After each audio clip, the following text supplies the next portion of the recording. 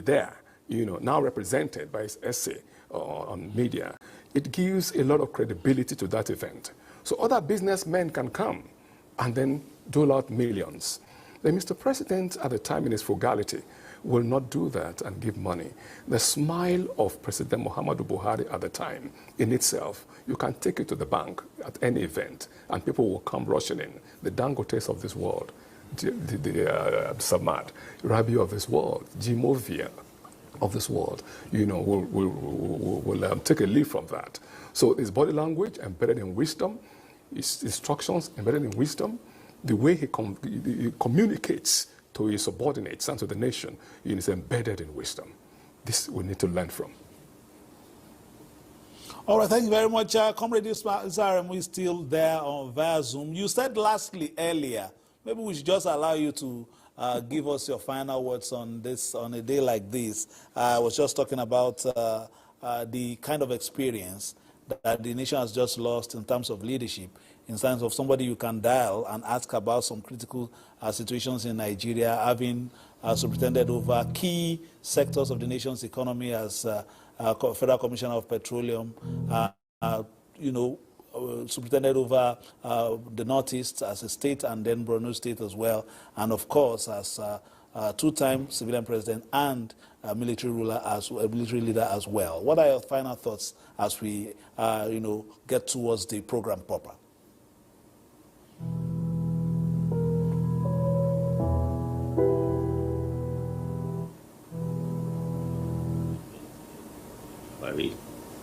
We'll keep on, coming out with series of reflections and thoughts.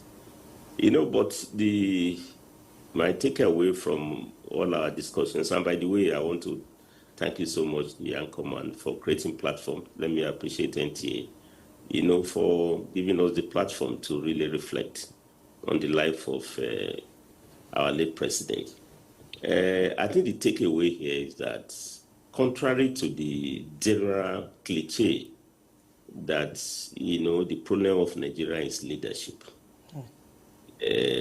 as we normally generalize, I think maybe it's also time for us to see that the problem is that we do not, or we refuse to appreciate leaders when they are alive. I think it's time for us. I think Chinua Achebe wrote that book. I've reviewed it, that the problem of Nigeria is leadership. Good thinking, but I've also qualified to say that maybe it's time for us to look critically and find out that we're not short of leaders, in this continent, not just in Nigeria. In fact, I've tried to equate the late President Muhammadu Buhari to the late Mandela of South Africa. That's Nelson Mandela in terms of selflessness. I mean, Mandela went to prison for 27 years. That's quite long enough because he fought against apartheid. But President Buhari also paid his due. He was in prison, and despite the pain, he never forgot, but he has forgiven. He has moved on. He related very well, even those people who are his tormentors. I think that's one value we really take as a nation.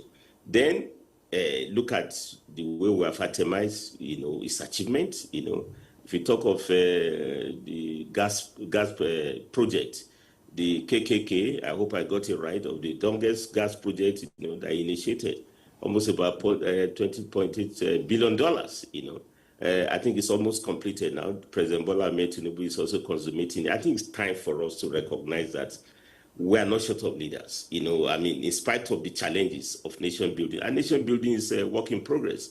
My friend from the villa who had covered the president, we realized that on 23rd of July, 2019, I led the delegation of Textile Union to visit him, to look for his support for revival of textile mill.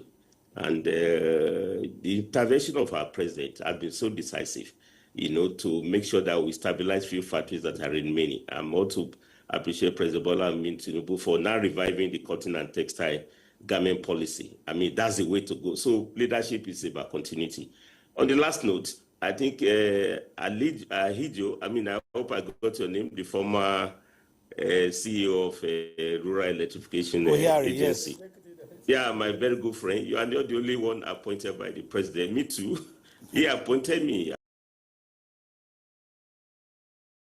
National Institute for Labor Studies, and it took me, based on my reputation, on my performance. Garba Shehu confirmed this to me. They said, no, President went through all the lists only for him to pick me because where is that? Thank you very much. Lady has just arrived, Katsina. Very well. I'm also watching it live. I would like to watch it live myself too. All right. Thank you so much. Yeah, thank you so much, Comrade Isaremu. We're just seeing live pictures at the Katsina International Airport. The First Lady has arrived. The airport just touched down, and she's been received by the Katsina State welcoming delegation there. They are, of course, the hosts, and she's also been received by some dignitaries, both from Katsina and some of the federal government delegation that had gone earlier today. Let's just leave you with live pictures coming up from the Katsina International Airport there as we take that in. So let's take the ambience live so that we'll come back and talk some more.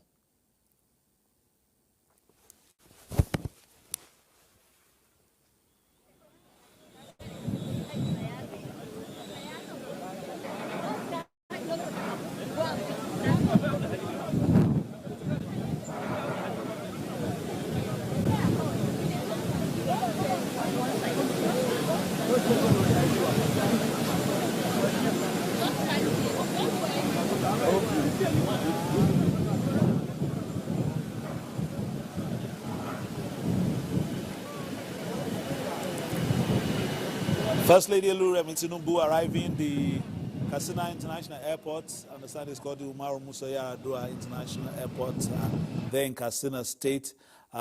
She left earlier today ahead of President Bola Tinubu. We understand will also be touching down anytime from between 1:15 and 1:30, as we expect that the remains of the former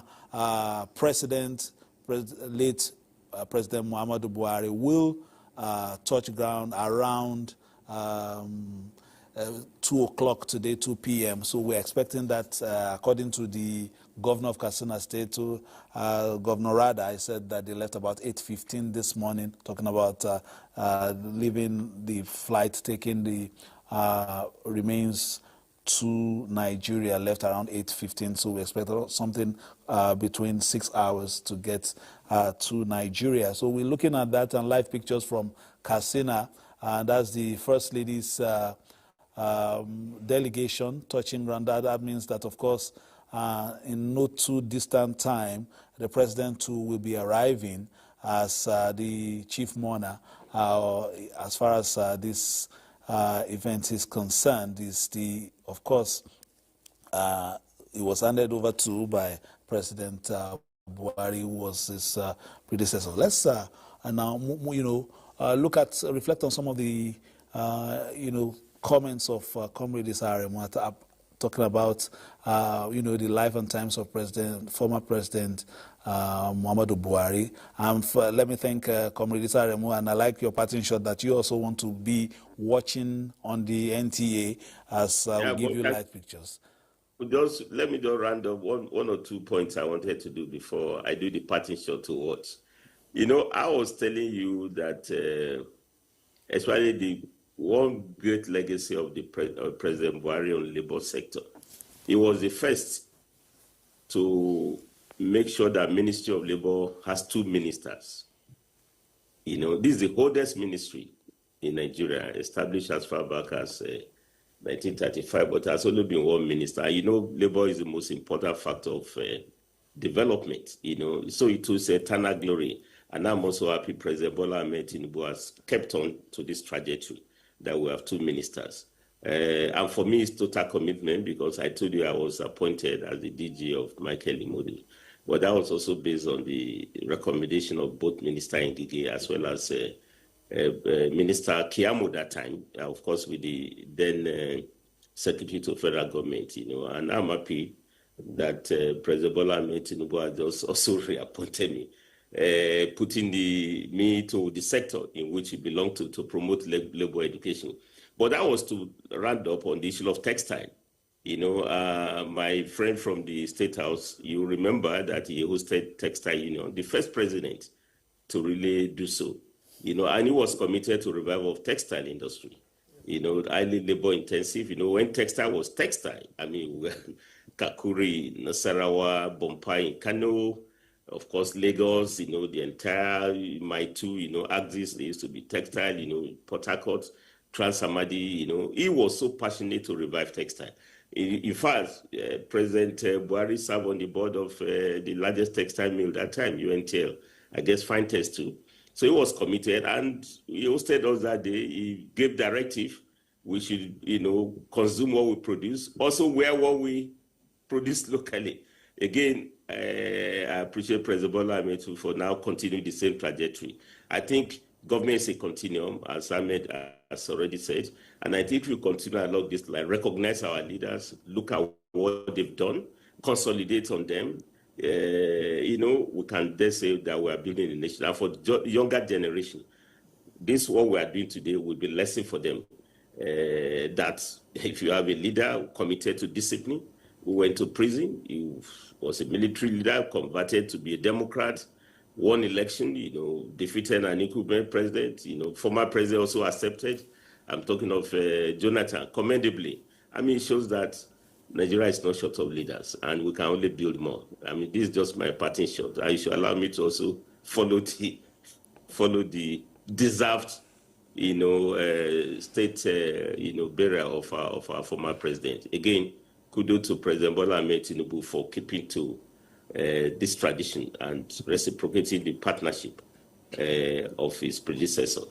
Thank you so much. Thank you very much, Comrade Issa Aremu, for your intervention today. And on that textile note, we can say that the president have woven, he has been able to weave, a culture of resilience, a culture of reliability, of integrity in service. Hopefully, the leaders of today in various sectors and in the different tiers of government will take up the needle and continue to weave the fabric of endurance, fidelity, and progress to their people while not getting close to the pot or the till as far as government coffers are concerned. And he has been able to demonstrate that. You want to make a response?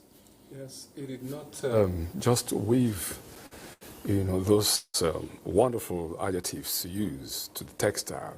He actually approved 100 billion naira to revive the textile industry. In the agricultural sector, in the first instance, the first 100 billion, Anchor Borrowers Program, a lot of farmers benefited. In the SME sector, to revive entrepreneurship and small businesses, NICE, Microfinance Bank, through the CBN, was established, and billions of naira were approved by then President Muhammadu Buhari. The textile industry, the agricultural, agro-allied sector was supported. Entrepreneurship was supported with practical funds. People benefited. But there are hues and cries about a lot that did not benefit. What happened? Mr. President Buhari, now late, did his best to give approval. The people who were in charge did what they did. There's retribution. There is karma. Because this country belongs to all of us.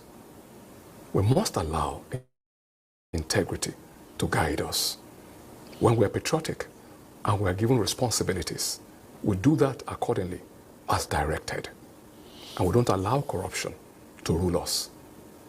Before I go to, Ms. Uriah here, who was an appointee, I need to stay with you a little. Why do we, continue to look at him as maybe some kind of outlier in terms of administrative integrity? Are we saying there are fewer people like him now in government, or is it our leadership process? How do we perhaps throw up people who don't attach too much importance to personal gains, personal aggrandizement, personal fulfillment, or stomach infrastructure, as some past governors spoke about, in this era, to be able to bring prudence, and responsibility in the positive sense, into governance? It is quite unfortunate that the society, has not been, given orientation in terms of our national values. We know what to do as a nation.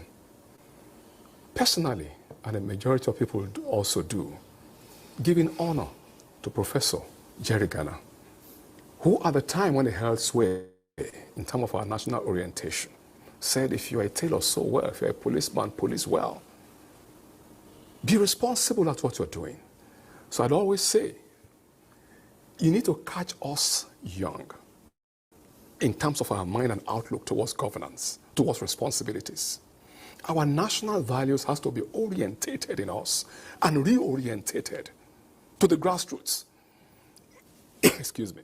It is not enough to go on television, produce or radio, and produce contents in Queen's English. How about in our native languages, our national values of patriotism, integrity, nation building? When we do all this, after all, we need to wash ourselves gradually. It is in the washing gradually that we become clean gradually.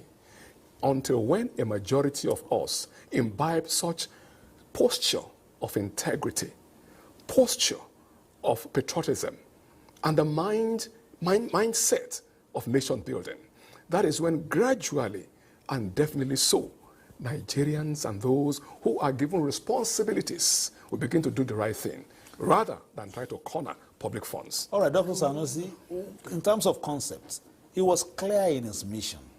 3 mission security, was talking about, corruption, anti-corruption and all that.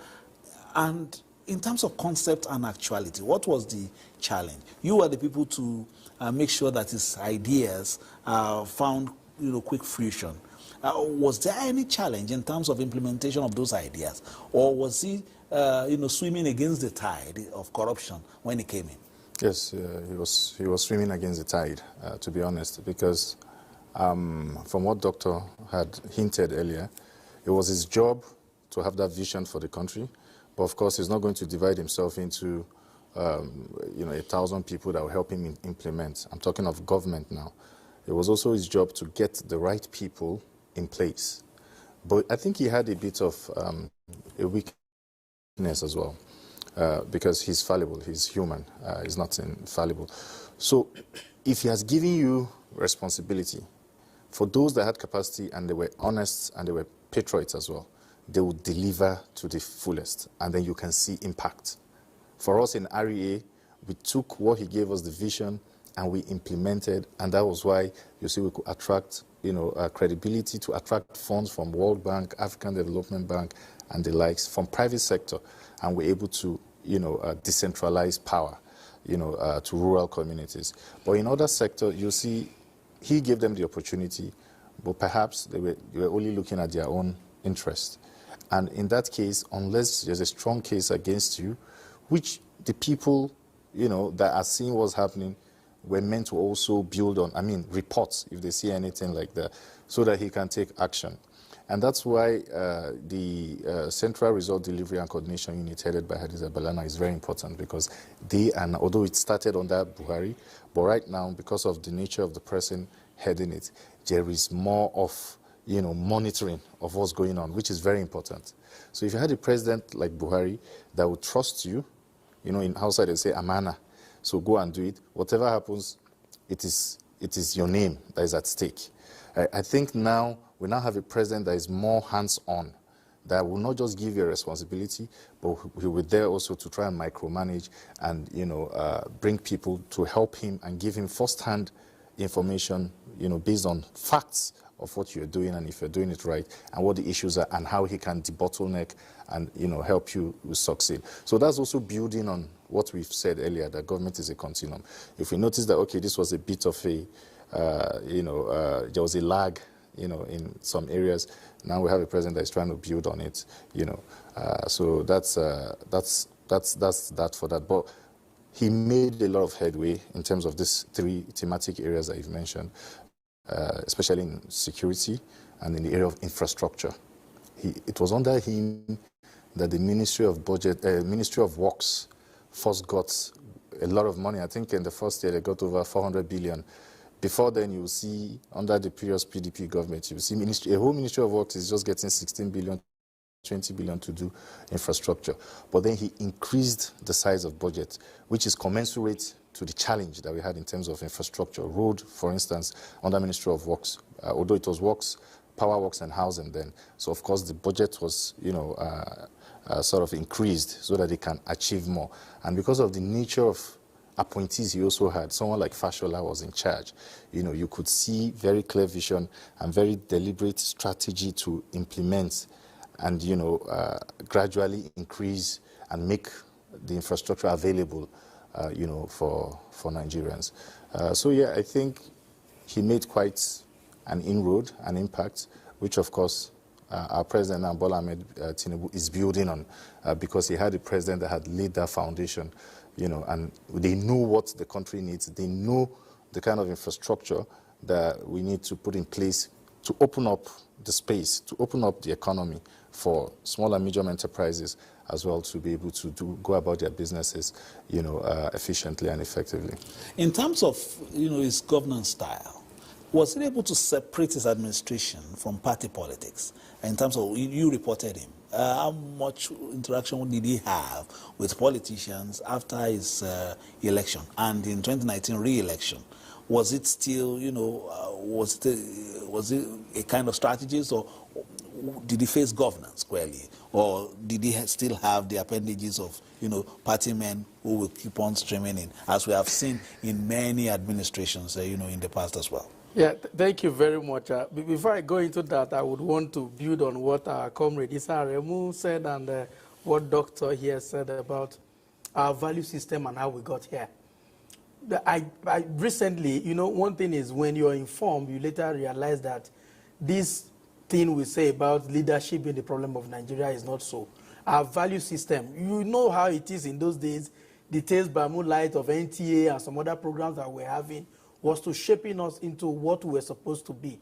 But these days, with the introduction of private broadcasting, which is supposed to be a plus, some things these days are now being promoted that is now affecting governance generally as it is. So that is a problem. If we want this country to be better, we have to look at the followership. My brother was telling you how after he gives instruction, some people that have a different value system will go do whatever they want to do because they believe that it is my turn to shine. There was a situation I'll give to you. This very house they are showing is residence in Daura. We went to Daura and we were just waiting, and his classmates came to see him, and he came outside to meet them. Definitely they had all their demands. They wanted him to do one or two magic because for them they believe that now that you're in power, it's our turn to get our own share of the national cake, as we refer to it. And he told them that, okay, I have heard what you said. We tried to ask my ministers and look at what we can do for you. But in a case, I'm not able to do all of them and you are not very happy with me. Remember that I have a house like this in Kaduna where I can go and stay. So in case you want to chase me out of Daura, I have a place to go and stay, and we all laughed about it. Now, going straight to the question that you asked about him separating party politics from governance.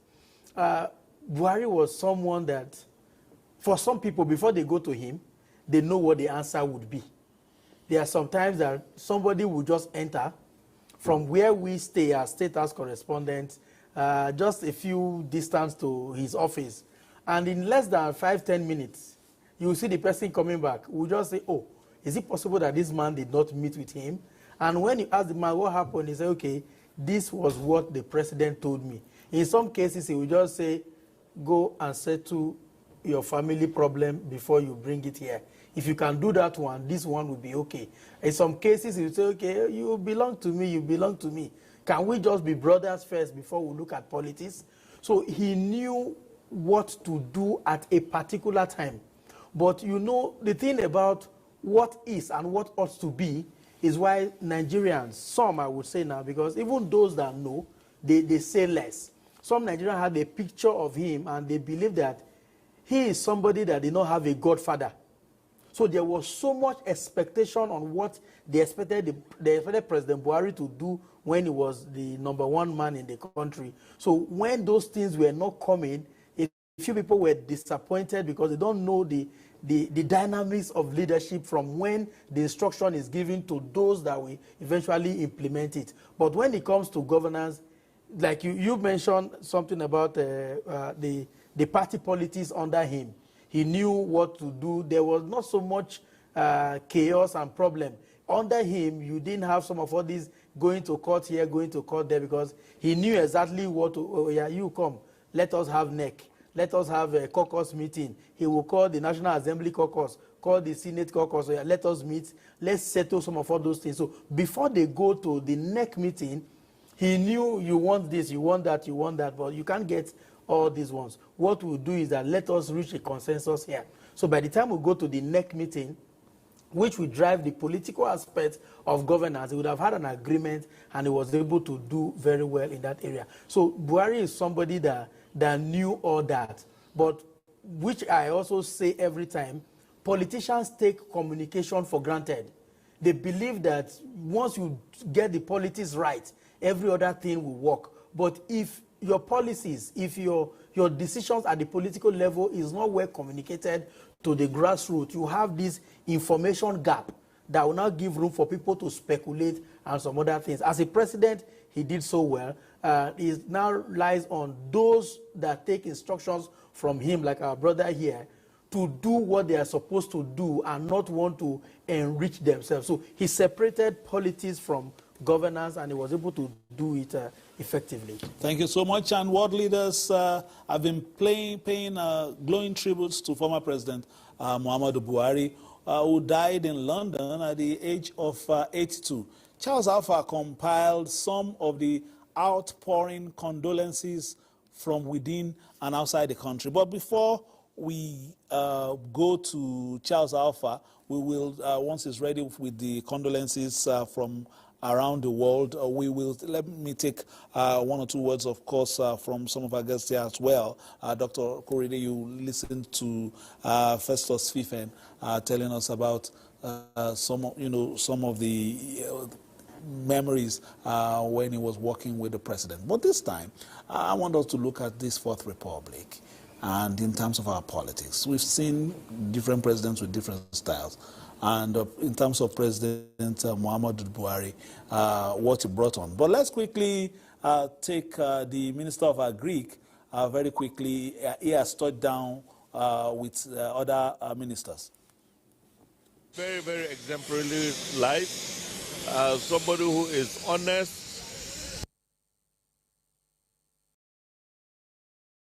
All right, we will rejoin that signal. Of course, it's the airport. I'm sure there will be so many signals at the same time. It's live, so we'll try and get man Suleiman Kunungi and the other correspondent Abdullah Mustafa as they walk around the landing points, talking about the airport as well as the helipad, to tell us what is happening over there. But once that happens, we'll take you back to them. We're talking about, the Fourth Republic and, what we have been seeing in terms of leadership and different, presidents and their style. In terms of President Buhari, the issue of being parsimonious with funds, being frugal, being responsible, continues to resonate. But can we say, in terms of, people copying the style of a leader, has he been able to percolate to state governors, to local government chairmen, or was he just, one of an outlier, just one person who tried to do something, and perhaps it was not particularly, something that people wanted to emulate? My response brings me to his most popular statement at his inauguration, 2015, Eagle Square. I belong to everyone, and I belong to nobody. Muhammadu Buhari was a lone leader. He was a lone integrous man. Muhammadu Buhari was a lone achiever. He, with his integrity, will come out with policies and programs and hand it over to heads of sectors and subsectors and expect you to go ahead and do that. He will give support to states and expect state governors to do the right thing. Even let's rewind back a little bit to when he was the military head of state. He reposed so much trust in his second in command, the late General Babatunde Idiabo. Like I said, he always had his medicals in London, even when he was not in office. So it was not about the time he was president alone. He had always had it in London. And then you have to be alive first to get certain things changed or corrected in your country. If he had said, I'll do my medicals in Nigeria just as a show-off or something, he could have long been dead, because there may not be the expertise needed in the country. But he needed to be alive to be able to lead the country to a point where we will have that expertise. So those who glibly talk of going abroad, they don't know that a man needs to be alive first before he can effect a change. I have given you the key and the means to go ahead and develop your local government, develop your states. If you do it, kudos to you. If you do not, posterity will judge you. Whilst the current government is also putting together various programs and projects nationwide at the national level that will bring together the connectivity of states in Nigeria. Muhammadu Buhari was described as a silent achiever by one of our leaders. I don't want to mention that name on television. Yes, he was. Nobody knew that, he had actually achieved and, commissioned, brought to the fore, over 80 capital projects, 20 of which in the education sector. Universities, new ones established, completed. Polytechnics, established. Federal College of Education, bridges, roads. I have a list that I came with, but for want of time, we may not be able to, go through it. But it's available in the space. And if you like, I can reel out. And this project cuts across Nigeria, as achieved by Muhammadu Buhari, GCFR, our president. He delegated responsibilities and expected those under him to do same. Whatever they did. He did take advantage of that trust. Was it? Well, by my own assertion, by what I saw, quite a few of them, took advantage, of that trust. I give you an example of, because I was a consultant who was an enterprise development consultant who trained those that were supposed to be empowered with SME funds. We trained over 1,000 people across about 6 states in Nigeria. People came willingly to be trained, and they advanced their requests to the respective microfinance bank. Over 90% of them were disappointed, whereas funds were approved, for that effect, under that same watch. So whoever did whatever they did at the time, posterity will judge them. But currently, as we speak in this administration, there are checks and balances, and nobody will take from the government of Bola Ahmed Tinubu, GCFR, I will not deliver. You will deliver. Oh, all right. Doctor, you have, seen the issue of, moving, from policy programs to actuality. What exactly is the challenge? And this is not about President Buhari alone. In terms of, presidents in the past, we almost have every area, every gamut of governance and policy to drive the country from where it is to El Dorado, all in white and black. What exactly is the challenge in terms of, government being able to pull through in terms of delivering from concepts to actuality? Okay, so if you wanted to, put percentages to it in terms of, what percentage policy should, have. Because you see a document, you say beautiful. Yes. Then, so if no matter how beautiful the document is, for you to implement, it's only going to be, for policy, it's only going to be 20% of the journey. Implementation takes 80%. Because that's where the real work is and the impact. So you have beautiful policies. Just as Dr. Sanusi is talking, we are showing you live pictures of the from the Umaru Musa Yar'Adua International Airport, where the president is being awaited. In any moment from now, the president will be touching down and then inspecting the guard of honor right there, as you can see them, already standing and awaiting the arrival of the president. Continue, please, Dr. So it's a process. So, for instance, when you start the process, the policy is approved, and based on that policy, you develop projects, to be implemented. You go to the president, you get approval. And by getting approval, these projects are now inserted in the budget. The whole process of even getting the budget approved, sometimes you put, projects in, you emanate projects from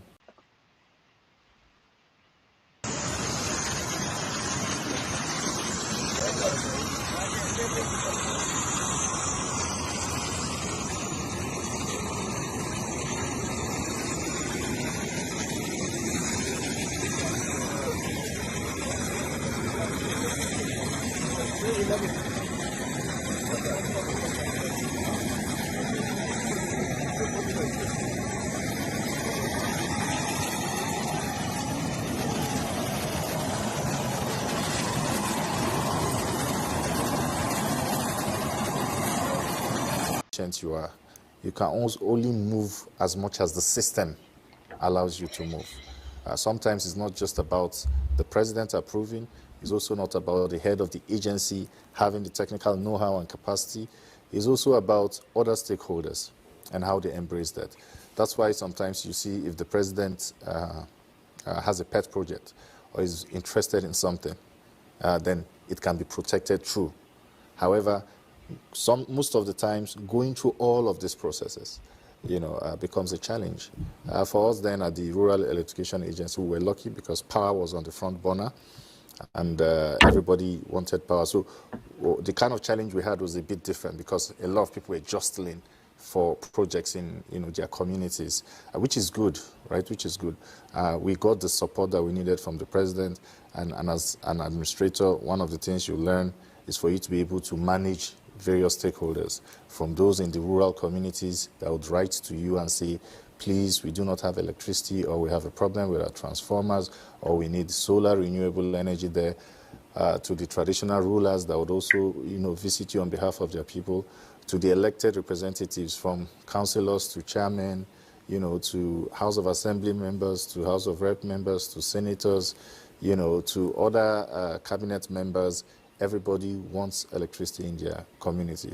So we had to grapple with managing all of these stakeholders and their expectations because, of course, we do not have unlimited budgets, and then we had a strategy of facing and prioritizing these areas. And then we also had programs that the president was interested in directly for education, for instance. The Energizing Education program was the brainchild of, Mr. President, because he always got monthly bills, which were high for universities. And he was like, why do we need to keep paying this much, for power in our universities? Why can't we have like independent power plants in universities? And that was how that program was engendered. And then we also had for markets, he wanted to catalyze the economy. So we had energizing, economies. So most markets like Ariaria market, a couple of other markets, Ipori market in Lagos, and a couple more, we provided power, independent power, solutions to them, directly. And right now they have moved, further to not just doing rural communities or semi-urban areas, or even universities. We do hospitals, or we did hospitals back then, and they're still doing that now. And now they've even moved to, various public institutions because of the same reason. They're spending a lot of money, paying for power. So now they're building independent power solutions, for them. So this is just how government should continue. But there are a lot of challenges involved in public service. People do not see it from outside. So even if the president has the best of intentions, the person at the helm of affairs could either help him achieve this or, just help him cause more problems and more enemies. Because depending on your personality, you might not be able to manage all of these stakeholders, right, the way you are meant to. because of your personality. But if you have the right mien and the right personality, you understand that these are processes and these are interests and these are stakeholders.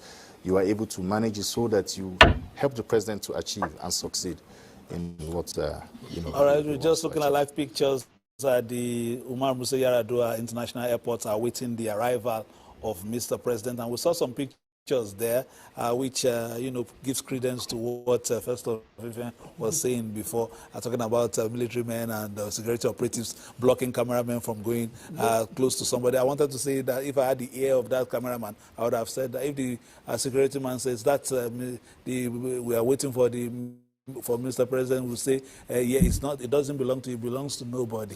And then if you says, why are you doing that, it belongs to everybody. Anyway, that has been, his style, and, we naturally, of course, been accorded the full military respect, being the former commander-in-chief, and then, of course, being the former military man. And we understand in military parlance that once you're a general, you're always a general, and you are an asset until you die. You can be called upon for one thing or the other in the theater to render assistance. We are still seeing some VIPs talking about the arrival of the governor of Imo State, Senator Opus Odima, the governor of Cross River State as well, there in that shot as state governors continue to arrive Katsina for the state burial given to the former President of the Federal Republic of Nigeria, Muhammadu Buhari, who died at the age of 82. You're still watching live pictures, courtesy of the Nigerian Television Authority, Africa's finest and largest. We continue to, give you live pictures as the event continues to unfold and as Nigerians await the remains of the dearly departed President Muhammadu Buhari, who served Nigeria in different capacities, not just as head of state and as president, but also as a minister, as chairman trust fund, as governor of Borno State, as different commander at different regiments as well, and always known as someone who stood stoically against insecurity, and in many instances was able to vanquish Nigeria's enemies as well. So as we await his remains, we continue to reflect on his life and times, his life of service to Nigeria and Nigerians. We continue to reflect on that as well. I'll bring in I'll bring in my guests for some comments as I ask, first of all, if I just brought into your attention the issue of, access, getting access to the right pictures, the right stories, and all that. Did you, in your interaction with the president, covering him, perhaps in some times of, key events in Nigeria, especially those that were, brought in some tension, how did he handle them? When maybe the nation could panic in terms of some issues, perhaps insecurity, perhaps COVID, like Comrade Aremu alluded to. How did he handle some of those things, especially in his public outings with your, press call? Thank you very much. Like my brother said, one thing is for the president to be aware and to give instruction. Another thing is for the foot soldiers to implement whatever the president has said. Now, what I have observed from covering presidents is that the way we are here, we are all particular about the agency or the interest that we represent. So when we go out or when there is anything, everybody tells you my own is the most important. I'm a journalist, I'm a communication person. I believe that everything you do here, if it's not well communicated, there is a problem. The man that is in charge of security believes that if there's no security, there's breakdown of law and order, there is a problem. Now, you have things like that. Talking about COVID, for example, the president will naturally ask questions. And whenever you have interactions, maybe he's talking to a doctor now, for example, and he will tell you that, doctor, before I called you here, I asked, this COVID that we have, who are those that can give us results? They will assemble them. They will meet with them. Most of those meetings behind closed doors, we are not part of it. But when they come out, somebody will definitely tell you this and this is what we discuss. And he will give a matching order. Please make sure that Nigerians are safe. make sure that this interest is covered. It's now left for you people to take it from there. And sometimes there have been some very funny decisions. I give you, for example, the one that Comrade Issa Aremu referred to, the day the president conferred on the late MKO Abiola, GCFR, and turned June 12 to Democracy Day away from May 29. Around 5 p.m. or to 6 around in the evening, we were in the press gallery, and there was a tweet, as it were, that June 12 is not Democracy Day. The president is recognizing Abiola as the winner of June 12. Now, we were all saying, oh, the president account has been cloned. We don't know where this is coming from. To make the thing look funny, those that were responsible for giving us press statements, those that we expected from, one of them just walked into the press gallery and said, this thing that we are seeing, is it true? What is happening? At the end, we realized that it was the president that personally signed that statement without passing through anybody, and he tweeted it through his assistant on social media then, Bashir, directly. So maybe he, in his own mindset, he said, okay, this is a serious matter. Instead of me to pass it through those that will make other question the motive behind it, to say, oh, this is the right thing, this is not the right thing, I'll do it myself. And that was it. So when there are critical decisions to be taken, for those that describe that the president leads from the front, that's exactly what he would do. You just see him say, okay, this is what we want to do, this is how it should be done, and this is the way I feel it should be done. And he will hand it over to those that will drive the process. And for those that know him, if the chain of command is not too far as you are close to that perimeter of the president, you don't have a choice than to implement everything. So as journalists, most times, we see situations where the decision of the president will make some people uncomfortable.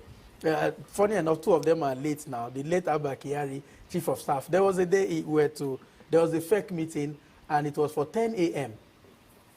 By 9:50 or thereabout, we were waiting for the president to come in, the usual ritual of, all rise, Mr. President. The chief of staff was not in yet, because maybe 2 minutes to the chief of staff will naturally come for the meeting to start by 10. And 9:55, the president was inside. The president came, the national anthem and some other things. Now we were asked to excuse. By that time, the doors have been shut. So when we came out for them to have their normal fake closed door section, by our side was the chief of staff. And he jokingly, that's later Bakiari, I jokingly said, who has brought this man now? It's not yet 10 a.m. How do you people want me to survive? And somebody whispered, okay, there is a door. You just go inside as if you went to the restroom before this man came. So the president was that deliberate about his timing. He was deliberate about his decision. And it was with him, you know that 10 a.m. is 10 a.m., 2 p.m. is 2 p.m. It's either you are in or you are out. Several times he's been able to do that. So when it comes to decisions that have to do with nation building, he would naturally do his part. But what we have also realized, when President Jonathan was to leave towards the last days after he called President Buhari to congratulate him, and he said, finally, I can leave this cage now. So we realized that it's not every of this information that gets to the president. Some information managers, those around him, will make sure that some information don't get to him. So when President Buhari was saying, I am not aware, some people were laughing. The truth is that some things can happen that he will not be aware. But whenever he is aware, and if it becomes something that is very, very important, he would act decisively and the right decisions will be taken. All right, we're still awaiting, of course, the president's president to touch down at the Muhammadu Buhari International Airport in Katsina, and you can see the guard of honor and the red carpet there just by at the airport. We're just waiting for that as well. Very shortly, we will also, of course, be in Daura as well, and we'll be taking interviews from there as well. Earlier, we saw the arrival of ministers federal government's delegation. Of course, the First Lady has also touched down, and governors from different parts of the country. And the last to come in just now has been Governor Uzodimma and Governor Basietu from Cross River State as well. I've been seeing earlier we saw the governor of Ogun State as well, and Governor Sanwo-Olu of Lagos, all touching down. Of course, the host is Governor Rada of Katsina, who has been on the virtually been on the tarmac since for about 2 hours now, welcoming his colleagues and dignitaries from different parts of the country and different parts of Africa as well, to bid the former president, the late former president, a befitting farewell. So we're giving you live pictures, as you can see. We've been talking about the life and times of our late President Muhammadu Buhari, his legacies, both political and military, and talking about, of course, what that means for the Nigeria today and the Nigeria tomorrow. And talking about some of his, military exploits as well. Many have said, of course, I was quite young at the time, but the quelling of several insurgents and several criminal elements, especially when he was governor of Northeastern State as well as Governor of Borno, continues to resonate with many people in terms of how decisive he was in crushing that at that time. You cannot take that away from him. He was a dogged soldier. He was a military officer par excellence. He was a commander who commands men and leads, as my colleague have said, from the front of each battle. He never waited for anybody or to inform, as the case may be. Not as a mark of disrespect, not at all, but just for honor of service that has been given this appointment here and approved by the authorities. So whatever happens within the territory of Nigeria bit that he controlled, he had to make sure that solution, military solution, came to bear. So every insurgent at the time that infiltrated our border, that northeast area, he faced them squarely, militarily, with his troops, did a lot of extermination, and then warded them off, beyond the borders of Nigeria, though infiltrating, as the case may be, to the other nations, which sparked a little bit of a row, but was controlled because of the his mind, his commitment, the integrity of his mind to ensure that the insecurity that was brewing at the time was controlled and curtailed. So that's the kind of person he was, a military officer that will leave no stone unturned when it comes to practically dealing with security issues. On the list of his achievements that I have in the area of security, he had about the security theaters, that we had. He established through the military authorities, various theater of commands, Operation Hardin Carry, the Lafia Dole, and all this. They did what they could, at the time. But it's so unfortunate that there will be always those naysayers, people in any and every society or organization that will not believe in what the top management, believes in and are doing. Quite unfortunate.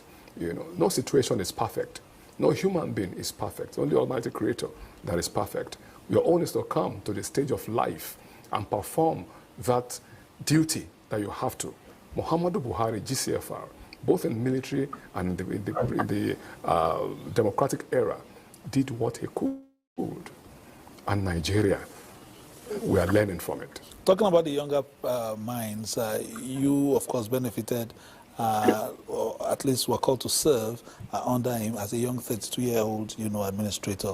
And of course, in spite of the fact that he took reins of leadership at about 72, talking about his return as a democratically elected president at about, a little over 72 years of age. And he was still very passionate about, interacting with the young ones, and it was under his administration that the Not Too Young to Run bill was passed and giving the push that it enjoys today. Yes, for him, he was a young man too when he ascended, the helms of affairs in this country. He was in his 30s when he was governor, minister, and I think he was 42 when he became head of state, the first time military head of state. And you could also tell that there was a bit of difference. And he also said it, he was always joking with it, that when he was a military head of state, he was younger, and then he had all the powers of, the military, without checks from, National Assembly, the courts, and the likes. So it was faster for him to implement because he had beautiful policies and he had that vision and, all of this war against indiscipline, which was good for the country. So that goes to show that as a young man under the military then, he had the energy, he had the zeal. He knew what the country needed. He wanted to change the orientation.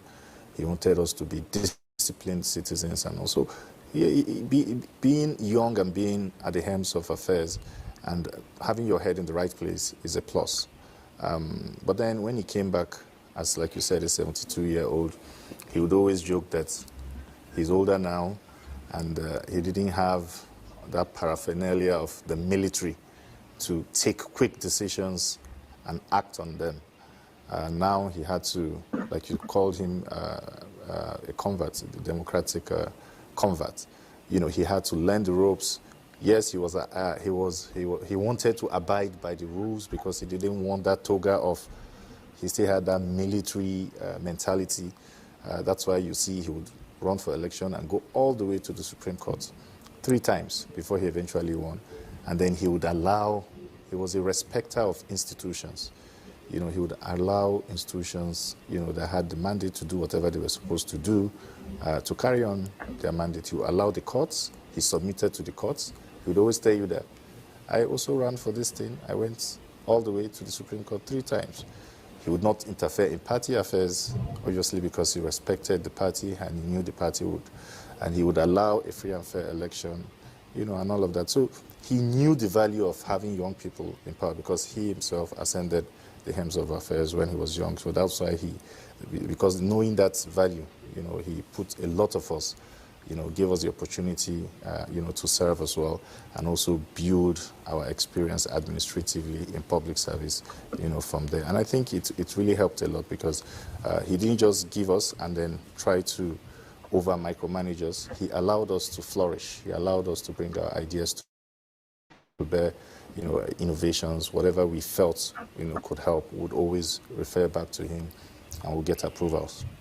All right, Festus was mentioning something about body language, and I want Dr. Kolede to, respond to this. It's a straight-backed military stance, an uncompromising gaze, and perhaps even some of his one-liners. Did it intimidate, the thoroughbred politicians that perhaps did not find a soft landing in compromises and, colorful words? It will only intimidate those who do not want things to be done the right way. But those politicians who are actually, of integrous,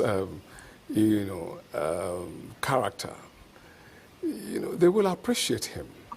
Those who are true nation builders, those who have their gaze on how to move Nigeria forward, will, and actually did learn from, Muhammadu Buhari, GCFR's upstanding, upright stature as a leader. The gains are there to learn from him, and a lot of people did. I told you my personal experience in my little estates. I'm happy today, as a man appreciated by a mature daughter and my children, to say, thank you, sir, for the discipline you instilled in us. When my children were younger, I'd like to say, they gave me a nickname. The nickname was Headmaster. Why? Because I will not take nonsense. Not at all. I will put them right, verbally. And when they do things that are untoward, I will not spare them. Let me stay with you very briefly. I saw some write-ups in the international media. They said Nigeria's former aloof leader. Is it because of his this body language that perhaps he didn't give you, an opportunity to come too close if he didn't feel that your position was in the best interest of his country? Well, that is what they thought, who they thought he was. The aloof they were referring to would be that night and day don't join together. They don't exist together. There's always a clear night and a clear day.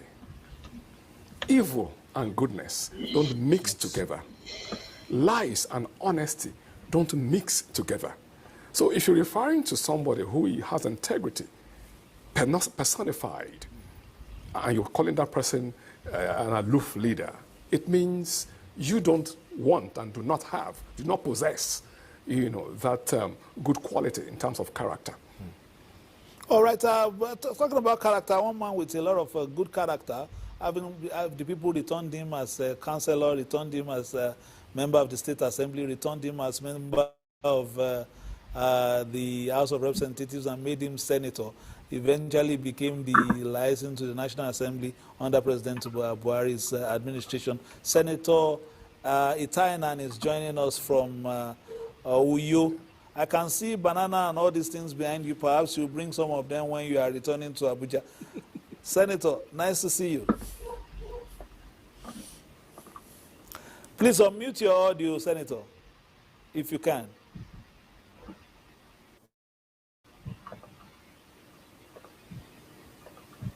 Then please go ahead and make your contribution.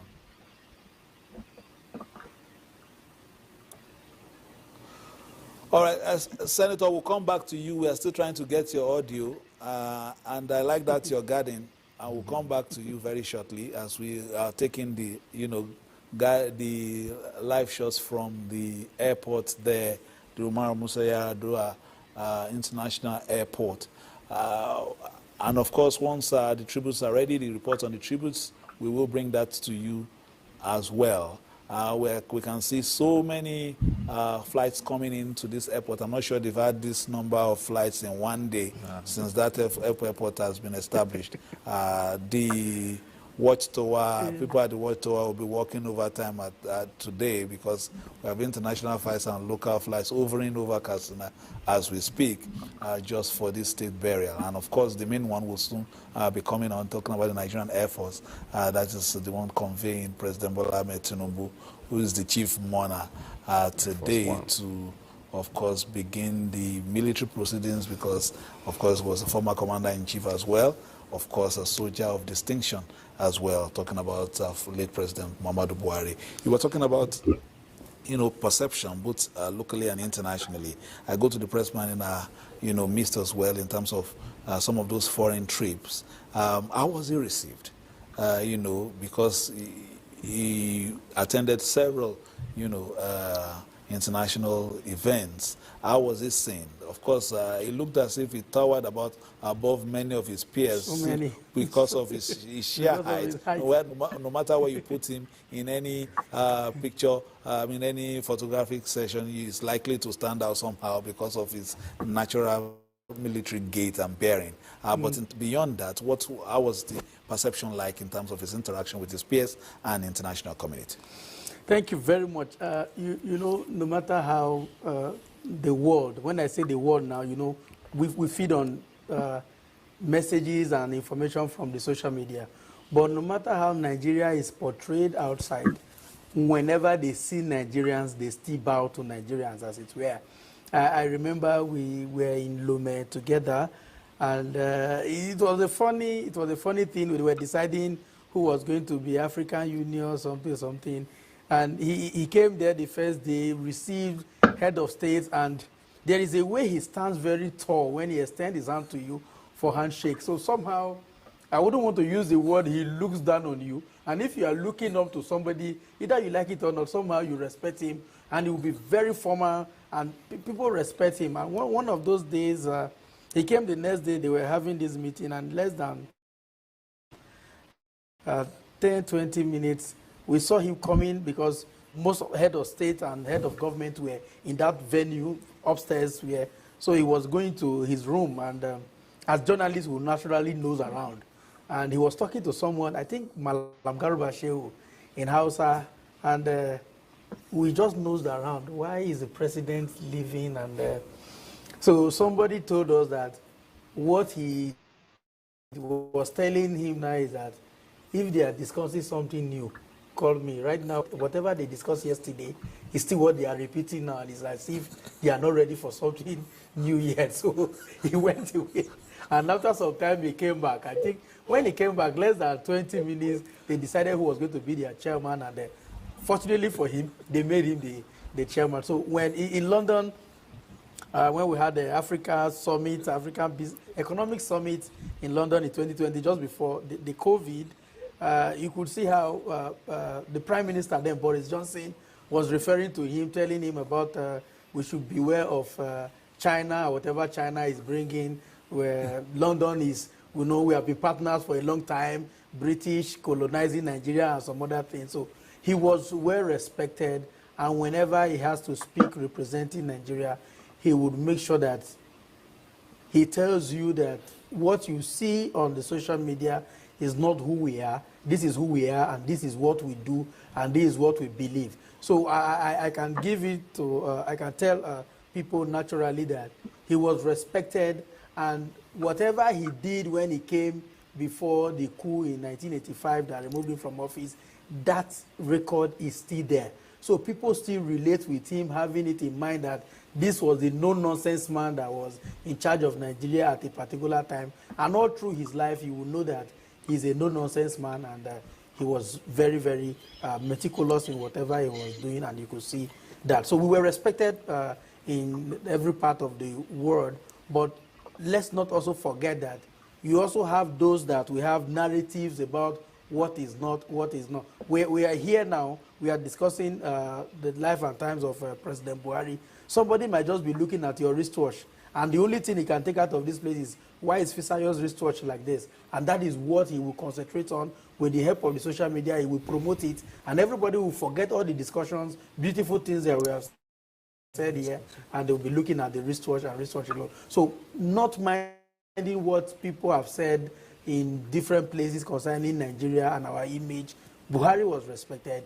While he was presiding over the country, Nigeria was also respected with some of the bilateral agreements and other things that we have. So I can say that he did his best as far as laundering our image internationally is concerned. All right, talking about the international community, world leaders have been paying glowing tributes to former President Muhammadu Buhari, who died in London at the age of 82. Charles Alpha compiled some of the outpouring condolences from within and outside Africa. Sierra Leone's president and current chairman of the Economic Community of West African States, ECOWAS, Julius Maada Bio, in a statement on X, paid his tribute, saying, "On behalf of the people of the Republic of Sierra Leone, I want to express our heartfelt condolences to the family of the late President Muhammadu Buhari, President Bola Tinubu, and the people of Nigeria during this incredibly difficult time." For President Cyril Ramaphosa of South Africa, former Nigerian President Muhammadu Buhari's leadership brought the two nations closer together.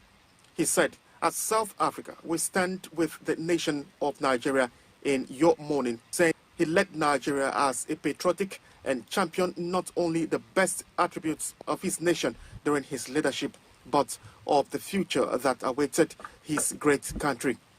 Ethiopia's Prime Minister Abiy Ahmed expressed his condolences over the death of former Nigerian President Muhammadu Buhari.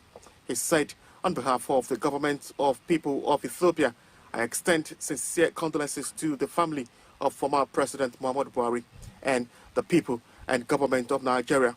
Our thoughts are with you during this time of mourning." President Samia Suluhu of Tanzania said she is deeply saddened to learn of the passing of the former president of the Federal Republic of Nigeria. She said, "On behalf of the government and the people of the United Republic of Tanzania, I convey our heartfelt condolences." She honored Buhari's dedication to peace and development across Africa. India's Prime Minister Narendra Modi expressed deep sorrow over the death of former Nigerian President Muhammadu Buhari. He recalls their legacy of friendship and diplomacy, describing him as a statesman whose legacy of diplomacy and commitment to bilateral ties will be fondly remembered. The government of the People's Republic of China, in a statement on X, said, "Our deepest condolences to the people of Nigeria on the passing of Muhammadu Buhari. former president of Nigeria. The statement says, "We mourn a resolute leader whose unwavering dedication to Nigeria's unity and enduring legacy." The U.S. also extends its sympathies to the Nigerian leader while acknowledging Buhari's contributions to the nation's democratic development. The American embassy in Nigeria described the former president as a leader defined by service and discipline. Charles Alpha, NTA News.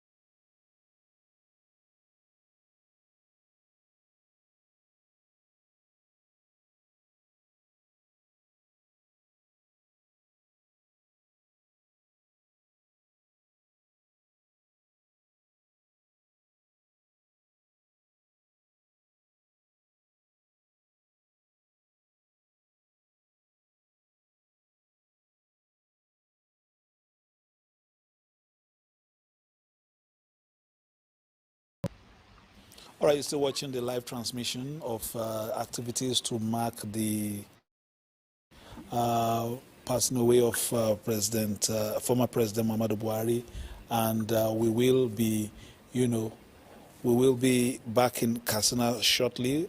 Hopefully, we'll get to speak with some of our correspondents.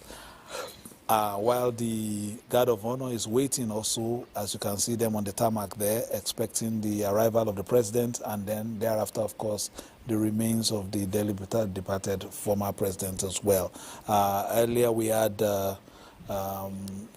Comrade Issa Remo, and now we have Senator Etayanan, but once he is ready, we'll try and join him if he has, been able to work on his audio from Akwa Ibom, because he worked quite closely with the president as a liaison with the National Assembly, and then we will get him on as well. But in the studio, we still have Dr. Sanusi Mohammed Buhari, former Executive Director, Rural Electrification Agency, actually Rural Electrification Fund, under the Rural Education Agency, was the youngest appointee under the PMB administration.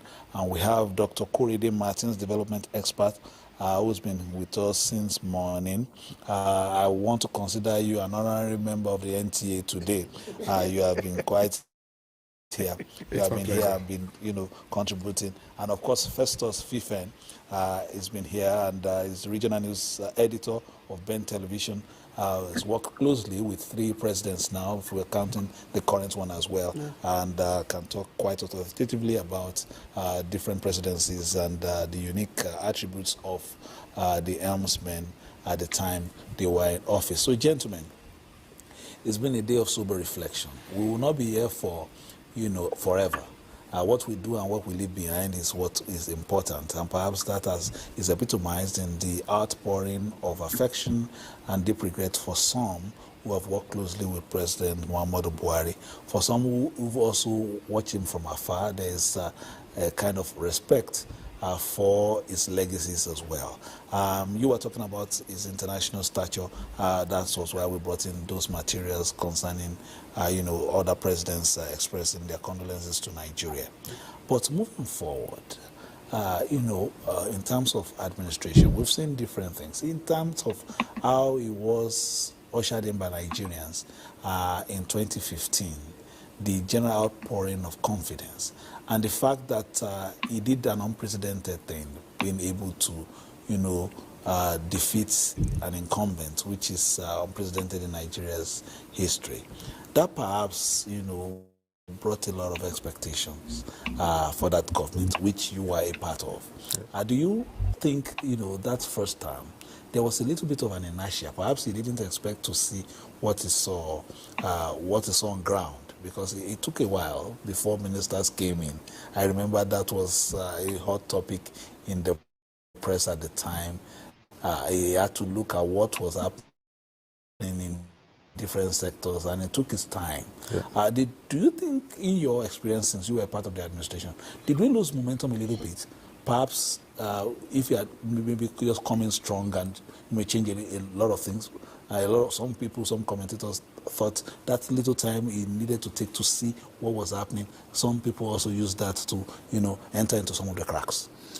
I think we knew that the situation was dire back then because I was part of the campaigns and all of that.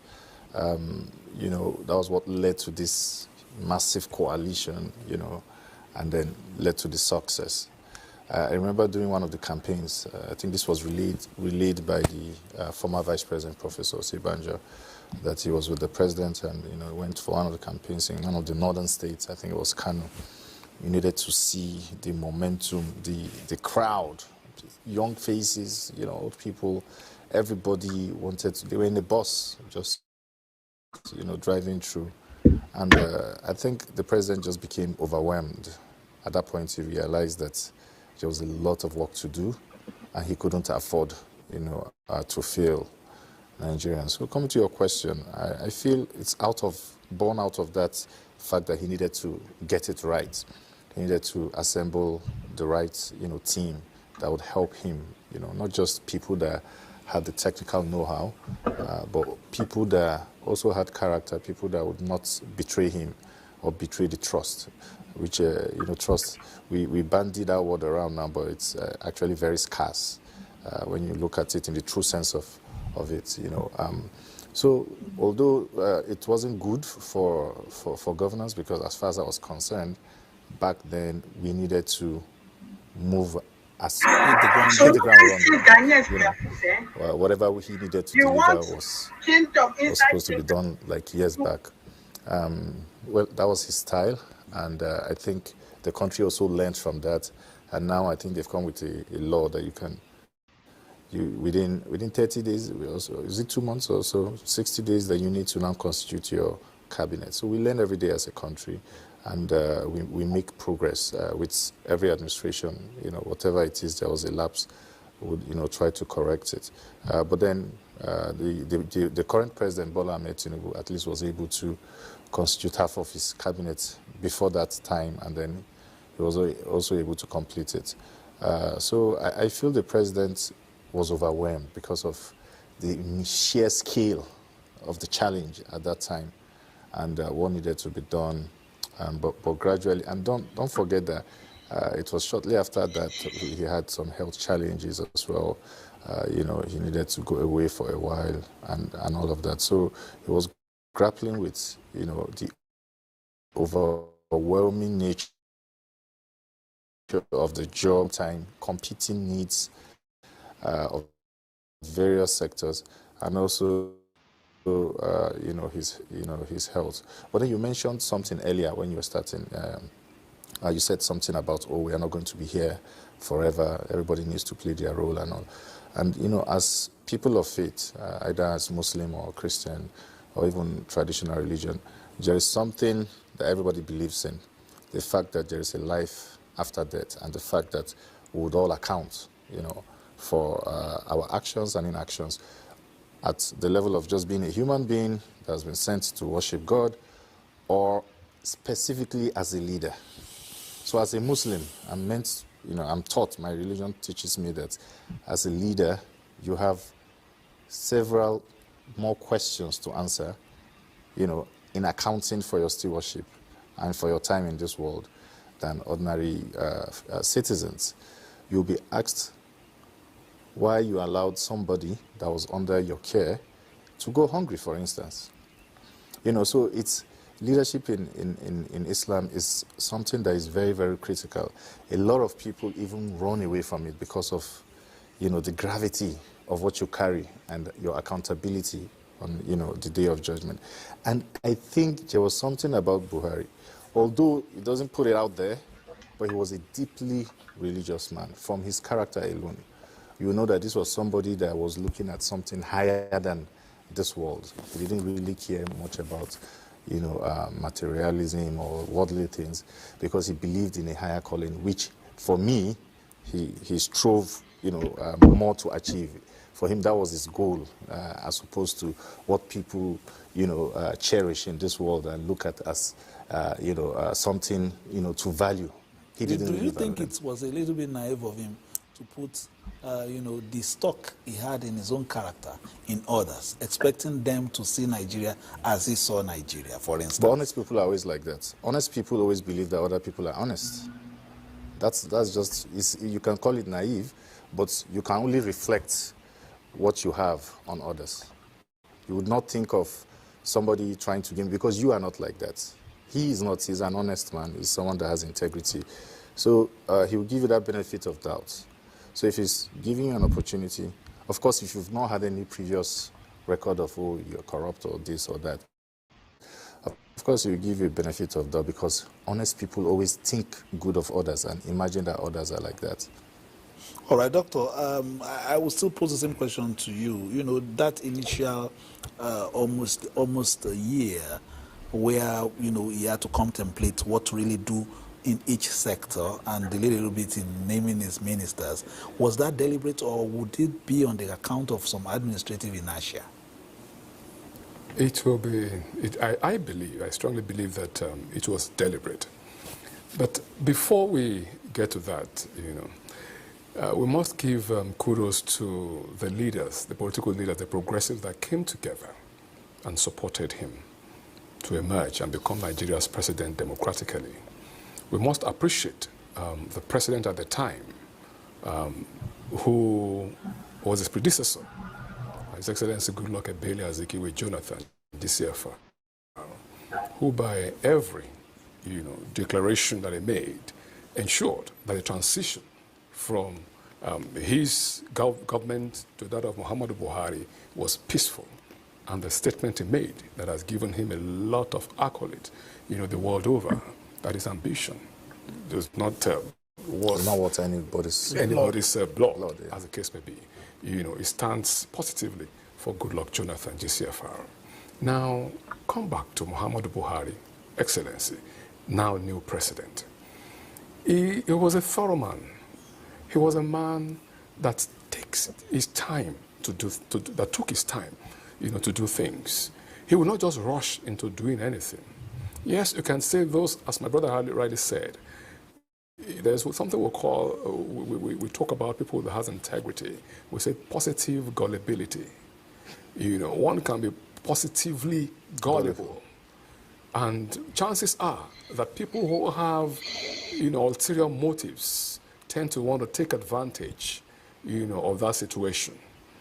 But his persona of integrity, his persona of discipline, it was reported that quite a number of people willingly, were returning monies to the coffers of Nigeria before, without being asked in the first few months of his administration. It took his time. And later, as my brother said, he had health challenges. They will not fall ill. Anybody can fall ill. And when you have that kind of a health challenge at the level to which he had it, it's quite unfortunate that you may not be 100%. You may not have the 100% capability to monitor everything, all the projects and programs that you want to, execute. So again, the people who had ulterior motives that he trusted and trusted, will come in and then have a kill, of the national cake, as the case may be. They may be banding around today as another coalition. That's their problem. But we know what happened in this country. And we are willing, able, capable, ready. Because Muhammadu Buhari will give it to him, a man of integrity, a frugal man, a thorough administrator who had been tested and trusted, who delivered on his promises to Nigerians. But we are not, taking our eyes away from the fact that there were people who had ulterior motives, and they tried as much as possible in the bid to attempt to enrich themselves, made a lot of intentional errors, as the case may be. And that is a concern of people. Now, there's another aspect of his presence. Things he said, and people would take in the negative. For example, it is not on record of his statements that he said Nigerian youths are lazy. It's a statement saying we have over 60% of under 30-year-olds in Nigeria. And one would expect that nobody should wait to be given housing free of charge. Nobody should wait to be fed free of charge.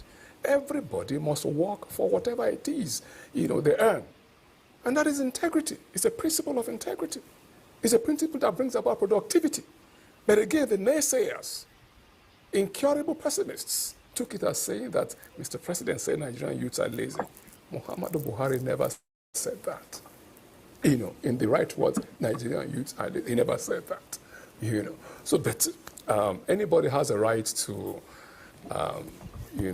think in any way what he feels, he should, what he feels a statement really means to him, or her.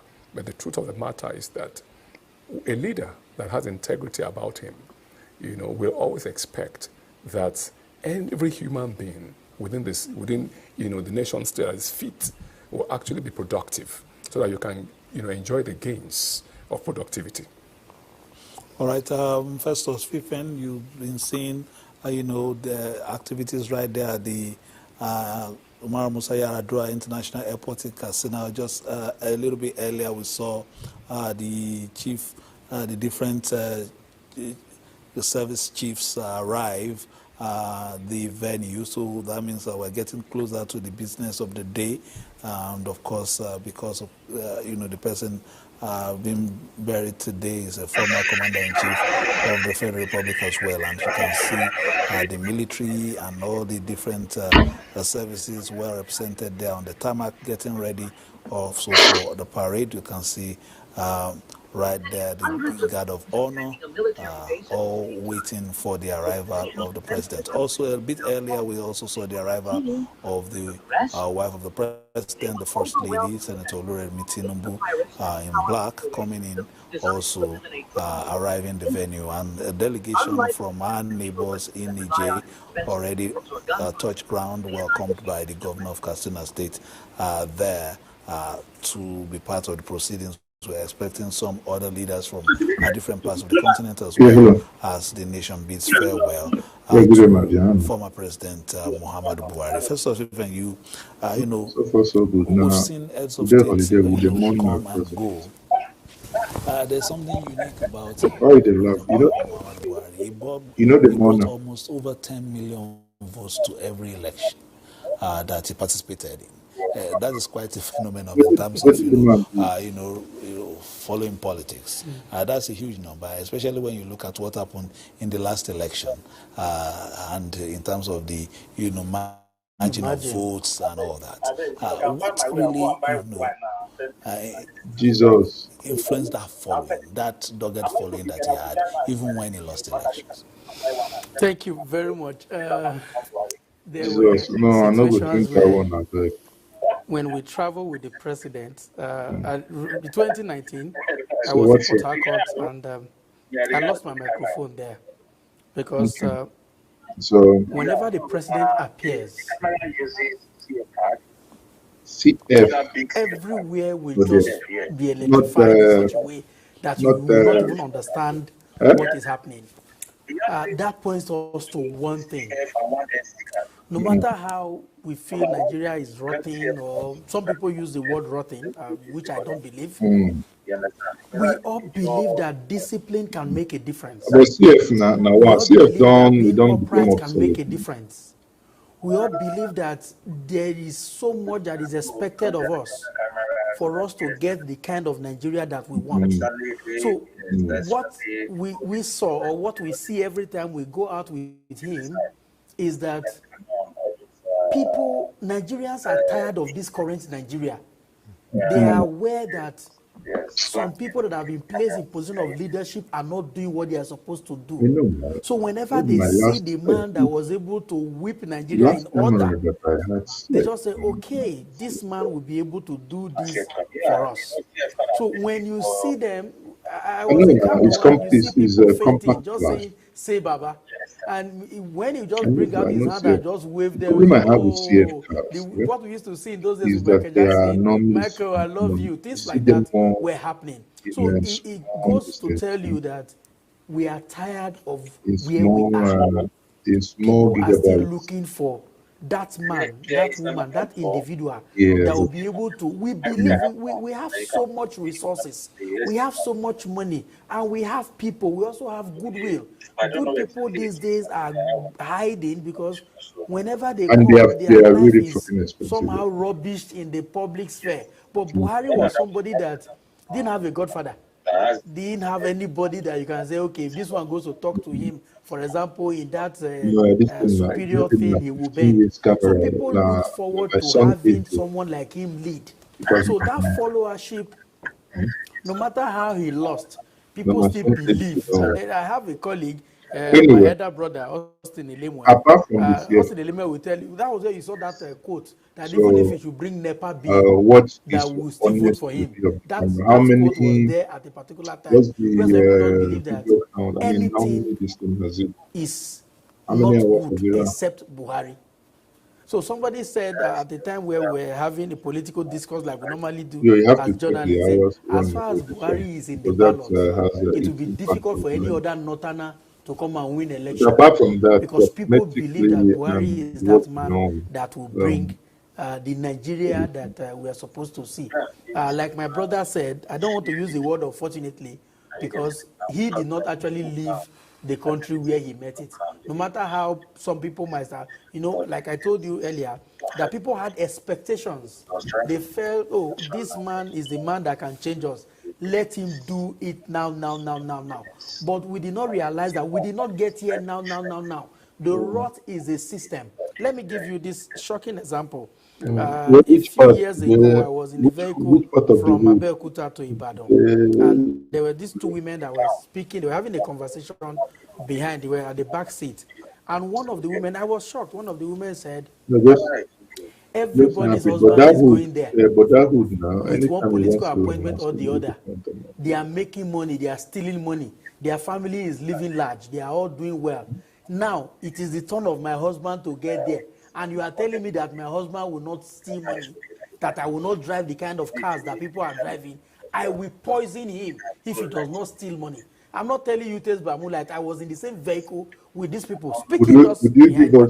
So our value system, where people see that, there was an article I wrote some time ago, we make criminals out of our leaders.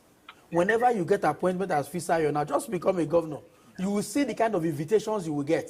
So somebody will even have the guts to tell you, I want to marry the fourth wife. Come and give me money to marry the fourth wife. And you that is Fisayo, you have one wife. So The person please, believes that now you are in government, you should be able to give you, them money. So you see now. Nigerians know that these things are not right. So seeing somebody that they can queue behind to give us that new Nigeria is the reason you are having that between 10 to 12 million votes anytime it comes to contest. So just because people believe that since this man does not want progress on any this, affluence, he's leave not that looking for 100% anything for himself. to review He is this, somebody that will tell me your believe that will be able to take us from where right? we are to where we want to be. That's Okay. where Then that followership is are coming you from. Lagos? And in Very the good. press call, we were referring to it as occultic followership because you can't control it. So I'll be good at Everywhere it. will be in order. Immediately say Baba comes out and everybody will say, So some what's just wants happened to now? touch him. Why Some just want to why say, those okay, people? let us do this Why with you. We believe you in don't you. So trust he any of was them somebody to that carry Nigeria that? has so much expectation. Some of his lieutenants did not do too well because the value system also made it very difficult for them to do so well. So if we must get this country right, we must start from the grassroots, have this leadership recruitment process that is deliberate, not because you want to go there and get your own, but because you feel Nigeria should be better. And in my place, they say one rich man in the family is a poor man, because by the time anything happens, you will go back to square zero. So one upright man in a society that is full of people that have character challenge, as it were, will not take us from where we are to where we want to be. As a governor, I will not approve for a fourth wife. Anyway, wait until you become a governor. We'll move on, on that. But let me get quickly to Dr. Korede Martins. He's spoken, talking about Festus Swift. So giving us a picture Because of, what I fear now how is that that thing is, followership, if that thing is grew over simply on the $1,000, strength of character, as witnessed in some $1,400. of the So positions that's he held, in public office. And would you define him as somebody from a different era? it's over Because over perhaps when he 2.5 billion. returned, So he was a little bit innocent, perhaps not but do you have particularly in any touch with this of politics? how Because I don't know. I'm not avaricious the up Nigerian to date, society had but at the become, same time, especially administratively. He was a man of himself. He was a man who had, by himself, trained himself to be frugal in all that he did at the time. And not too many people had the time, to do that. Over time, over the decades, while serving as a military officer, facts are there. Muhammadu Buhari had had his head high above waters, high above the waters. So that formed him, made him to actually have followership. We spoke about the war no, of against course, indiscipline that's the when whole he left essence. a lot of, That we're going to be indiscipline, in Lagos. characters and behaviors that are negative, held sway in the country. Gradually and surely, because us Nigerians, were expecting, that we have That's fine. a vision about the kind of country, the type of nation we ought to have.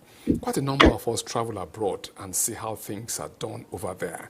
When we land at their airports, we do the right thing, we maintain ourselves, and then we are disciplined abroad. But the moment we land at our international airports here, back home, we throw away those togas of discipline. And then, Doctor, I think the president has just arrived. Oh, wonderful. Let's take in the ambience. I think that is looks like the presidential jet. Let's look at what is happening now. Very shortly, I think the president will disembark. We just want to confirm that is the president that has just arrived at Katsina International Airport.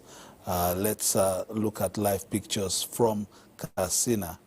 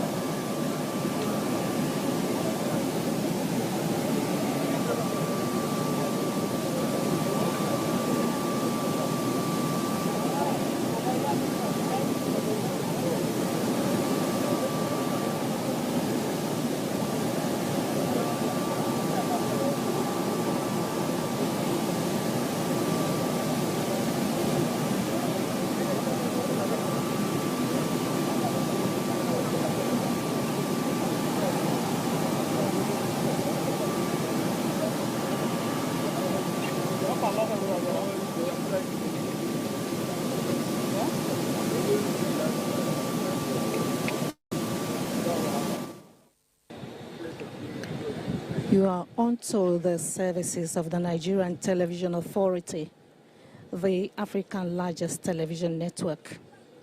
We are at the we are currently at the Umaru Musa International Airport, Katsina, in Katsina State. We are just witnessing the arrival of the President of the Federal Republic of Nigeria, GCFR, President Bola Ahmed Tinubu, with his entourage. He's being received by all the dignitaries that have been waiting for his arrival.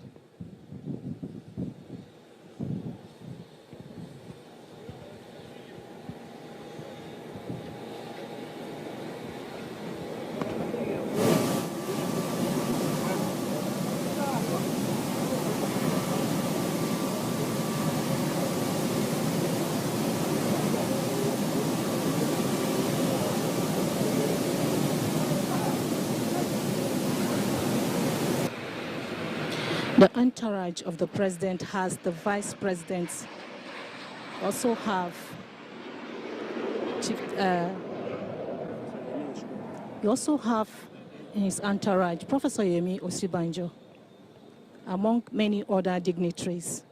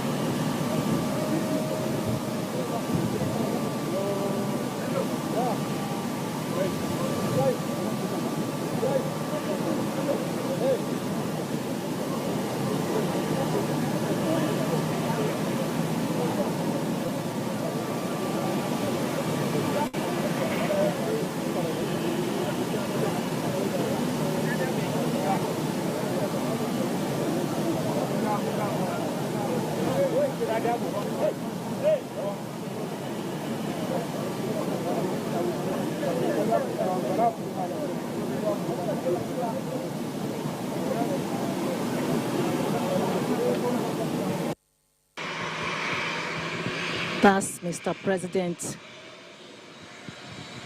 being led by the governor of Katsina State, Governor Muhammadu Buhari, to introduce him to other dignitaries, many from different parts of the country, to identify with Nigeria at this moment of grief.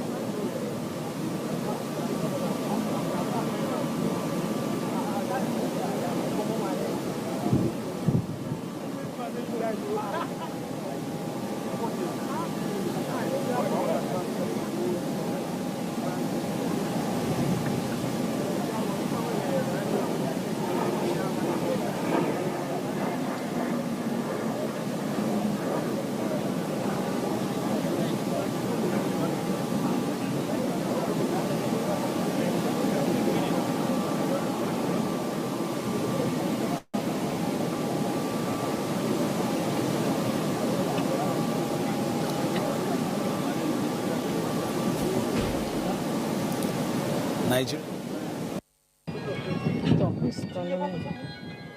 Now, still on to the Nigerian Television Authority, where we're airing live activities marking the interment of the burial of the former late President Muhammadu Buhari.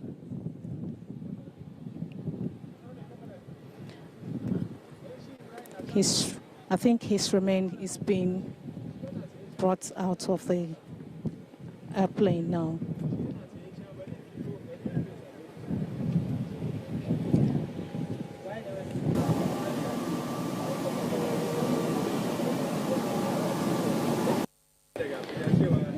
Together with the president.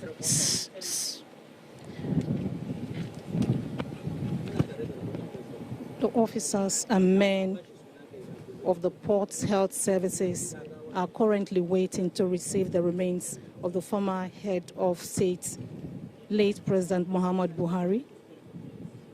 They are on standby waiting among dignitaries who are there to pay their last respect to the former late president.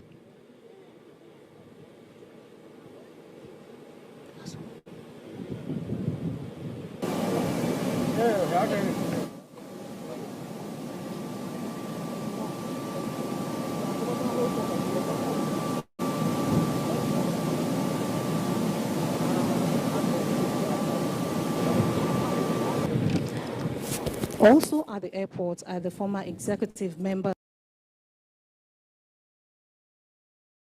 who worked with the former president in the last 8 years. They are also here to show their respect, and they identify with the man who many described as someone who has impacted life. All right, remains of former President Muhammadu Buhari has arrived. The Katsina International Airport. As you can see, all the services involved are on standby to receive the remains, as accompanied by the Vice President, who has been in London to bring back the remains of the former president. He just highlighted from the Nigerian Air Force jet that brought the remains. You can see dignitaries from all walks of life, dignitaries from different parts of the country, and Nigerians from all walks of life coming to the tarmac there to welcome the body from London. And this is quite a sobering moment for all who are associated in one way or the other through family ties or administrative experience or mentorship to the former president. I bring in Dr. Korede Martins at this time. Sometimes it doesn't dawn on you until you see the body or the remains. Somehow you know, especially from the people who are related, to the president in one way or the other. And in his case, almost everybody in Daura see him as their father. At this time, it brings, the memories. And then, of course, apart from that, you see, a display of a big part of his life, being a soldier who dedicated his life to the protection of the territorial integrity of Nigeria and performed meritoriously in his service, as displayed by the attention paid by the members of the Nigerian military who are there in their numbers to welcome him. What are your comments at this time, Dr. Korede? Commiserations, with the family, the Buhari family, the Buhari clan, if you will, and of course Buharists, both in Daura, Katsina, Nigeria, and the world over. In our millions, if you say Buharists, we saw His Excellency, retired General President Muhammadu Buhari, GCFR, as father of all. That's why we refer to him as Baba Buhari. Baba Mune was our father, with due respect. So people are bound to, feel deep sadness when a colossus, a great leader, a perfect example of a gentleman, leader, administrator, an officer, and a gentleman passes. But for me, I'm overwhelmed with humble joy that a man who had been to me a father figure,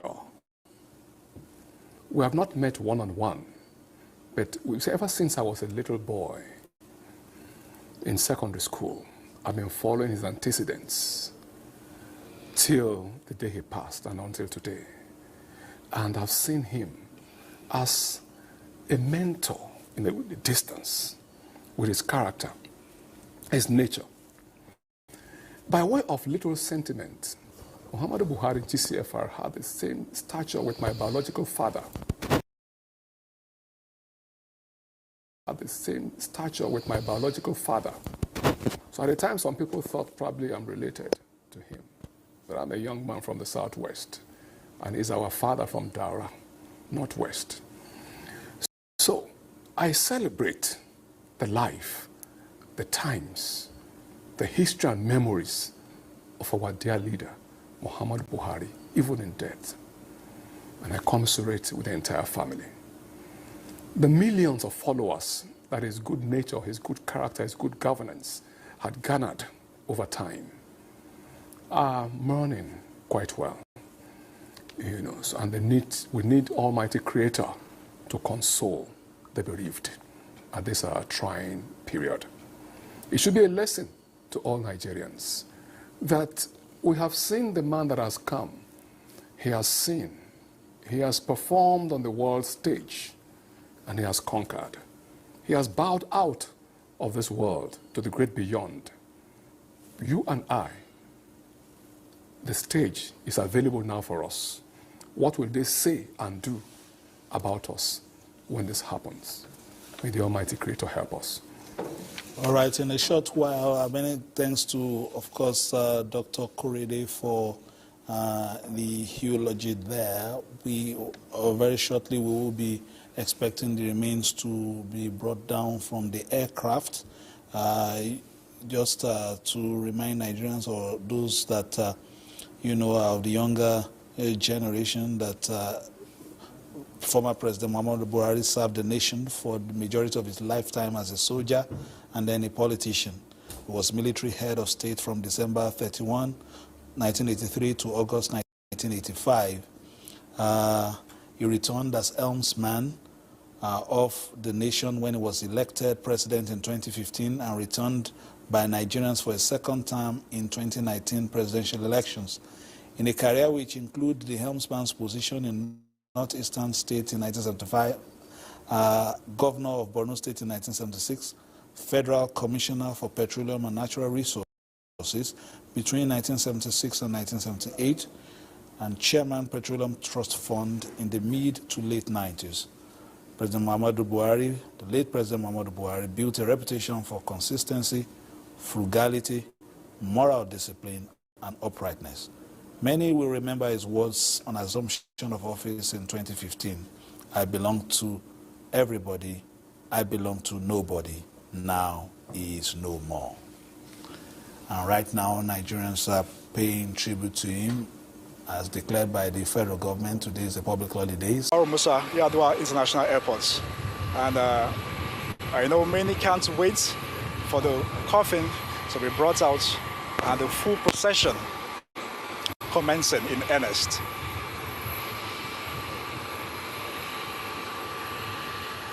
So the president and the vice president, alongside other dignitaries, they have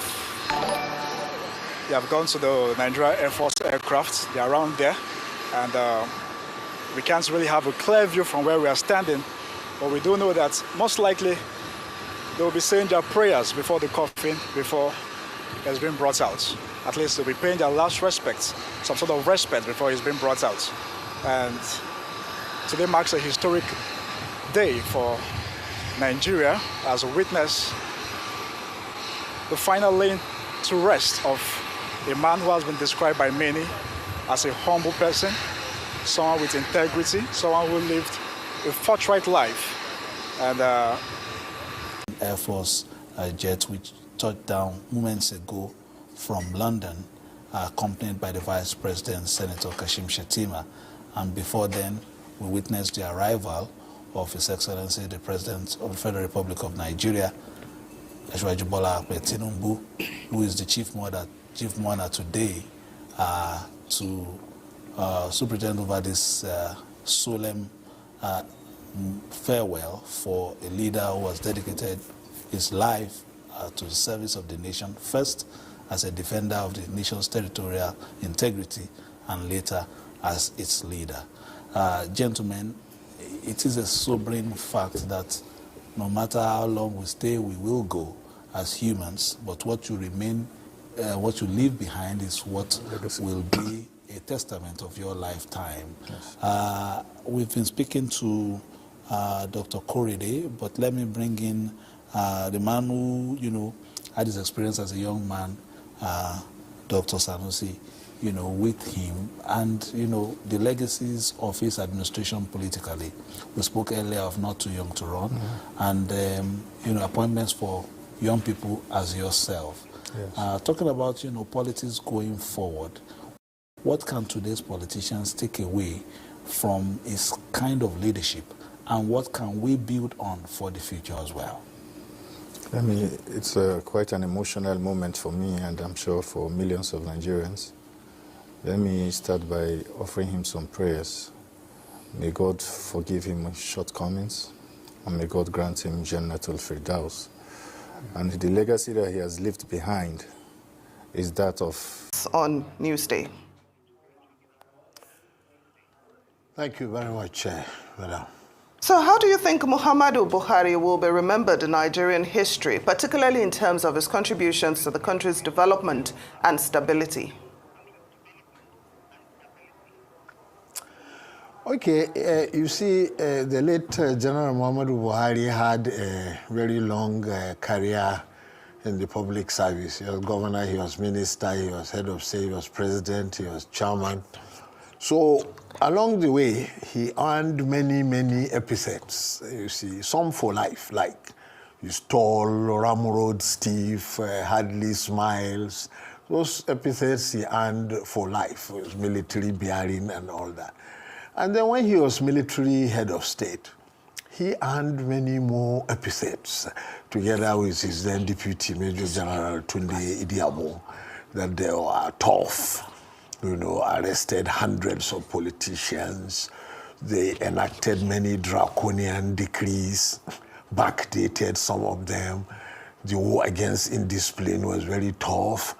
And all kinds of things, they criminalized, they executed cocaine pushers, all kinds of things. But in the end, I think people thought they were really determined and principled and helped the country. And very importantly, after he was overthrown and was kept in detention for 3 years, in Africa at that time, the commonest allegation against any government that was overthrown in a military coup was corruption. But after he was overthrown and detained for 3 years, there was no allegation of corruption against him or his administration, which was very significant. And then in later years, he came to chair the Petroleum Trust Fund, which was quite efficient in its intervention in infrastructure. So there were allegations that it was not totally balanced, but at least it was very efficient and was not accused of corruption. And then from 2002, when he entered politics, he acquired more epithets, like he was determined. He contested for the presidency 3 times, didn't win, finally won on the 4th occasion. And then when he became president after 2015, then even more epithets, that he was principled, he was, how do you put it, Spartan, and focused, but then there are many other negative epithets, like, for example, Baba go slow, because it took him time to constitute cabinet and make appointments, and even started acting. There were allegations that his appointments, although he himself was still thought to be not corrupt, but there were allegations against some of the people around him. And then there was the element of bad luck. There was economic recession during his time, and there was also the COVID-19 pandemic that came within his time. And then there was also element of bad advice and bad decisions, like, for example, the last-minute attempt to change currency on the eve of elections, which was really quite controversial. So, as I said, it was a long public service career, but on the whole, I think he will be remembered quite well, especially because he escaped allegations of corruption, which is the most common thing against African leaders. Thank you so much for that. And his military career spanned several decades, including his role in the Nigerian Civil War as military head of state. How, in your opinion, do you think that these experiences and the authoritarian style of his 1980s regime, how did it influence his approach to governance when he did become a democratic president? Yeah, there were elements of that. Although, you know, these soldiers tend to be different. Some of the soldiers are almost civilians. If you think like maybe General Babangida or General Abdul Salami, they were not, they didn't seem to be very military inclined. But some like Abacha and also like General Buhari, you know, the military thing in them was very vivid. And when he became civilian president, it was clear that he had some problems adjusting to the democratic structures, in particular working with the National Assembly, because he was used to the Supreme Military Council in the 80s, which was 22 members and which he completely dominated and, according to some of his colleagues, even overruled on some occasions. Now, you cannot easily overrule the National Assembly, but he fought it in many respects, like to stop budget padding and many other things seem to be corrupt. Then, even with the political party and politicians, he was not what you call a politician. He didn't seem very comfortable among politicians and political parties. I think he saw them as essentially rowdy and corrupt, but he had to adjust to them. I think he did so fairly well, but you could always see the military element in him. You're not fond of politicians, and but he got along finally fairly well. Okay, so I'd like us to talk about, you know, the former president's legacy in terms of promoting democracy, good governance, and regional cooperation in West Africa. How do you think he performed on that front? Okay, you know, one of the allegations, one of the negative epithets that he earned during his presidency was that he was very fond of travel. That he was always going here and there. But I'm sure he saw it as part of the effort to consolidate Nigeria's leadership position, not only in West Africa, but on the African continent and on the international plane. So it was necessary for a president to attend all kinds of ECOWAS meetings and visit neighbors and go to Addis Ababa for African Union Summit and also go to United Nations. And, you know, the earliest trips that he made as president was to neighboring countries. Mahmoud Jaga, we have to interrupt you here. We have updates live from Katsina where the body of the late president has just arrived. Thank you so much for joining us here on Newsday and for your contributions. No more, and this is how it will be. So while I'm here, let me do my own. And he has been able to do his bit. And the comment I wrote when I heard about his death was he has taken his final flight and never to return again. So we celebrated him. He did his best, no matter what we say about him, for those that had funny feelings. And because my wife used to call Buhari my father. He would say, oh, your father is on air, your father is this, your father is this. So when the news came, she was not at home. She just called me and said, I heard your father is dead. I said, no, my father died long ago. He said, no, not that your father. The one that you have been working with, Alan, is dead. I said, yes, we just got the news. He said, oh, sorry, condolences. I said, I'm not a member of his immediate family. He said, but you have worked with him closely for 8 years, and you know him more than most of us. Now, the thing with Buhari, people wrote a lot of things. Now, we would not rule out how people react to whatever they see. There's a version of you that only close friends of yours know. So whatever you do, how it affects the other man is how they will react. Either it's coming from you directly or the information was twisted along the line. Is not what we should be discussing here. But I can tell you the truth that Buhari was celebrated while he was here. Apart from him, I don't think there's anybody that's contested for that long and later got it and still got a re-election with the same number. If we are saying that, okay, he didn't do well as with our expectations in the first tenure that he came, the second tenure, people still voted for him massively. So it shows that the man was loved, and Nigerians also told him that we love you while he was alive. And after he has left us in this part of the divide now, we are still showing him love, that we love you. That is good enough. Everything we write, everything we say, everything we are doing right now is a message to the living that when you are no longer here, this is how it will be. People will either talk about you positively or they talk about you negatively. Like the popular saying goes, you will be remembered for the problems you solved or the ones that you created. All right, we are seeing live pictures from the Katsina International Airport and from Daura helipad, where he is being expected as well. Earlier, there was a shot of the First Lady, Senator Oluremi Tinubu, joining the mourners, the immediate family of the former president, waiting for the remains as well. And you can see just at the foot of the aircraft there, the dignitaries and, of course, members of the Nigerian military are waiting. Because she has lost not just her husband, but a father to many. And these are not the best of times for this particular family. And the prayers of everyone, the whole of Nigerians, are with them in this grieving time. Well, Nisi, I know you've interviewed... Well, why we expect the... Nisi, I know that you've interviewed a number of dignitaries who have come to, pay condolences and, of course, attend the funeral of the late former president. I'm wondering what common theme that they all have regarding the former president that they say will be his legacy. What do they remember fondly about the former president the most?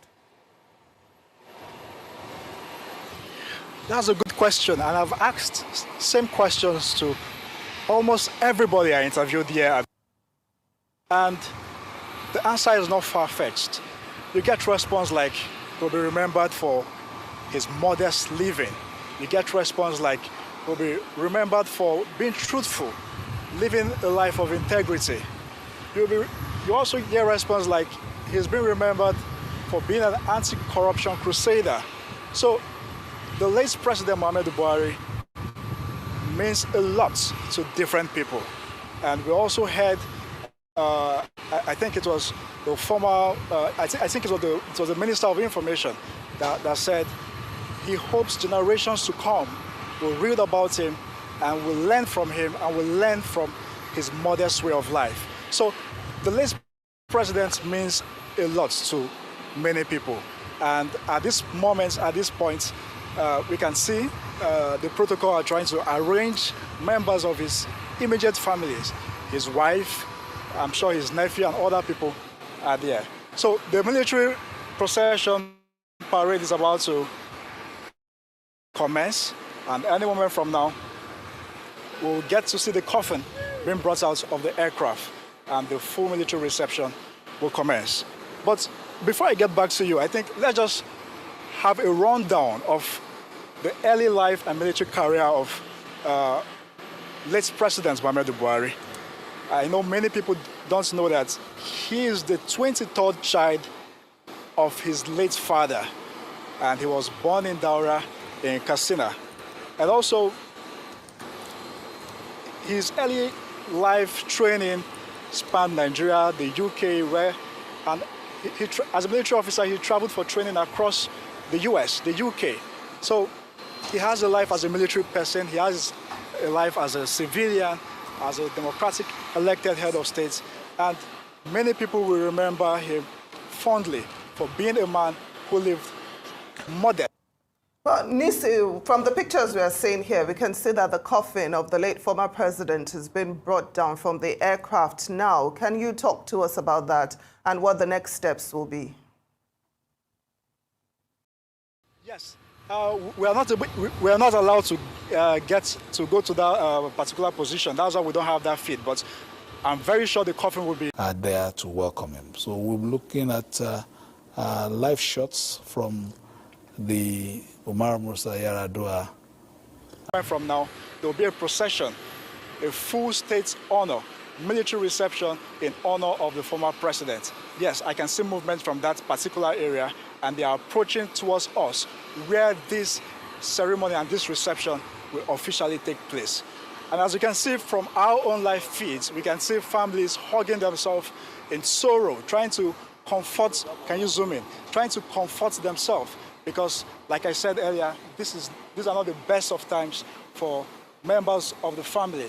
You can see they are hugging themselves, some of them are crying, consoling each other. Well, I can see the federal government delegation. If my cameraman can pan to us, the federal government delegation heading towards us, and any moment from now, the procession will kickstart. The coffin is being brought out from the aircraft. As we reported earlier, we can see service chiefs also here. The governors are also here. So any moment from now, the procession will kickstart. And I'm being told it won't take long because they have to convey the body to Daura for the funeral proper. And Nisi, we were earlier just commending how seemingly organized it was maybe about 20, 30 minutes ago before the body arrived. But it seems as more individuals have arrived on the tarmac and the body has been, is in movement, the crowds have gotten a little bit chaotic from what we saw earlier. What are you witnessing on ground? How would you describe the security situation and how tightly guarded things might be, seeing as there's a lot of bodies that have materialized on the screen in the last few minutes?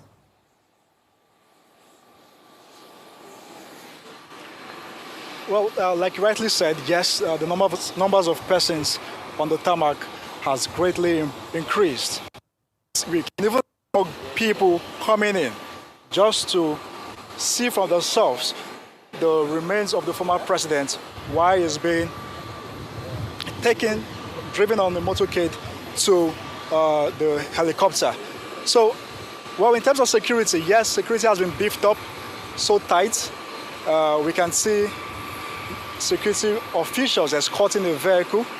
Also, the president is advancing towards us. So that signals commencement of this ceremony. And across Katsina metropolis and also in Daura town, there's heightened security presence. So it shows that truly the president has kept to his word. And we'll also observe up until the end of this funeral ceremony to see if truly former President Muhammadu Buhari will be given full state honors. Of course, he's already been given full state honors, as we can see right now. Live pictures are showing that. Well, but then, Nisi, I'm wondering, do you know if there are any arrangements that will be made for the public to pay their respects to the former president?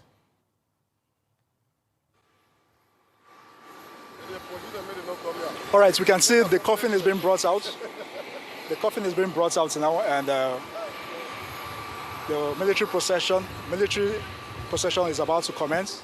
Security operatives, as you can see, are trying to disperse crowd from covering, from coming to the center of attraction where the whole event is happening. So the coffin is being brought out gradually, and any moment from now, the full guard of honor will commence their procession and their parade in honor of the former president of the Federal Republic of Nigeria, President Muhammadu Buhari. Well, Nisi, I asked if there will be arrangements for the public to pay their respects to the late former president. Do you know of any such arrangements?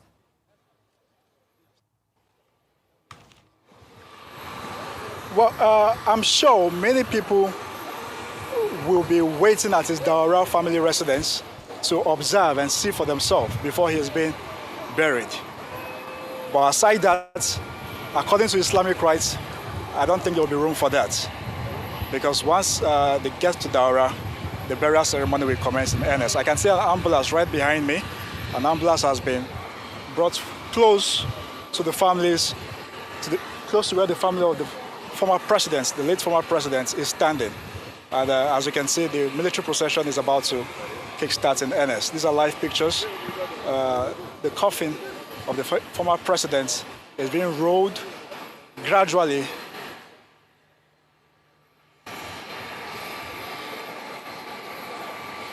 for the military to commence their grand reception in his honor. Right. And we have many different angles that we are getting the footage from. This is the front angle of the military officers in procession with the body of the late former President Muhammadu Buhari. It is a solemn time. We have been covering this for the last couple of hours. Nisi Gabriel, our correspondent in Katsina, doing such a great job. There's quite a lot of people on hand. It seems that the procession is about to start in earnest as the music picks up. Let's listen in.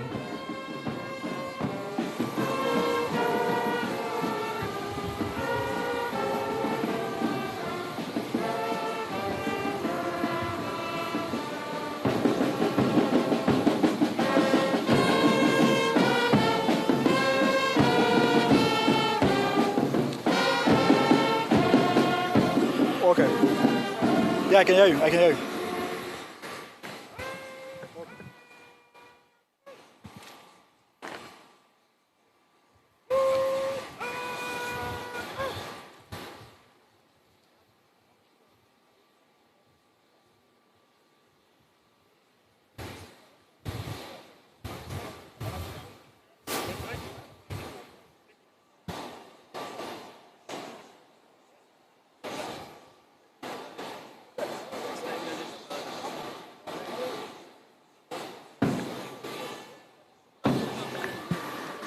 Okay.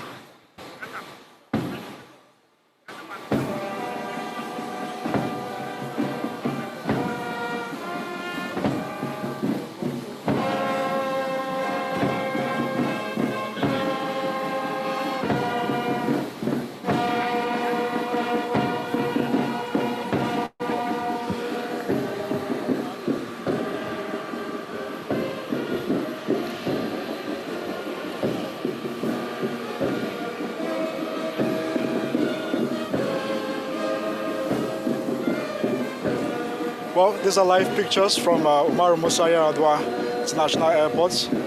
The remains of the former President Muhammadu Buhari, is gradually being rolled on the red carpet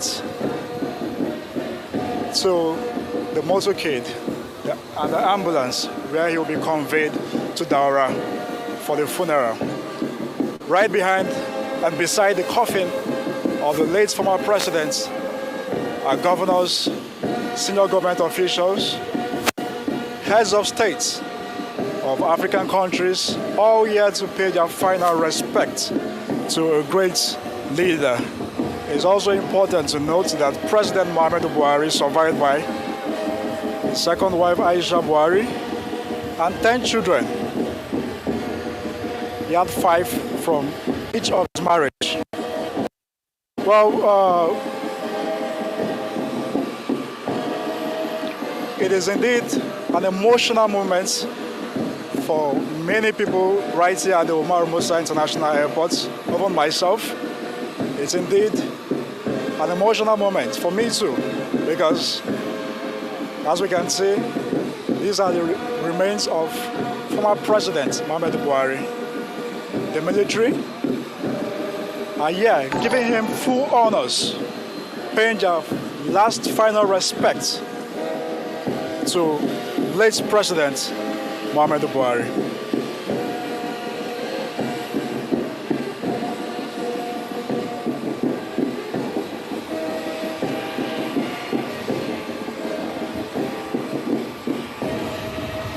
This is a president that will strongly be remembered for his strong anti-corruption policies, including the war against indiscipline.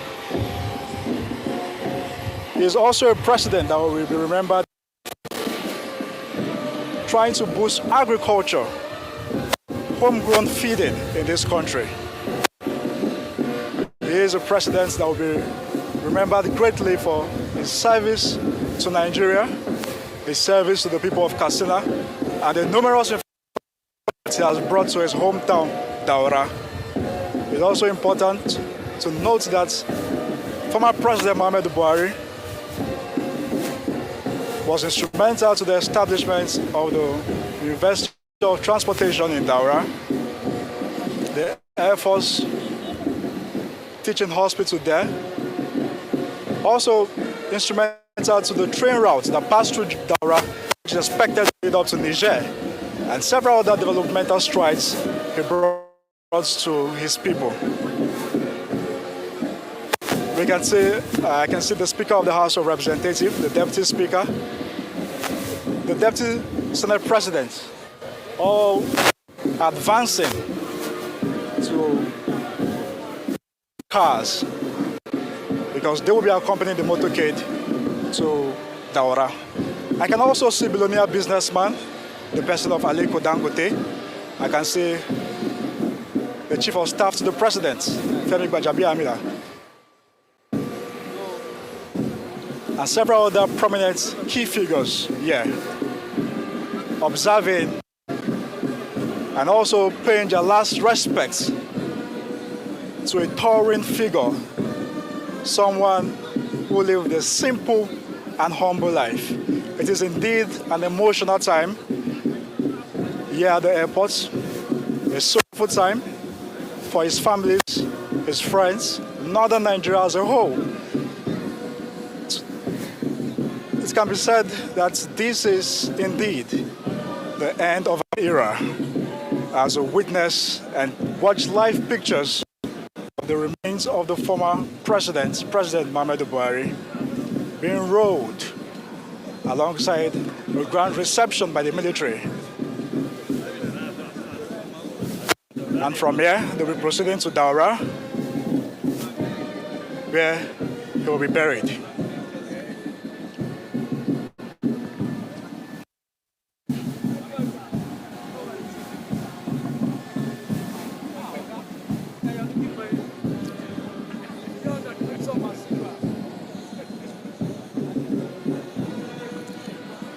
Former president had several unsuccessful presidential attempts while in his bid to become Nigerian president.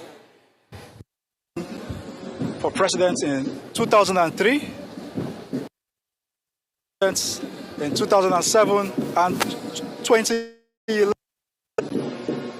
before emerging as the candidate in 2015. And that was when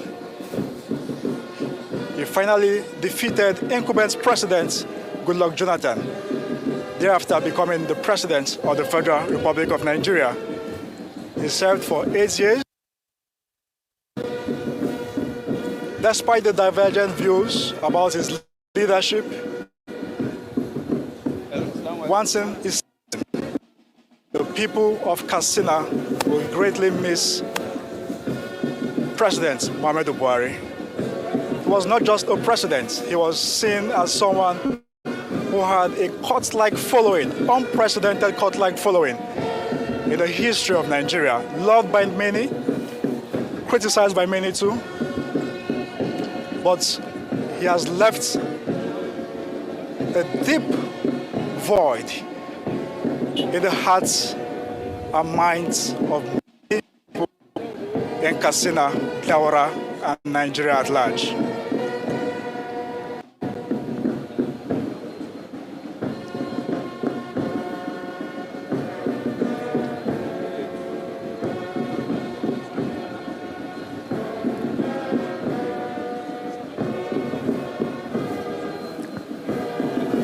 What we are witnessing today is a historic moment. It's one that will go down the annals of history because former President Muhammadu Buhari had many friends across the nook and cranny of Nigeria, across several divides. And right now, I can see the ambulance has been opened. And what this tells us is that the convoy will ride by road straight down to Daura, because I can see several motorcades, several convoys lined up, and the remains of the former president is being ushered into the ambulance, military ambulance, for further transportation or conveyance to Daura for his final funeral, and where he will be his final resting place. Emotional moments, sorrowful moments, and not the best of times for the family, the immediate family of the former president.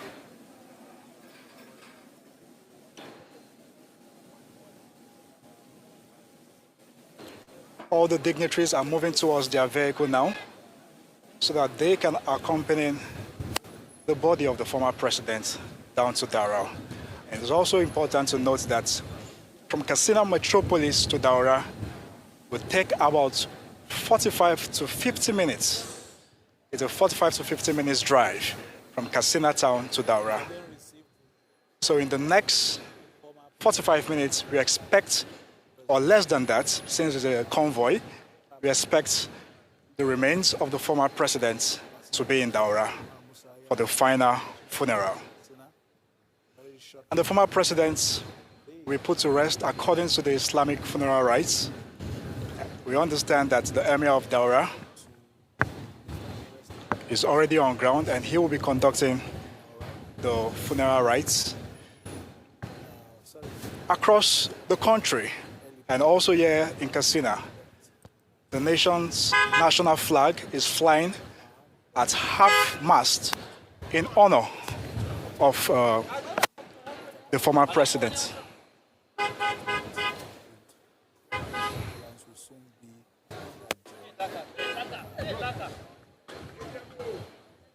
Dignitaries invited will also follow while others. We can see the remains of in the military ambulance, and protocol are trying to make sure everything takes shape as the convoy proceeds straight to Daura. So in the next 30 minutes or 40 minutes thereabouts, we expect the funeral to kickstart proper in Daura, and our correspondent Ayo Adenaye is on ground to give us the full details of the funeral rites. And ministers lining, the path that. These are live pictures from the Muhammadu Buhari International Airport. You can see security personnel giving cover to the ambulance and other dignitaries as they take position, they file up to move straight to the body of the former president. We expect kingsmen in Daura as well as people who have worked with him, members of the family. Several dignitaries we've interviewed have paid glowing tributes to the former president. As we're looking at the pictures, a towering figure. They described him as a towering figure. And we've been told by the villa security. What does this day convey to you in terms of, a man like late President Muhammadu Buhari, who has served this country meritoriously and now taking his final journey home? Yeah, to the extent of his exit, eternal exit in this consideration, we're talking about the end of an era. Some of us, throughout our lives, up to this moment, we're still living. We thank God for that. But the name, the brand name, Muhammadu Buhari had been part of our existence, all of our adult lives. Most of us of this that belong to this generation were introduced to him in 1983. In his first coming as the military head of state. I was an activist in the University of Lagos at that time because of the nature of activism. There was also that suspicion of military governments, administrations after administrations. And it wasn't until, of course, when he started presenting himself for the office of the presidency, starting effectively in 2003, it was like a resurrection of that feeling. But again, we also understand the limitations of political contestations. After a while, some of us started following him, and of course, we were also desiring, a return of the return of a Buhari government. So 2015, for us was a milestone in the democratic trajectory of Nigeria, because here we have a Buhari finally, and of course, most of us had this huge anticipation of how impactful a Buhari government would be. And to a large extent, whatever anybody would say, I was a major follower of that government. I participated on the fringes, and I realized that this person gave his all to Nigeria. This person loved Nigeria intensely. And perhaps more than loving Nigerians, he loved the poor people of Nigeria. His presidency, by whatever consideration we want to measure it, actually existed for the Nigerian poor. And I can stay anywhere and defend that, either by his policies, by his choice of policies, and in fact by the choice of some not going ahead with certain set of policies. So today, some of us that are known with Buhari, and Buhari that actually determined the kind of focus we had, politically. It is the exit of a huge, great mind, a huge, great Nigerian, a remarkable Nigerian. And perhaps in a generation, we may not see, feel, and of course, share the experience of Muhammadu Buhari, a leader indeed and in truth, a political leader that was extremely modest. And perhaps since Tafawa Balewa, I have not come across one that is by act, conduct, interaction, outlook, as modest as Buhari. One that is extremely humorous. If you are within the within the close perimeter of Muhammadu Buhari, you would laugh and laugh. And then that is a contrast. Outside that perimeter, there's this general perception of a man who is a strong-willed, hard man. But within that perimeter, you saw a very, very humorous person who finds a way of laughing at himself. That is one attribute I try to learn. Let's take a little bit from the actualities there at the airport.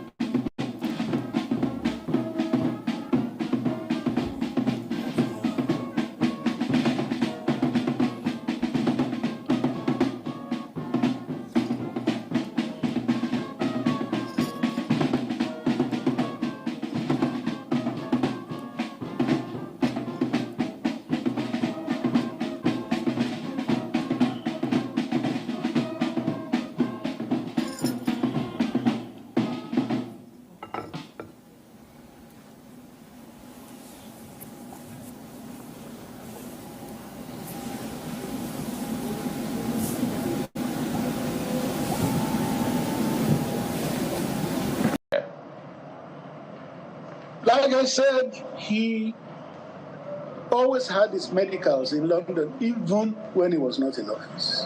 So it was not about the time he was president alone. He had always had it in London. And then you have to be alive first to get certain things changed or corrected in your country. If he had said, I'll do my medicals in Nigeria just as a show-off or something, he could have long been dead, because there may not be the expertise needed in the country. But he needed to be alive to be able to lead the country to a point where we will have that expertise. So those who glibly talk of going abroad, they don't know that a man needs to be alive first before he can effect a change. The activities by the Guard of Honor, still in honor of the dearly departed former President Muhammadu Buhari, they're happening live at the tarmac of the Umaru Musa Yar'Adua International Airport. We saw earlier that place, and I want to believe this must have been through the influence of the Emir of Daura, His Royal Highness Umar Farouk, because when he came, with his own entourage and with a whole lot of the people of the community who came, and the security operatives were trying to stop them from entering. I want to believe with his appeal to the fact that this man that we are talking about, he has lived for the poor, according to what he has mentioned, that this man has lived for the poor, and since he has lived for the poor, it is expected that the poor also should witness, the funeral prayer and the funeral. So, from what we have gathered so far, it seems the funeral prayer will now be held here, because here is very, very spacious enough, I would say, to probably contain, the whole community or the whole people that will be coming. So the burial or the funeral prayer now is not only to be witnessed by VIPs or by politicians, so to speak, but even the downtrodden in quote, and even the people of the community. So we can see that just by my left-hand side, you see people also, just by my right-hand side, you can see people also trooping in and going towards the tarmac. Probably from this indication, it seems like the remains will be brought in with the chopper. But the people here have also, prepare themselves for the funeral prayer. And when I say they prepare for themselves for the funeral prayer, we've seen them, observing the ablution that is expected of them to be carried out while preparing for an Islamic burial rite. So, for what we have gathered so far, we understand that the president's remains is already in Katsina, and any moment from now, it should arrive Daura, his hometown. But the joy for these people and their happiness is now that they can witness, the funeral prayer of a man they so much cherish, because it has been a whole grumbling outside, and a lot of them have been expressing worry. You can see how there is a lot of movement in the front of the camera, and it's practically impossible for us to control them. But the joy is that they are so much happy to the fact that they can witness the burial of a man whom has contributed a lot to the society. But the place is very, very jam-packed, and nobody is stopping anybody from entering here. The door is freely open, and everybody is coming in here to witness the funeral prayer. And it seems that it's a lot of men that are on ground right now to witness this funeral for the former president. Ayo, can you tell us what, from your first-hand account of being on ground, what you think that the former president would be remembered for, and some of the fonder memories that the individuals in Katsina State might have? Well, of course, the former president, I can categorically say that he will surely be missed in this community, and he will surely be remembered for a lot of things. I said it earlier that his influence, or for the fact that he came out from this town, Daura, has really brought, significant development to this particular community. And the fear, that some of the community or some of the people in this community are nursing is, will they still continue to enjoy some of the benefits they've enjoyed? I've said it earlier on our various live crossing, that the people of this community enjoy what we can call 24 hours power supply. The whole areas, the whole roads are tarred, the street lights are working. Some are on solar, some are on normal electricity, and everything, seems very neat, very calm, and very beautiful to behold. So I think his influence, and there are a lot of institutions. The Muhammadu Buhari University of Transportation is here. The Federal University Daura is also here. We have a lot of monuments or a lot of tertiary institutions that have been brought here, or there are a lot of development that has been introduced here on the influence of the former late president. So I think the people of the community will wait to see, probably after a month, probably after 2 months, probably after a year, that will this benefit that we have enjoyed, will it continue, or they go back to the status quo? Since you're live there in Daura, can you give us an idea of how far it is from the original airport where the motorcade was originally seen leaving? Do you have any idea of how long it would take for them to arrive? Well, like I said, the journey should not take more than 50 minutes on a normal day. But we are foreseeing, because of the crowd that may want to cheer him if he's coming by road, if the remains will be brought by road, due to the crowd that will want to be on the way to cheer him, to pay their last respect to him, it might likely take longer than expected. But if the remains will be brought in here through chopper, that means probably in 20 minutes time, they should be able to arrive here with the remains. But the Emir and other people who need to be here to receive the remains of the former late president are already on ground. So with all what we have seen on ground, it indicates that all is now set for the funeral prayer. There's been a change of plans and that the public are now going to be allowed into the vicinity. I'm just wondering if you can tell us what the security arrangement is regarding that. Well, have they doubled security, or is there already adequate preparation for that? Well, like I said earlier, the initial plan was the fact that only VIPs, very important persons, would be allowed, to the funeral ground, because the funeral ground was earlier the other side, not even this particular place where we are standing. It was supposed to be outside of this particular place, but I said it earlier that the place has very limited space, which can only contain probably the president and some of the dignitaries, former governors, former ministers, and top politicians who will be coming to pay their last respect. But this will mean that the people of the community have been alienated, to witness the funeral prayer. And there's a change of plan to allow everybody to come here. And I want to believe the security personnel will work with the mindset that these people who come here because of the love they have for Buhari, and there shouldn't be any cause for alarm, there shouldn't be any cause for harm. But if you can see, they are all stationed, security personnel are all stationed in front of the people who have come here, and they are ensuring that nobody leaves, or behave in a disorder manner. So the security personnel are very well stationed in every part of this helipad to ensure that nobody break the law as is expected. So the security operatives have been working in a mature way and ensuring that things are done the way it should be done. And these kinds of situations, things can get quite chaotic on ground, as we saw earlier. So it's really nice to see that there's a level of organization on the behalf of the individuals who have come there to pay their respects, and the security operatives who are obviously working very hard to make sure that today goes off without a hitch and no security issues. And obviously the weather is holding up as well. Mother Nature is another factor in this whole event. It's good to see that the weather is holding up.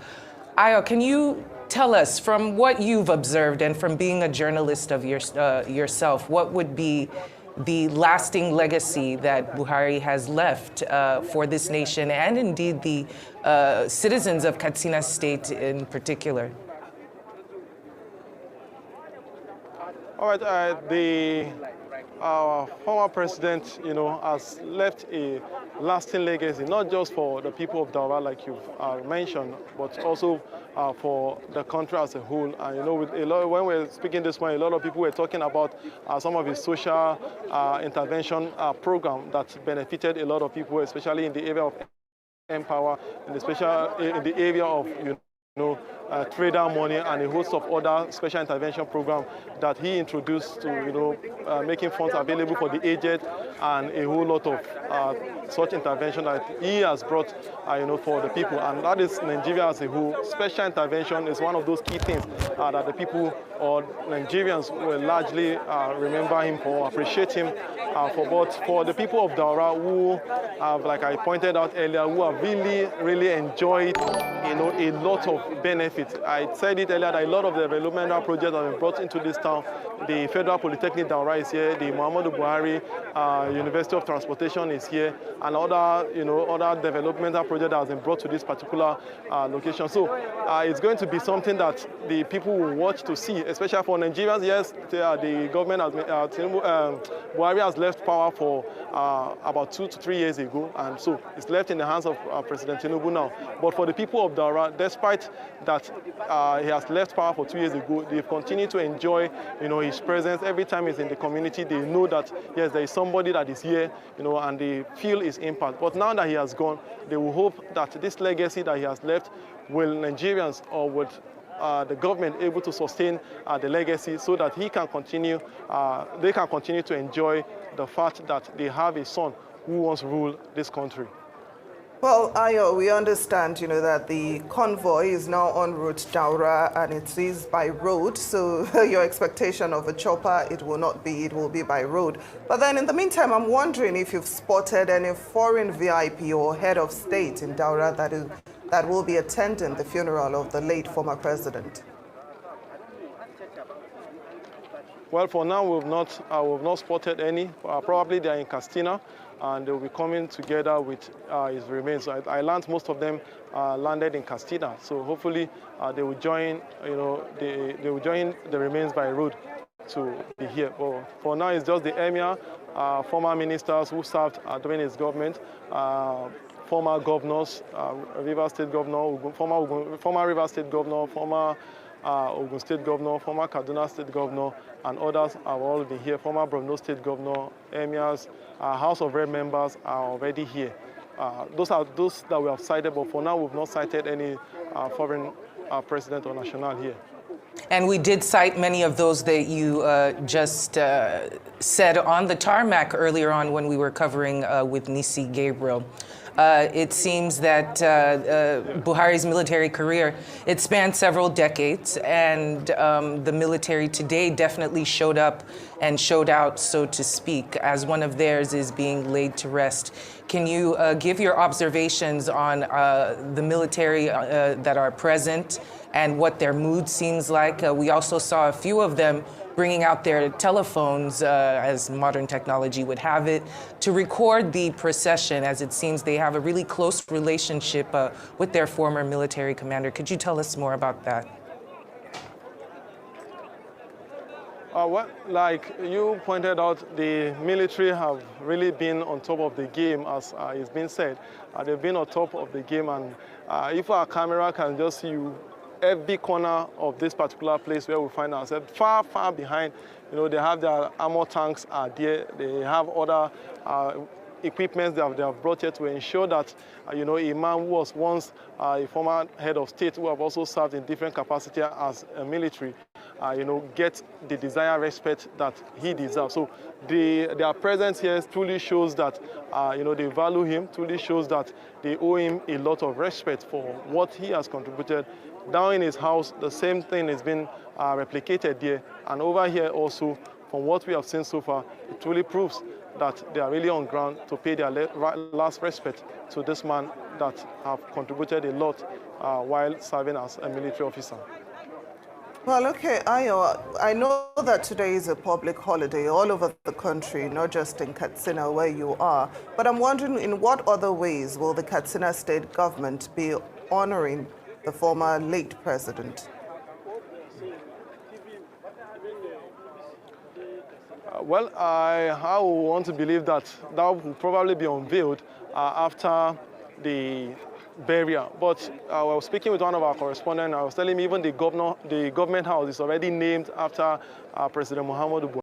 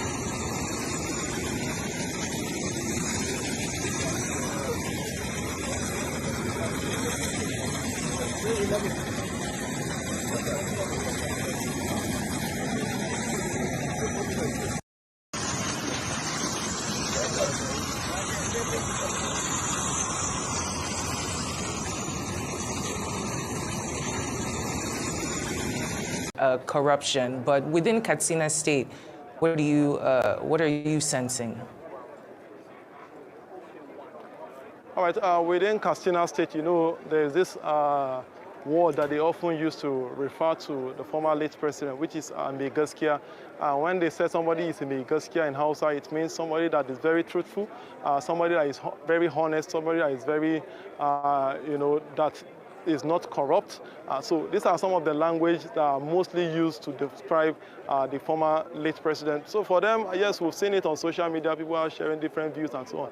But from the feelers here, they believe and they see Buhari as one president who has ruled the country, who is not corrupt and who has not taken, you know, what does not belong to him. And they often cite example with his house. I also said it earlier, we're at his residence, and you expect what you expect to see, you know, in the residence of one who was once the former president, who was once the head of state, should be a very large mansion that probably should be able to contain this crowd of people that you are seeing here. But he has a very small mansion that might not even be able to contain, you know, the whole VIPs that are coming for this occasion, let alone, you know, the people of the community. So with this, a lot of people see it, and some who have not, some who might have even have probably different opinion about his government in terms of fighting corruption, in terms of fighting insurgency force.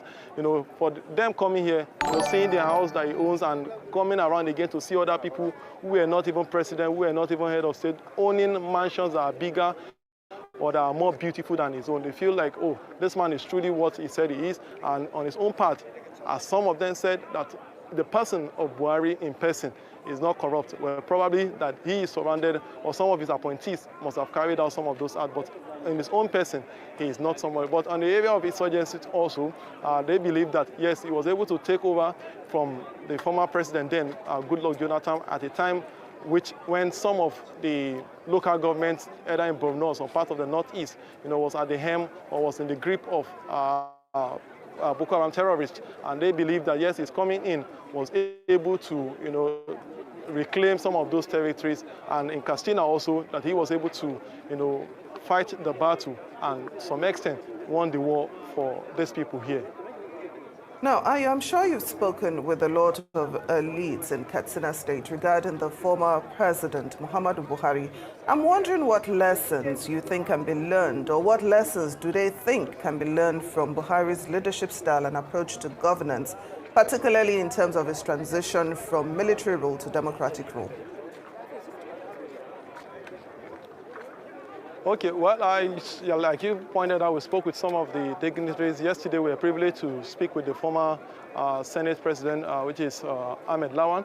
One of the key things that he said about the former president is a man that is devoid of materialism, and like I pointed out earlier, also he was citing, you know, looking at the house where he lives, that he is not somebody that is, you know, that loves material things, that wants to accrue wealth to himself. That was from Ahmed Lawan. We also spoke with Rotimi Amechi, the former governor of Rivers State, who holds a traditional title in this town, often referred to as Nang Amana of Daura, meaning a son who is truthful, someone who is truthful of Daura. So he also pointed it out that this man is somebody that lacks, you know, that has the courage to do what is right, that gives people the opportunity to excel, that gives the people the opportunity to carry out what is expected of them without, you know, putting pressure, without, you know, putting an eye in quote on some of the things, that he gave them a free hand, you know, to do their work. And he also pointed out also that Buhari also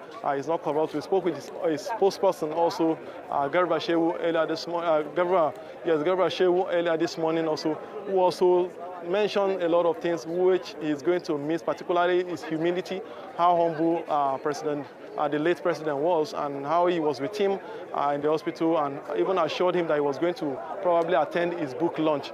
We also spoke with some of his grandsons, granddaughters also, and they all shared, you know, the impact that their grandfather and their uncle played on their life, how he was able to influence them to do something what is good, while he was able to influence them to do that which is right. So he hosts a lot of people that we have so far interviewed or spoken with here. They've all had a positive response. They've all had a positive words to say about the former late president, Muhammadu Buhari. And Missy, you've been there, excuse me, Ayo, you've been on ground for quite a while. What has struck you particularly? What has been one of the more memorable moments that you've encountered so far in your couple hours of covering this event? I would say what has really encouraged me so far has to do with, the love, that these people have shown towards the late President Muhammadu Buhari. I said it earlier that before now, people said the security personnel operatives said people will not be allowed to come here. But these people were so resilient. They've been here since about 7 a.m. A lot of them have been at the place that was barricaded, insisting that, look, we just have to be here. And I want to believe that if he has not really played a positive impact, or if he has not really played a good role in the life or in this community, this crowd that you are seeing behind me will have chose to sit at home. Where I was just discussing with one of our persons, it got to a point that these security operatives have to be chasing them out. And I was telling him, can't these guys just go home and monitor? So long this thing is going to be shown on most national TV, can't they just go home and monitor? And he was like, no, you don't really understand. These people just have to come. And I was even jokingly saying, the person they are even coming to show their support and love for is not even alive again to even see what they wanted to do for him. But he was telling me that, look, this man has played a significant role in their life, and they will rather, wait and see what will happen until they are allowed. And you can see it here. From what you have seen here, truly tells that this man is someone that has really played a positive role. So it's a challenge, personally for me, that while we live on this earth, we must make a positive impact in the society. We must make a positive impact in our society, so that, because we will always be remembered by what we lived for. Laya, thank you so much for that beautiful reporting. We are going to take a quick break. We are going to ask you to hold on. We'll be right back with you. You've been watching the live coverage of the funeral rites of the late former Nigerian President Muhammadu Buhari. We'll come back shortly. Please stay with us. Is expected to be buried here at his residence, which is about 250 meters away from this place, inside his residence. And people of Daura, as they've been telling us in the course of discussions since yesterday, he's someone they will continue to miss, not only for maintaining strong ties with them over the years, but for being generous and for being humble, for carrying them along in all his activities. He never looked down at any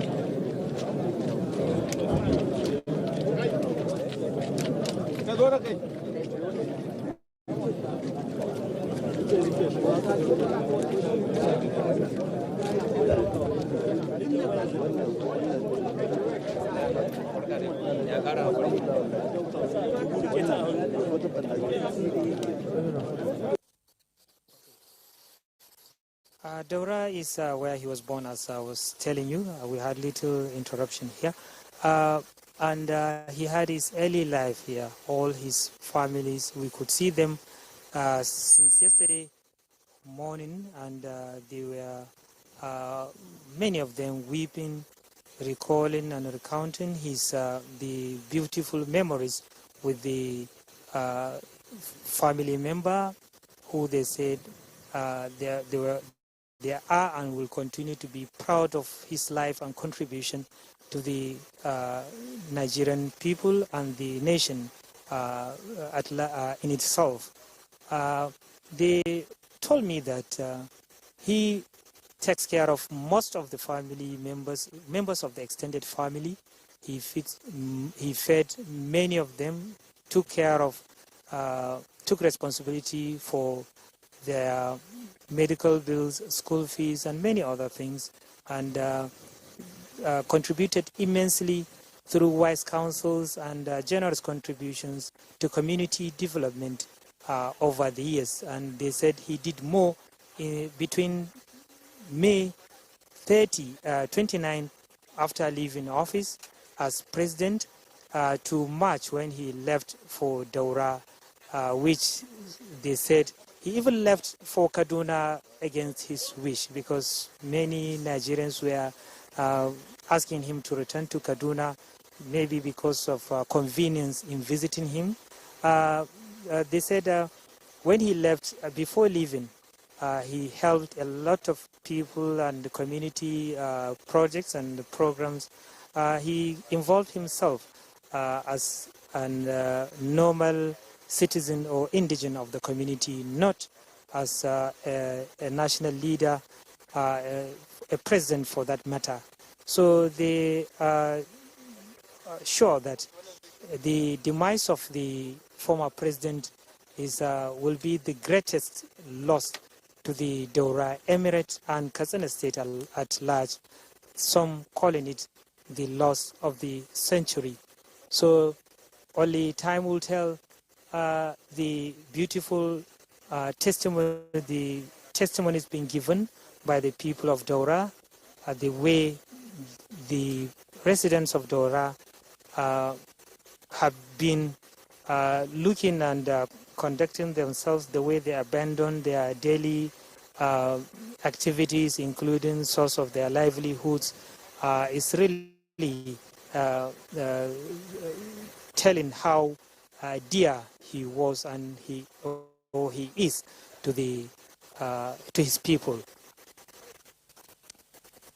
So many dignitaries are still coming into the Daura helipad here in the GRA of the Daura town, which is very close to the residence of the late former Nigeria leader, and the funeral prayers will be conducted here and to be led by the chief imam of Daura, Sheikh Sofwan Yusuf, on the recommendation of the Daura Emirate and family members. But what they said, they will allow final decision for the chief mourner, the president being the national leader.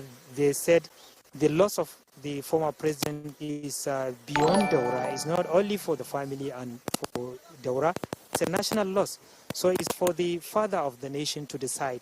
So we'll wait and see if there will be a change in that, because that was the position of the family and the emirate, that is the approval of the imam, the chief imam of Daura, is pending the affirmation or substitution by Mr. President and Commander-in-Chief of the Armed Forces, Bola Ahmed Tinubu, who is also being expected in the venue here, the Daura helipad, where he will join mourners in the funeral prayers, which is the last respect for any late Muslim deceased Muslim, after all the funeral rituals, which we are told have been conducted right in the hospital in London. So the remaining thing is the prayers, and as the military tradition provides, there was a special parade in his honor at the Umar Musa Yar'Adua International Airport, through which the remains were brought into the country. So that is a military tradition, and being a national a state funeral in honor of a national leader. But as per religious rites, is funeral prayer and interment, which is to be carried out soon after the demise of any Muslim. So being he died, he passed on at a distant world, he'll be buried almost 48 hours after that. So everybody here is waiting for this last rite to be performed on this leader who many Nigerians, not only people of Daura, see and described as one of the finest leaders or individuals the nation had ever produced in terms of integrity, honesty, and zero tolerance for corruption. Some even citing how simple his life was, the residence he lived, and the lifestyle he also adopted before, during, and even after his stay in the presidential villa.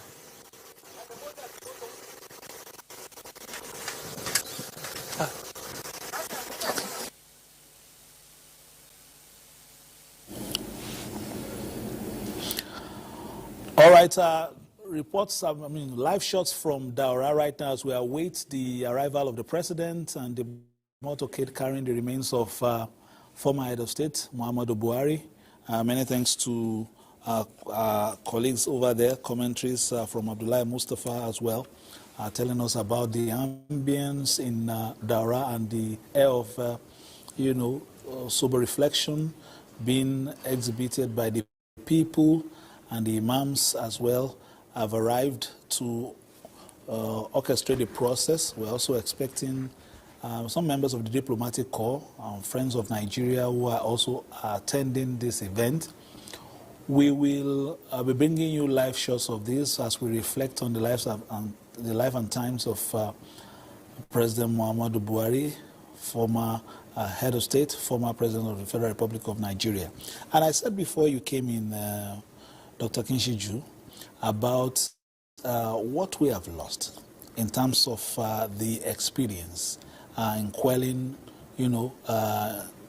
things like insurgency, public disturbances in his career as a military governor in Northeast as well and in Borno, and then of course the military commander managing funds as Federal Commissioner of Petroleum and Natural Resources, as chairman of the PTF Petroleum Trust Fund, and of course, time leader, first as military head of state and 2 times as civilian head of state as well. That is a whole lot of experience that we have just lost. Huge,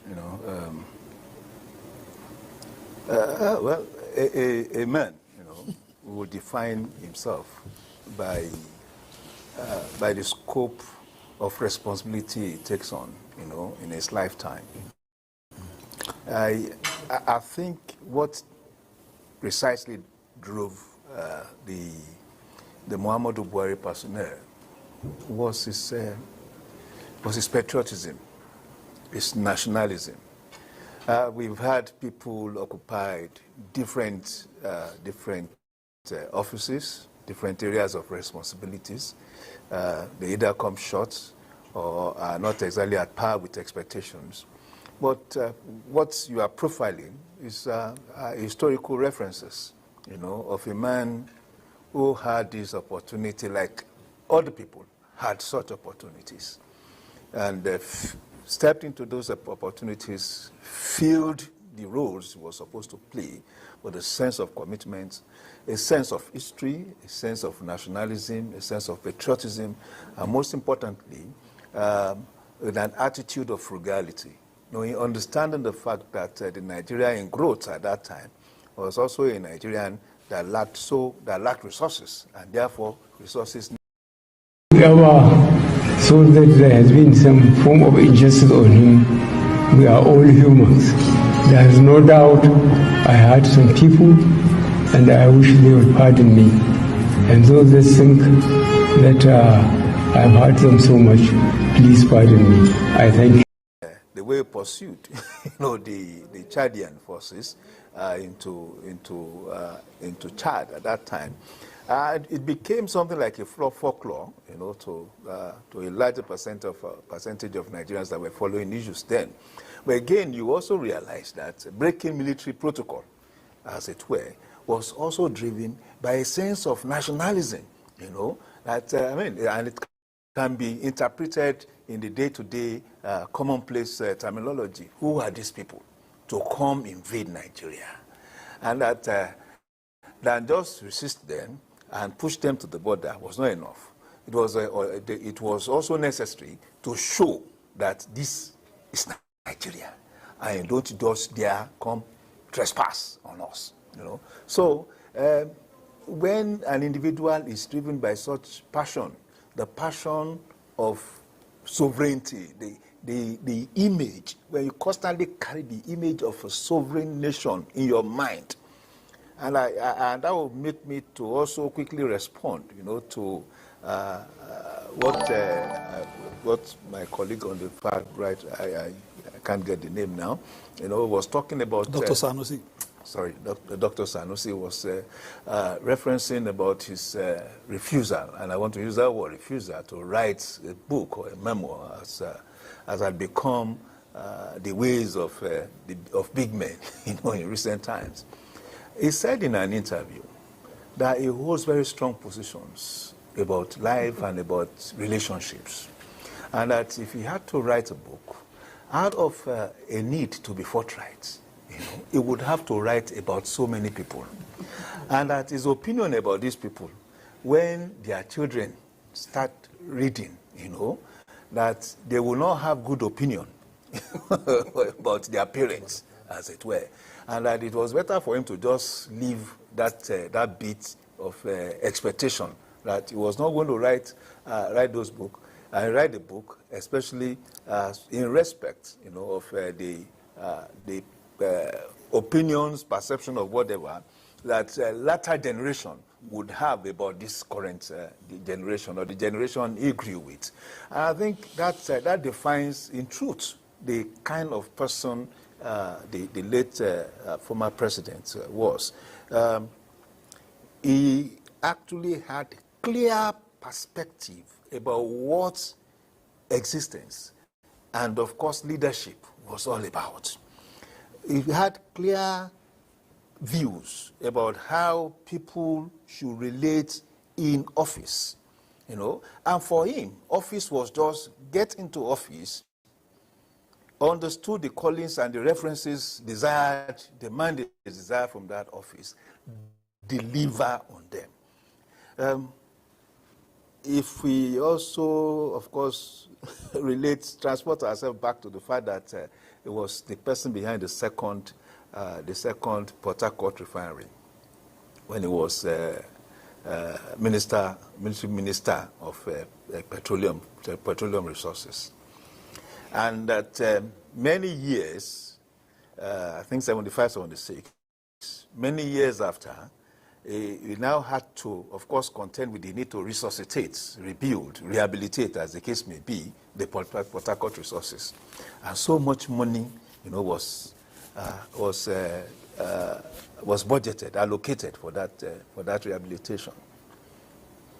You can only imagine. I think one particular day he was meeting with traditional rulers, and one of them came and said, during what we call Biafran War now, I was your driver, I drove you. And he was looking at him, he now called one name. And the person said, correct, sir, correct, sir. You see that at that time, he was sitting as a president. It wasn't an informal gathering, but he was able to still remember and see spot, are you so person, and they had this conversation. The problem is, we were speaking before we came on live that difficult people in Nigeria, as it is, the definition now is people that are doing the right thing. He had his mindset. He had what he knew he wanted to do. So those that are still close to him, he knows when to be your friend, as it were. Because we talked about his appointment coming late. He was actually looking for those that have the same value system with him. And don't forget that there was a time where we were jokingly saying that Buhari was appointing dead people. Because those were some of the people that he knew, okay, who are those that share this value system with me? Who is that person that want to get there and do what the people would want? So that made him take time. So when it has to do, and don't forget that some of the appointments, ministerial, some agencies and whatever, other people we have to recommend for him to appoint. But those that knew him, those that he has, there's one, most of you will know him, the former minister of FCT, Muhammadu Buhari, we call him Bello. That was another replica of Buhari. When you see him, he will just look at you, go to his office, he will give you Debino. And he believes that the world is just not about affluence. When that man left office in 2019, when he came back, people went to his house and he was owning his generator himself. He is a former minister. So he had people that knew his lifestyle and they were still with him. There were others that were recommended that couldn't really carry on. That is frugality. That is lifestyle of let's be prudent. So those were the ones that did not really follow his footstep as far as governance is concerned and being prudent. Those that were recommended by friends and those that also saw Buhari is just one man. You can't expect him to be everywhere at a time. So, but those that he knew, they were always there and they were also always doing what he wanted them to do. His friendship, superb. He's always doing those things. And I gave you an example of being in the Federal Executive Council. We were having a valedictory session and he was talking about the late Yaradua, the senior Yaradua. And he got to an extent, he was talking about how they were in school in India and in some places in military school, that they share bed, they are roommates and some other things. So he has a memory of his friends and he's someone that keeps to his friends wherever he goes to. If he's in London, either for medical checkup, you still see people coming around him. The Bishop of Canterbury, the Anglican man, you know that man, he is a personal friend of the president and some other things. So he has that good memory and he will definitely make you laugh. Staying with Buhari will make you laugh. And I told you how he remembers a lot of things. Who have been banking on the Buhari votes, the block votes he has.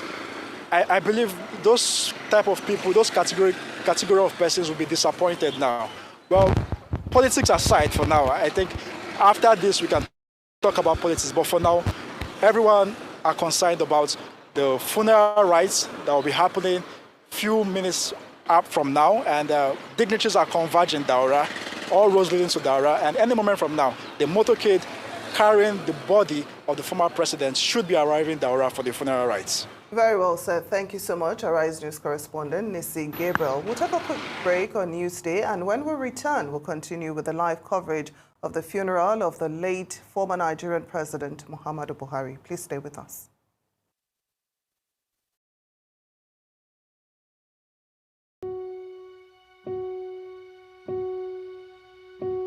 I said Bello Masari there as well.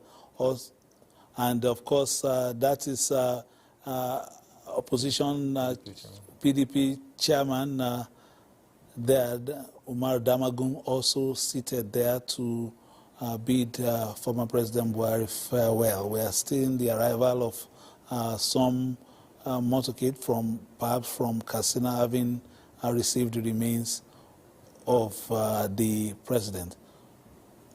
So it seems as if the motorcade from Katsina is arriving Daura now. So very shortly, we shall, of course, hand you over to our commentary team in Daura to continue the proceedings. But I will be waiting for that as well. My colleagues are on standby as well. Suleiman Konongi, Abdullahi Mustafa, all are standing by in Daura to give us blow-by-blow account of what is happening right there. But you just spoke about the issue of appointment, and then, of course, Dr. Kinishi just spoke about, his natural humor. There was an event where he was addressing the soldier that was much taller than him. Of course, the former president was well above 6 feet, but this soldier towered above him, and then he craned his neck as if his neck was paining him, and the entire hall was in fits because he was just using that to demonstrate the fact that he saw someone who was much taller than himself. He had these, moments of dry wit, and sometimes even directed at himself, and that, resonated with a lot of people who believed in his kind of, administration. Moving on, how do we begin to, cultivate this kind of leadership style, which is on, you know what to expect from your leader. You know by his antecedents, and, you know what is on the cover of the book is what is inside the book, as against, some of these compromises we see just for photo ops, and then when you take this on the saddle of leadership, the mantra, takes another turn entirely. We've seen that, the different color or faces of politicians before and after elections. Dr. Sanusi. For me, I think just like we have a Yaradua Center, I think we need to institutionalize the memory of the president by opening, a center that would document his life and times, his values, his principles, what he stood for, what was his take on different aspects of life for people that would want to learn more about him. This doesn't need to be just also a physical place. It could also be online, so that the younger ones, can also benefit from it. Doctor mentioned earlier that now maybe we would have to now put together all of those people that had written about him in the past, so that we have a repository, for those that want to, benefit. So I think that's important, to do. He didn't end up building a library like most former presidents do in the U.S., and as former President Obasanjo did as well. Maybe that's something that is worth considering as well. But what's important is that he has led a very good life, by example. There is a complete, definition of leadership by example, and servant leadership, selfless leadership. Sometimes you hear people saying, Buhari was a selfish man. He only liked himself. I've heard commentaries like that. But then you'd realize, just like we discussed off camera, the people that are doing the right things are those that are defined as being difficult or selfish or whatever. And also, maybe some people would, from what I see, from my analysis of his life, for somebody that has seen the good, the bad, the ugly of Nigeria, that has fought to keep this country together, that has mingled with, all kinds of people from all walks of life, understands Nigeria very well, knows this is his own trajectory and this is light, and for other people, darkness. Maybe it was a strategy for him to stay aloof, because you reported that somebody said, reported that he was aloof. No, maybe it was a strategy, knowing what, he knows about Nigerians, and knowing that this is him, he can't deviate from this. Sometimes maybe it's a strategy to just remain aloof and just keep looking and remain silent, All right, just in your picture there, just while Dr. Sanusi was speaking, we saw the Minister of Information, Mohammed Idris Malagi, arriving the venue. That means, of course, many of the dignitaries who are at the airport, international airport in Katsina, are now in Daura. We are seeing the defense chiefs, Chief of Army Staff there, Lieutenant General Musa there, and other defense chiefs arriving the venue.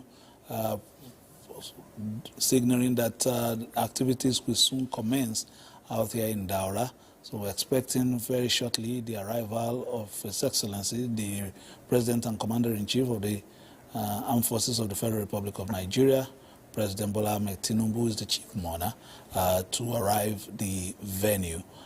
And of course, the state governors as well from different parts of the country also arriving at the venue, and that's just outside the compound of the former president. Let's take in the ambience of Daura right now and just have a feel of what is happening right there on ground in Daura. Host, their counterpart and host governor, Umaru Duko at the government house, Katsina, from where they moved to the Umaru Musa Adua International Airport, where they received all dignitaries from, even from the neighboring Niger Republic.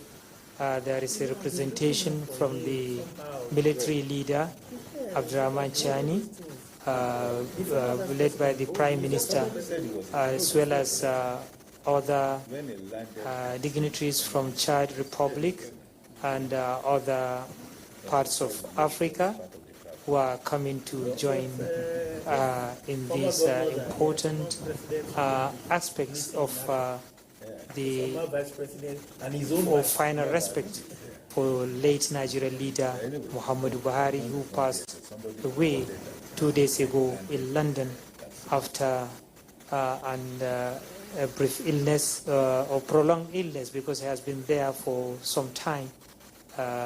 Because some of the people of Daura were concerned that he was not able to celebrate the Eid al-Kabir here, which was a tradition for him. He came even when, as president, Eid al-Kabir was celebrated by him every year in Daura, but they missed him this Salah, and not knowing that they will miss him forever. So that was the statement by one of the mourners at his residence this morning. I can see the Minister of Information, the spokesperson to the federal government, Muhammad Idris, responding to questions while on his way to the because it's on helipad, because I can Twitter. see a number of media representatives who were initially prevented. They were told that they will only be allowed after the remains were brought in. So they are now interviewing the Minister of Information, and that is Alhaji Muhammad Idris.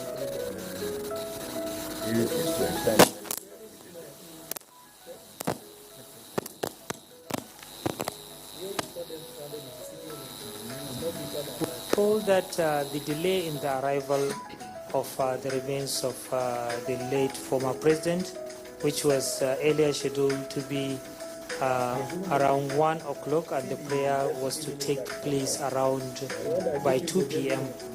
It is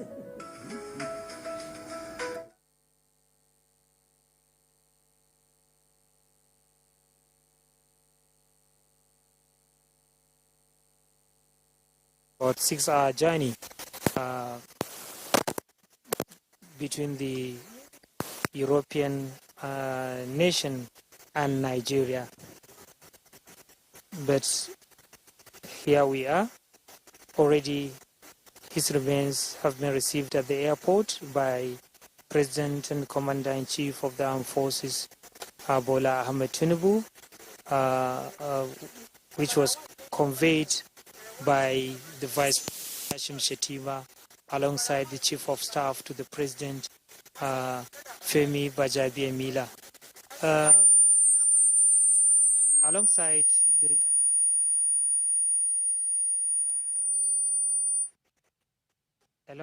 the remains with the family members and the federal government delegation drafted to London by President Bola Tinubu. There was a military parade, which is a tradition for any senior military personnel and a former commander-in-chief of the armed forces. And of course, definitely being a national state funeral to be led by the nation's commander-in-chief of the armed forces. Moment, a large crowd, everybody here is calm, mourning a great loss of a person who Nigerians and people across the world use and still using various beautiful adjectives to describe his life as an individual, as a leader, and as a citizen.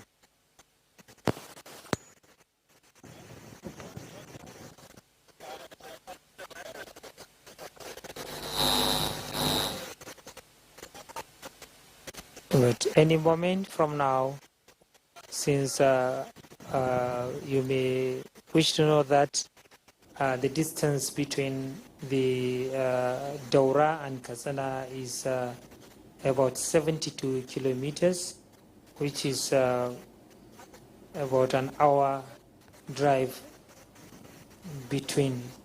But due to the nature of the trip and the large convoys of vehicles, so it may take longer time, because from the time the remains left the airport is more than an hour now, and that the Umar Musa Yar'Adua International Airport is just very close to the Katsina Daura highway, so it's really not too far or not very not short as well, but delayed by the crowd and the long motorcade conveying the remains, and of course the president and other dignitaries who are coming to take part in the funeral rites, which will be the final, the last aspects of this state funeral for the former leader Muhammadu Buhari, and after the prayers he'll be laid to rest inside his residence here in Daura, Katsina State.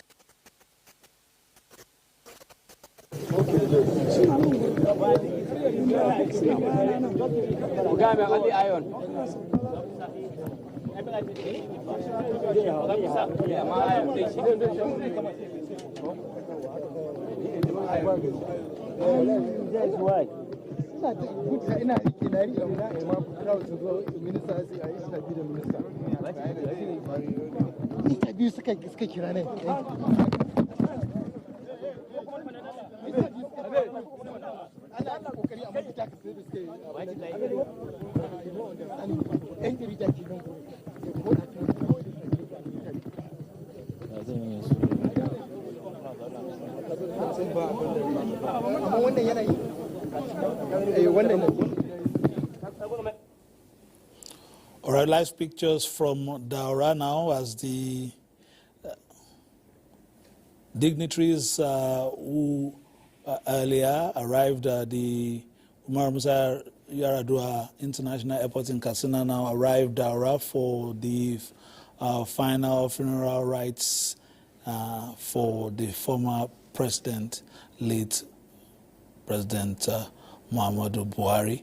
We're seeing different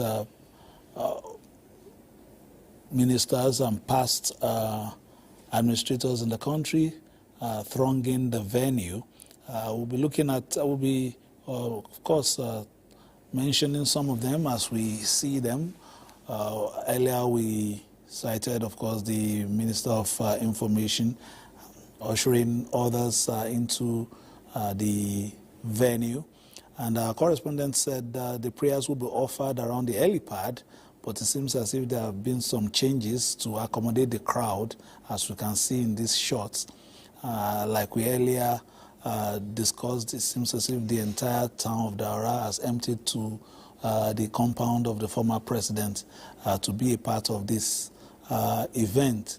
And we can see there, of course, so many visitors to Daura today, a lot of leaders from the north, many of the eminent emirs already there, spiritual leaders, former administrators, talking about state governors, military administrators, current governors as well.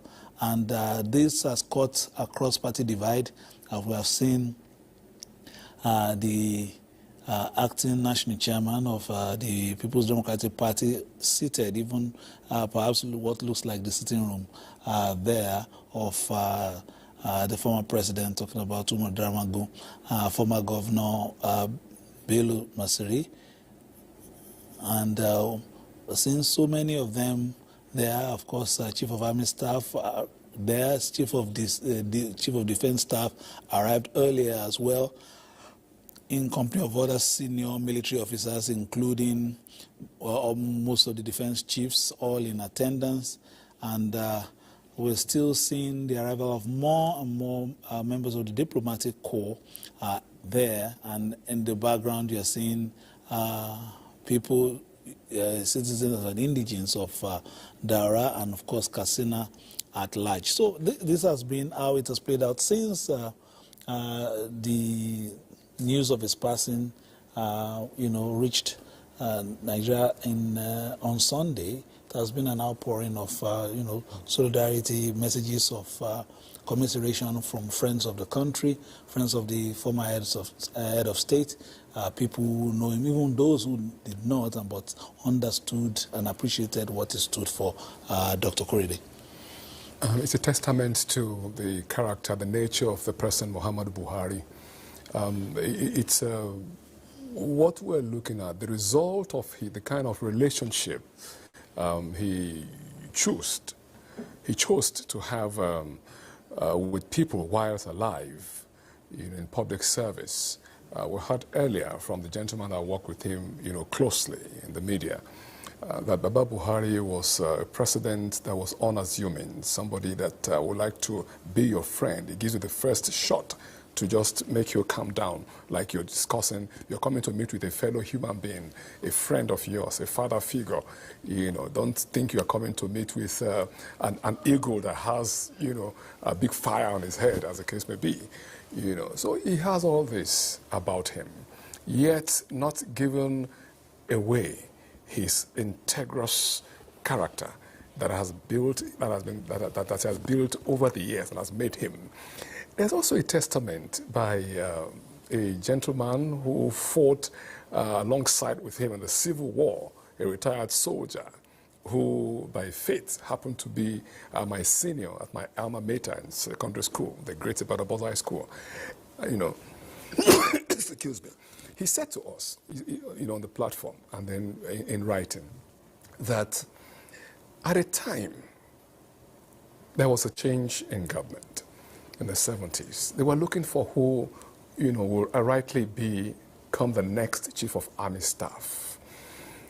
Those who are the authorities, those who are in charge of that operation, suggested a Muhammadu Buhari to become the Chief of Army Staff because of his uprightness, because of his frugality, because of his integrity, because of his commitment and dedication to service.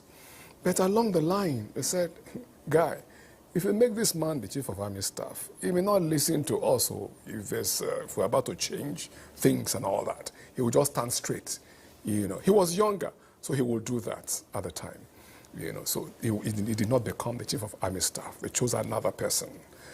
A time came, another coup occurred, which he did not participate in.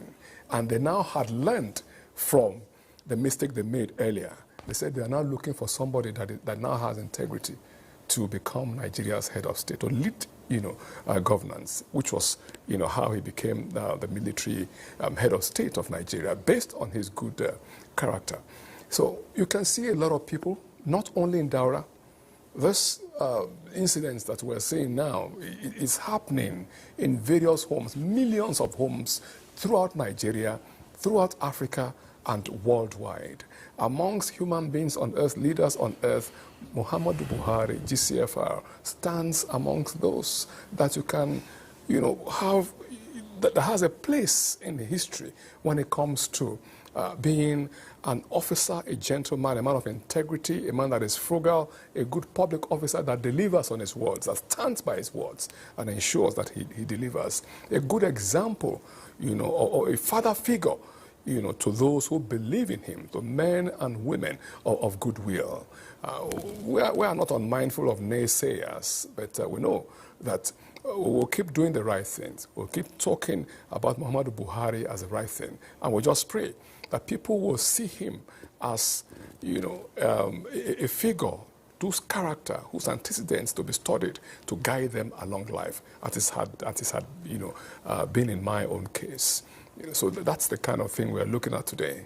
All right. Very shortly, of course, we are expecting we'll get to the climax of today's activity very shortly as we continue to witness, of course, the movement of the VIPs and our international guests are there in Daura.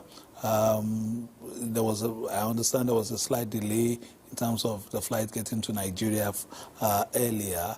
That perhaps, will be the cause of the fact while we were expecting this to begin at 2 for our viewers. Of course, the remains arrived earlier, about 3 o'clock, just before 3 o'clock in the Umaru Musa Yar'Adua International Airport in Katsina, and has since proceeded for Daura. We're expecting the arrival in the next couple of minutes, since we have seen the arrival of the presidential delegation already, and some of the VIPs we earlier saw at the airport.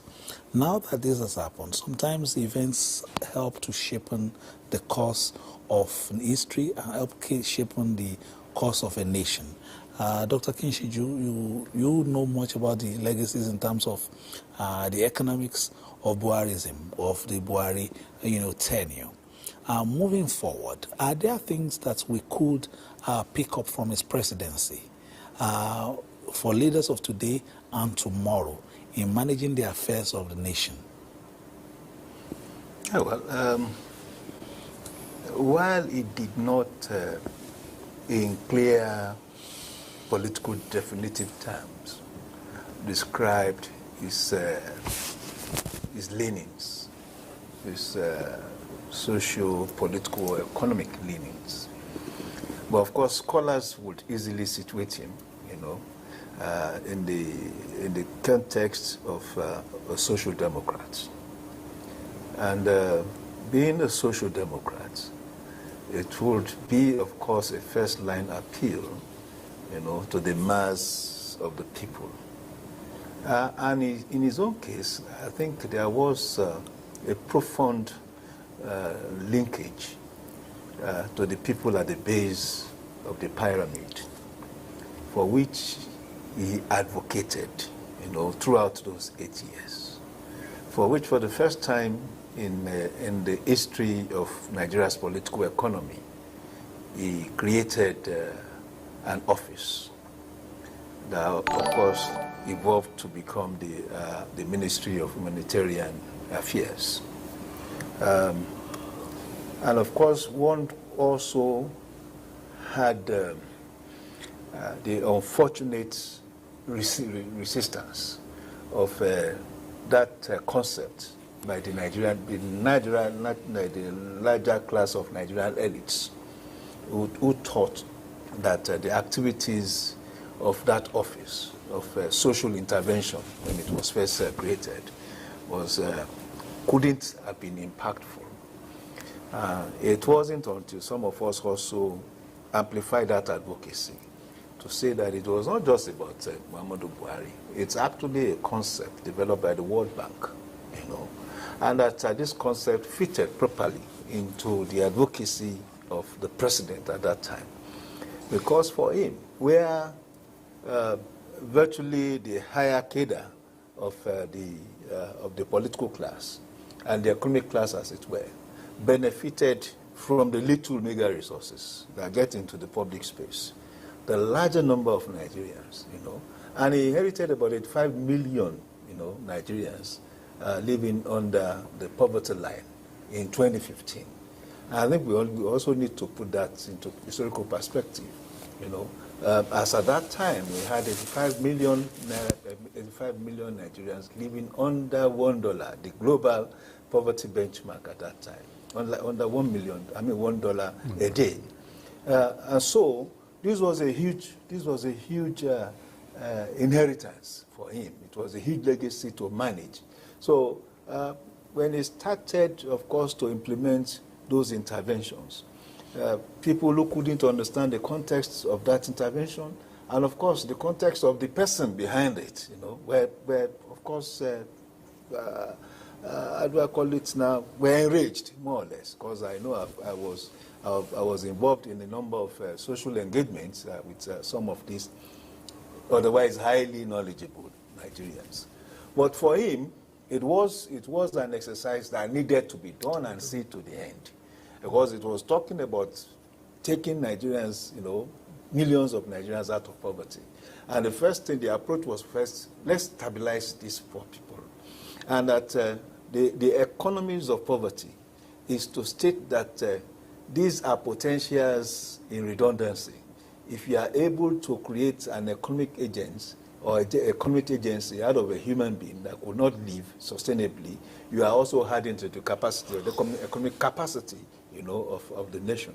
So I think the burden of poverty is still a major challenge for the Nigerian states, and there is still a need, to have focused programs, focused policies to circle out large numbers, of people in the poverty circles in Nigeria.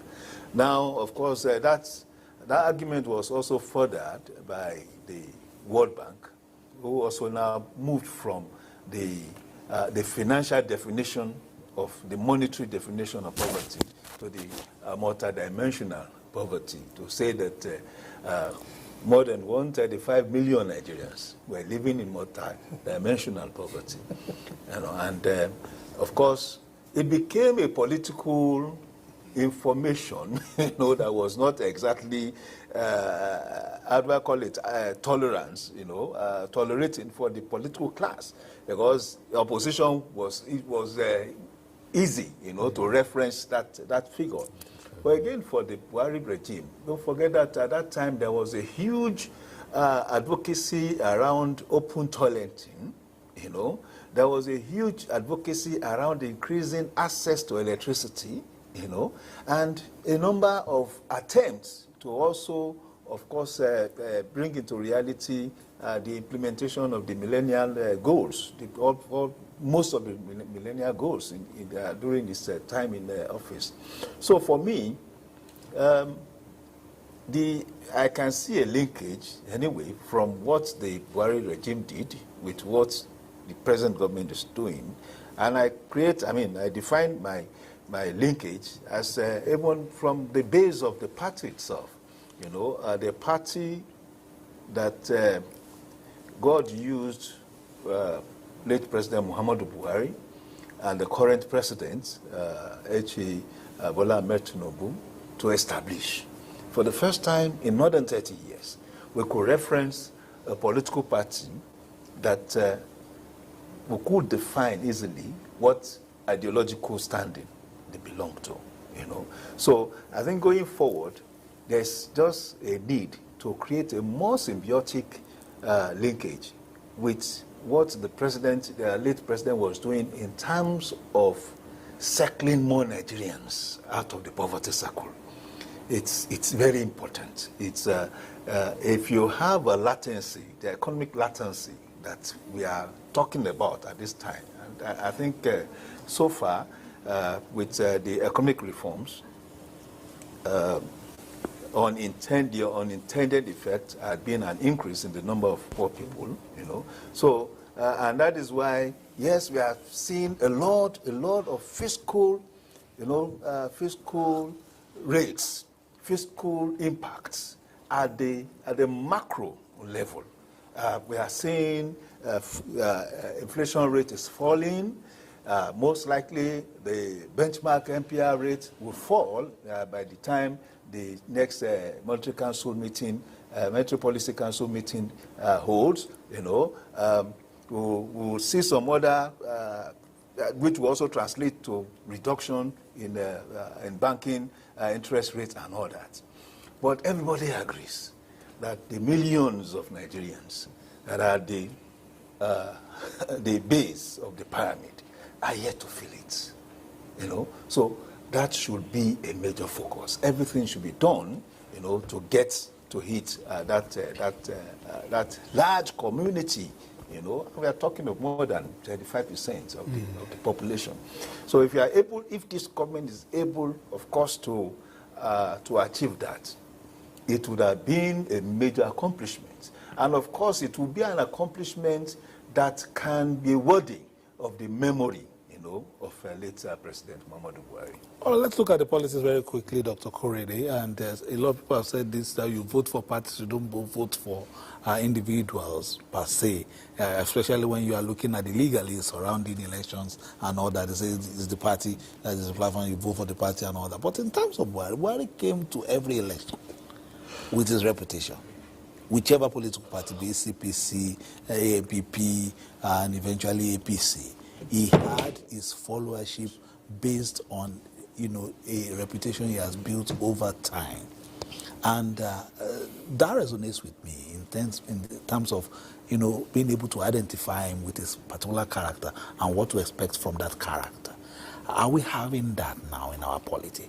Especially, it's not a reputation built at the national level. It was built from his service in the military to the, positions he held while he was rising through the ranks. Are we having that now? And will Nigerians queue behind such characters now as we, continue in our democratic journey? That brings to mind the principle of party supremacy. Yes, the parties are the ones being voted for in every election, the political parties, officially by INEC. You vote for the party. Actually, you thumbprint for the party, not for the individual. But the party in itself, the owners of the party, the powers that be within the party, the management of the party, will look at personalities that has a history of good leadership, that has a good history of followership, those that will be the winning card for them. The personalities of these two amiable gentlemen, Muhammadu Buhari, GCFR, now late, and the incumbent President Bola Ahmed Tinubu, had built, political values for themselves over the decades. So irrespective of the political party they are representing or they are campaigning upon, they will always win any election whilst alive. So I don't want to say that their personalities, their persona, towers over the party, with due respect to what we have agreed to allow party supremacy, to take over our administration of politics, by INEC's council, to political parties. And this is how, you don't find people who will come into a party, spend all the monies and then ask the executives to park to one side while they rule over the party. There is party supremacy in Nigeria, despite the fact that our individuals, those candidates, are the ones that would have gotten, a good history, of good quality in terms of integrity, good governance, to ensure that when they become the candidate, they have the capacity to democratically win such elections for the party. All right. Ms. Festus, you listened to what Dr. Korede was saying just now. We saw a movement, in 2015, what everybody now calls a coalition. They called it a merger in 2015, in 2013, moved into 2014, and then eventually contested in 2015. AMPP, CPC, APC, and an element of APGA being a part of that contraption. Now that we have, this meeting of minds, and we're seeing some of them now, still coming up based on their, yes, it was a merger, but we still see elements of those parties, in terms of their outlook to governance. We had people in the CPC bloc in that government, people of the APC extraction in the government, AMPP, as well as APGA. What have we learned from that? Were they able to, under his supervision and during his presidency, were they able to fulfill their promises? Or what Nigerians were looking for in 2015? Why that was such a popular platform? Yes, like I said earlier, that when the president was elected, now late President Muhammadu Buhari, the expectation was high. People felt that indiscipline, corruption, and some other things were at the height of it. That if nothing is done, Nigeria was going to crash. Now, when he came, the body language thing we talked about, you could notice that for the first 3, 4, 5 months, things were right. And we started talking about body language. What that tells you is that we know how to do what is right. But for some reasons, for some benefit that we get from what is wrong, we refuse to do what is right. Now, normally, you are a Nigerian, and I wouldn't want to say that, but we also need to tell ourselves the truth. Whenever there is any system that is meant to check corruption, you will see people investing money on how to circumvent that system, spending so much money on how to, okay, this one just came. They said that one is very strong now. You cannot enter NTA now. If you are not a staff, if you don't have a card, if you don't have something that will make you enter, somebody will bring out millions of naira to see how they can circumvent that particular structure that has been put in place. So after about 6 months, for the first 6 months, people were studying how do we circumvent this man that is Megaskia, that's the man that does everything right. They were now also looking for how to infiltrate those that were appointed and those that were close to him. We started seeing things like snakes swallowing money and some other things in the country. But the thing is, as far as Buhari was there at that time, from what we saw, those CPC voices, ANPP, APGA, and some other people, they were silent. Once Buhari is there, Buhari is there. It was about Nigeria. But whenever they want to discuss things at the regional level, we will not be able to say, okay, Dr. Korede here is light skin, I'm dark skin, let us do. By the time we come to Fisayo is talking to every one of us as panelists, and nobody is light skin, nobody has another color. So while he was holding sway as the president of this country, those were also voices. And don't forget that first 2 years, governance. Every other thing is next politics. So immediately that politics comes, you discover that those other smaller voices will begin to speak out more, because politics is very local. What we have in Abuja here is not politics, except if you are from FCT. Yeah. What we have here is people coming from those regions. So when the noise, the CPC block, the ANPP block, the ACN and the APGA, a part of it, when they want to get the next power, you begin to see voices coming. After all, you were not there. After all, you were not this. After all, you were not this. But Buhari tried as a president to be able to unite. But you can never, I would say, you cannot silence these voices, because they came together as a coalition that we are calling them now. Then it was a merger to form the government. But when they go back, there are still places like, I'm from Delta State, or up until very recently, they will tell you that go and sleep. Delta is PDP, and nothing can be done. So if that PDP should come into a coalition, when we go back to Delta, the PDP's voice will be louder than any other coalition that you'll be hearing. But as far as we're coming to Abuja, the one united front will be louder. So Buhari tried as much as possible to create that one Nigeria image. But going back to the states, because politics is local, we see how those voices that were echoing. I'm coming back to you, sir, but let me just take Dr. Sanusi on this. You know, the former coordinating minister of the economy, Dr. Ngozi Okonjo, while I was head of WTO right now, World Trade Organization, mentioned that when you fight corruption, corruption fights back. And we continue to see that play. Is it a flaw in our administrative process when even when you come with good intentions, there are people, there are so-called some cabal, some whatever contraption you want to call it, just staying there waiting to make sure that you score an own goal? Well, good intentions alone do not curb corruption. You need to put structures in place. You need to, introduce technology. You need to study, do your research, study the system, understand where the loopholes are, and where you need to replace, manual, services or services provided by human beings. If it's going to be better to use machines or, technology, you do it. And then you have mechanisms, to check at every point. A Buhari is required, right, at the helm for corruption to dissipate. But then him alone cannot do it without having all of these structures in place. I remember when he just came in, some people started returning money, some people were running away, going on exile. People just thought it was going to be like it was in 1983.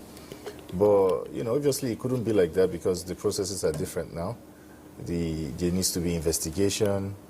You need to be found culpable. You need to go to court. The court needs to do their bit.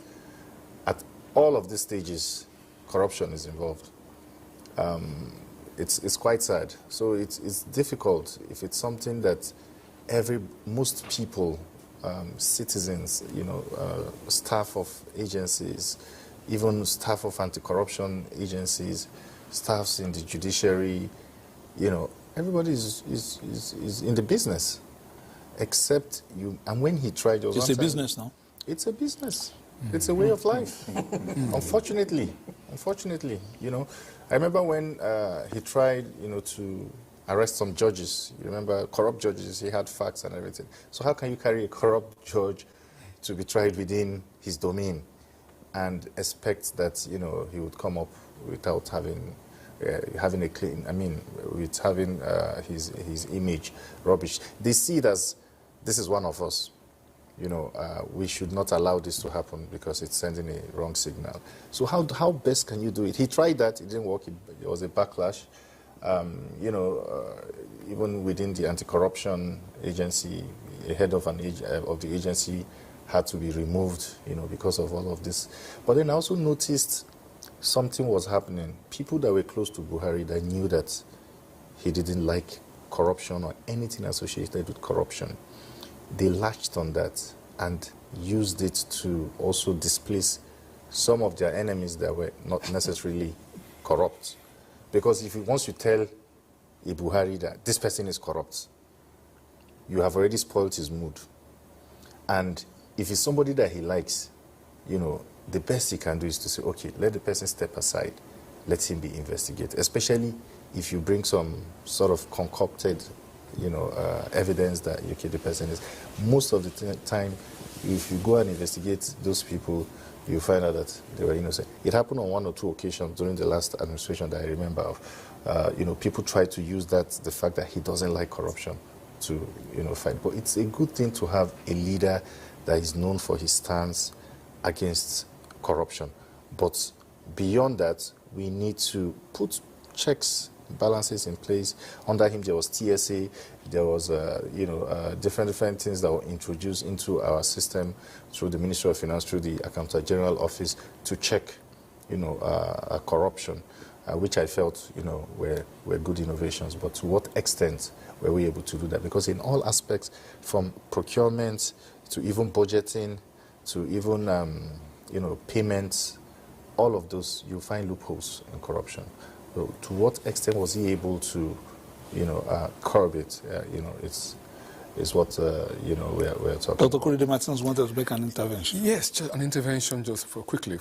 Yeah, there was an advocacy, subtle advocacy, with respect to the imperative of the government looking through ensuring that the macroeconomics that we've been developing over time actually comes micro, that is for people to now benefit, at the grassroots, from policies of government. And this speaks to, the vision of Mr. President Bola Ahmed Tinubu, GCFR, at the speech at the National Assembly, the second tenure. It's 2 years anniversary, second anniversary. The second anniversary as president. And he said that, yes, the first 2 years we've addressed macroeconomics, we're seeing.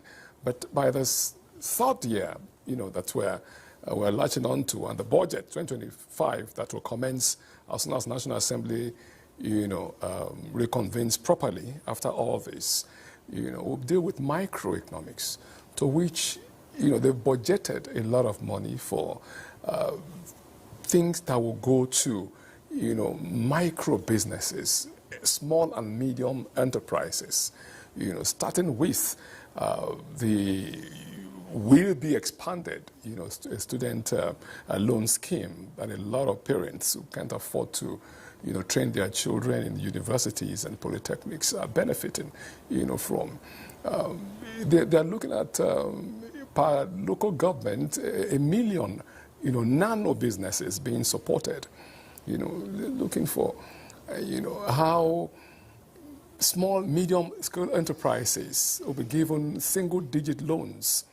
And at the larger scale, if you're a manufacturer and you have, excuse me, you own a factory that is verifiable and you want to resuscitate your factory. Once they found out that you truly, running this business, you need money. 1 billion naira will be available through Central Bank of Nigeria to do this single-digit, credit for you. So all these are embedded in this 2025, budget that is oncoming. So we're trusting that once National Assembly reconvenes properly after all these national programs, the life of the 2025 budget will take effect, and all this will be.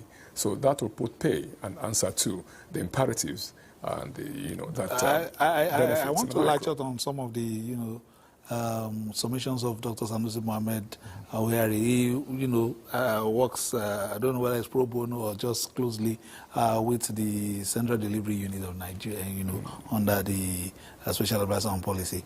And, there's concept and there's the implementation of that policy. And that's where sometimes the human interface fails in terms of, making sure that this gets there. For instance, let's look at the issue of removal of subsidy and the windfall that has come at the state level, to just start with that. Sometimes almost triple some of the monies that they've collected, more than double in some cases, in some months.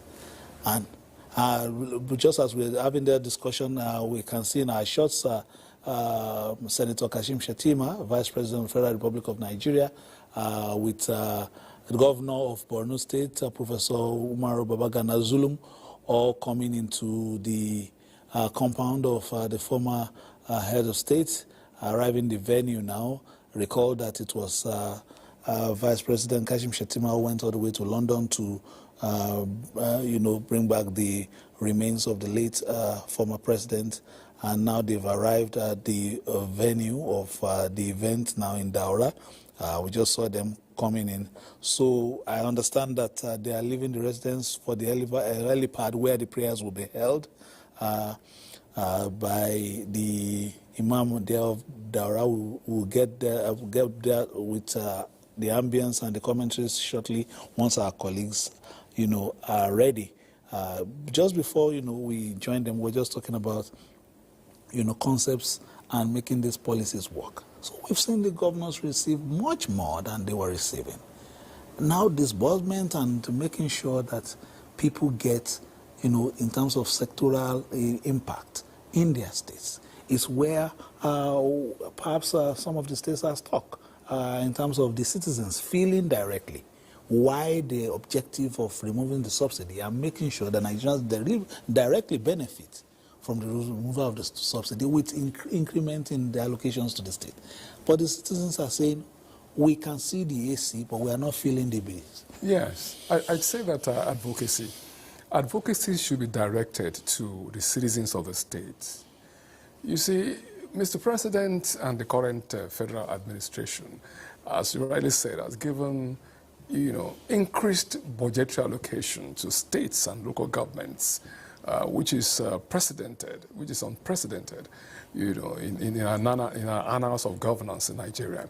So civil society organizations, advocates and all that should encourage citizens of each state to ask their governors questions, to write letters, to go ahead with subtle campaigns, to demand for how these monies are being spent every 30 days. They come to the Federal Ministry of Finance, and the 1.6, 1.5, 1.7 trillion naira is shared between the three tiers of government, and governors go away with tens of billions of naira per state, and local governments get theirs directly. So people need to direct advocacies towards that. The federal government is doing what they could in terms of providing infrastructure and promised that, we'll go into actually ensuring that citizens benefit.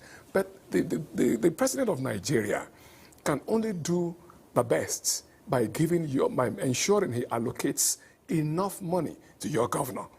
And it's the duty and responsibility of your governor and his cabinet to ensure that that translates into assisting, the citizenry. After all, there cannot be a federal government without local government and states. Nigeria is made up of the 774 local governments and FCT and the states. Federal government is not, geographically Nigeria. The geographical expression of Nigeria are the 774 local governments are embedded in states, that is the states and the FCT. So, and we have governors who are educated, governors who are experienced, governors that are voted for by the people. So our advocacy should go to the people of each state to make demands of their excellencies, for them to bring to account what they are doing with these monies they are receiving from the government of Bola Ahmed Tinubu GCFR every month.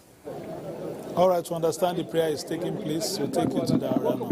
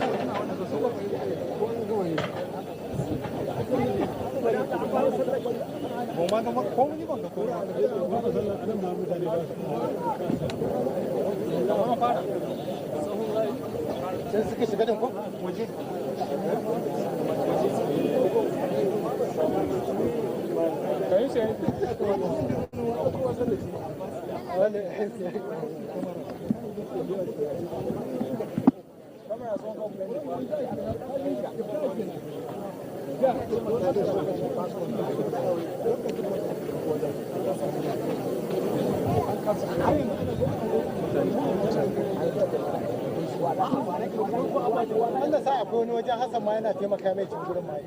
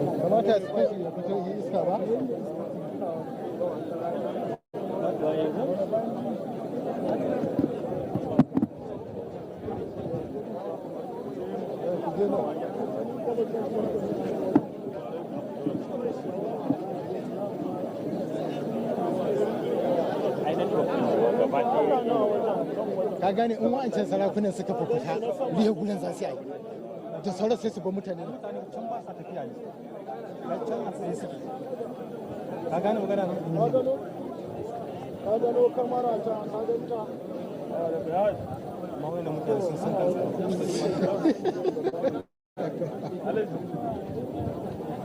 yau kuna ina ai ni ne ba wace a cikin sai kike wasu ko ayo ya shiru ya je ai sallai ina ga ma fada nan kamar na an sa mu cikin helifat amma kuma duka ba abin da wanda ya sa abin da yake a waje ka zo karfe 5 Allah ka ga maka yan jarida su kansu ba za su iya baka labari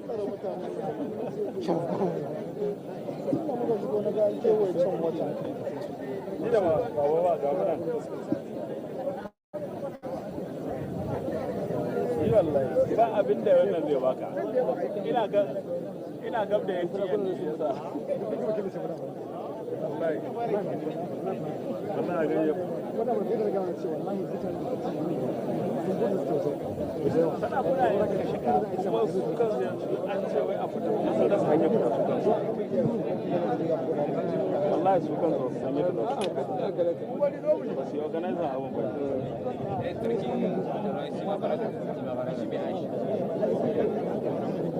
ya tuta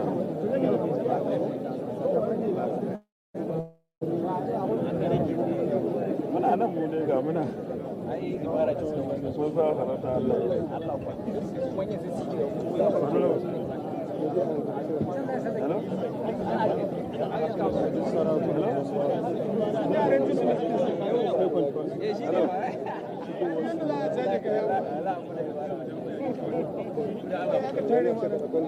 ai ba wannan bane wannan nan cikin da ake na cikin wancan ai da shigo ga nan ku kashi aka wannan shigo wannan assalamu alaikum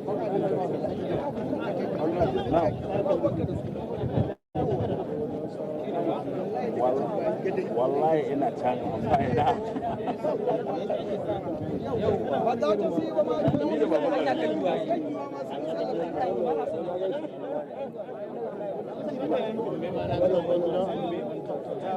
wannan gwamna abin da wajen ba mu tare abin ne kawai Allah da hankali ai yanzu ba ya sallafo da duwan yi yanzu kun za ku daga gaya mana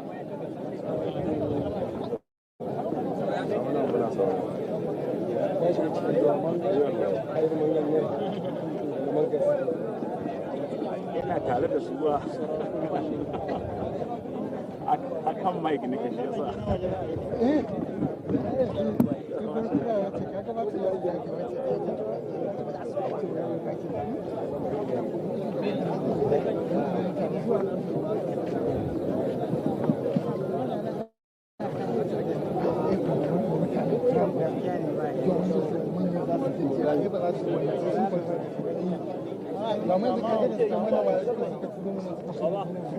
Baba, ai sallar ne? Za a fara ne. Sallar za a yi a can waje?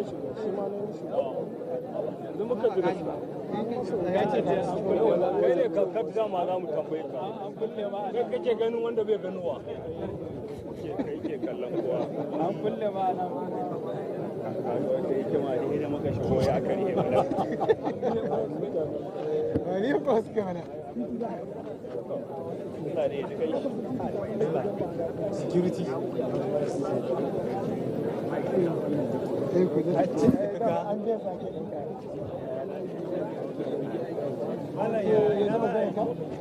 Yana kallon TV sai ji magana ba a yi ba. Kuna take.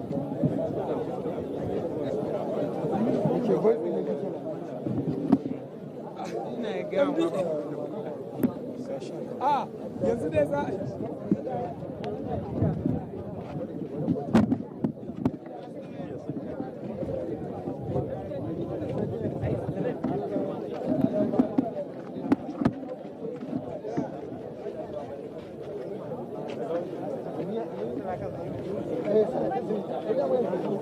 Ana yin sallah mutum sai waje, ba sa sahun.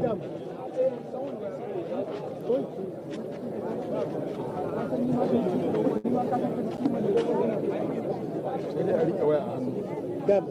dama na sani a yan karama ce ne na toma da ita dama ajiye abuna ne na to da wata kagaci layi ne kawai zan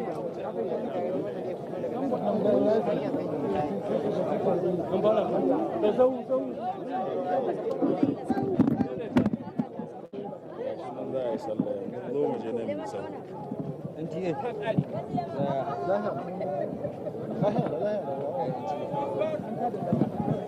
an fara ne amma ni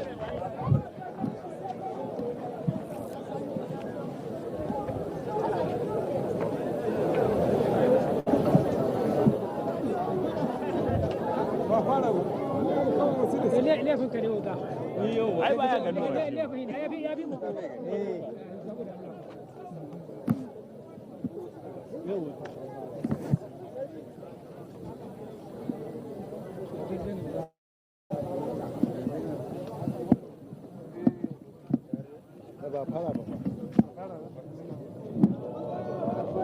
الله أكبر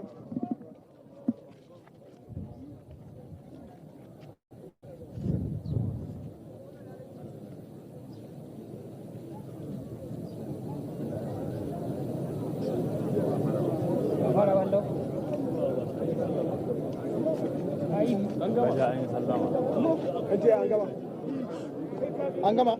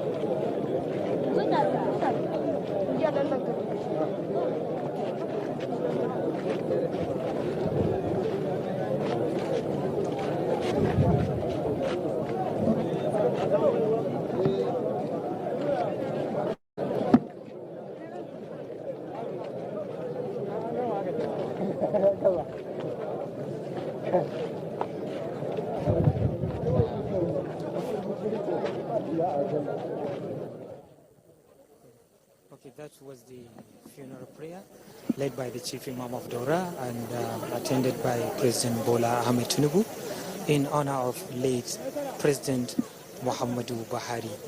And the place was, the helipad was too full that the funeral had to be conducted outside and with the remains inside the because of the there.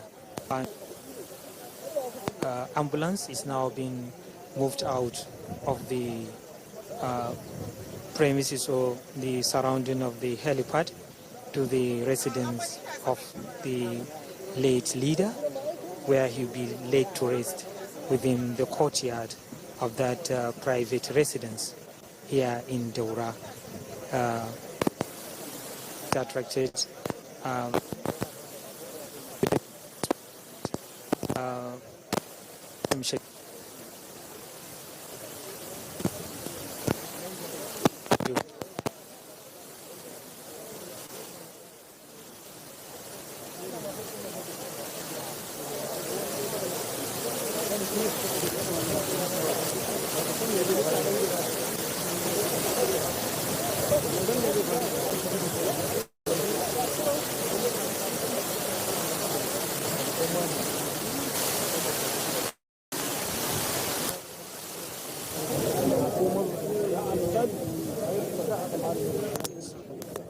where he lived.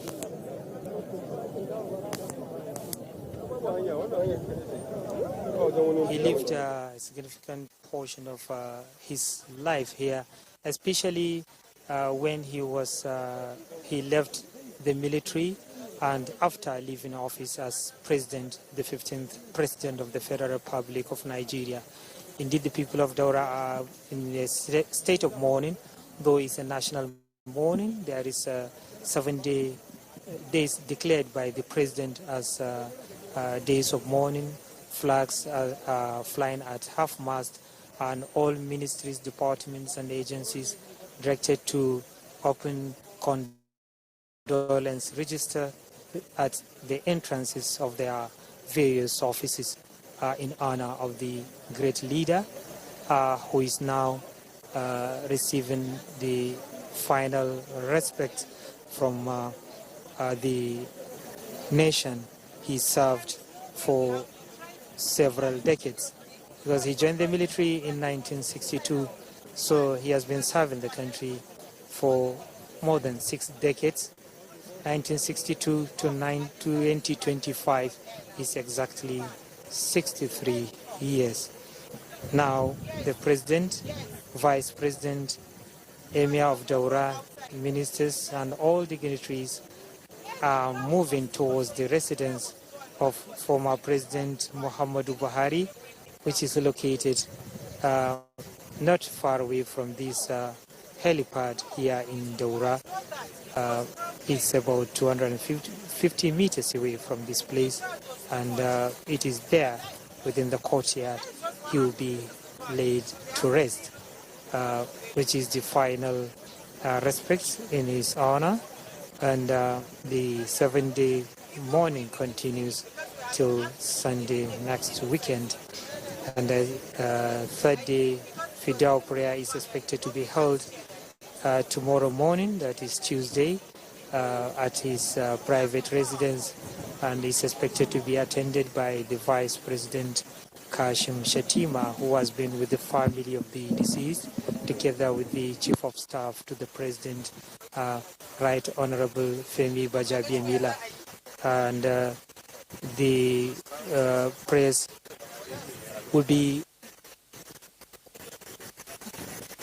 is part of the morning,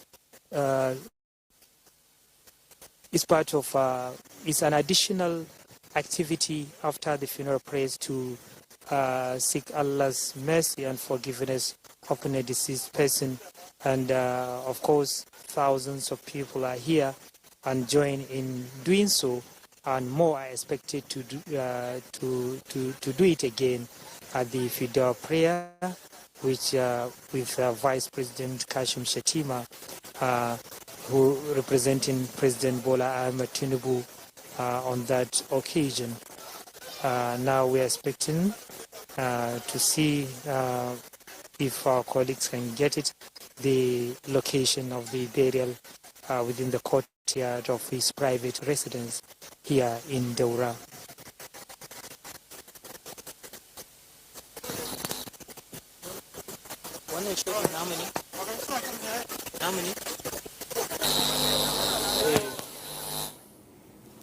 Lots of off records, man. Lots. Sure. The prayers have been concluded as supervised by the chief imam there, and then of course the Emir of Daura present also, President Bola Ahmed Tinubu, Vice President Kashim Shettima, all witnessed the prayer, and now the movement is to the family compound of the late president, and where he will be buried at his courtyard. We're seeing shots of his final resting place on your left there. That's where the remains are being awaited by members of his family, close associates, as well as dignitaries who have come to witness the exercise. Sometimes religion humbles you. After traversing the whole world, you come back and then you see the final resting place, then you know that man is just on a journey. Yes. Dr. Sanusi. Yes, as a matter of fact, I think, this is deliberate.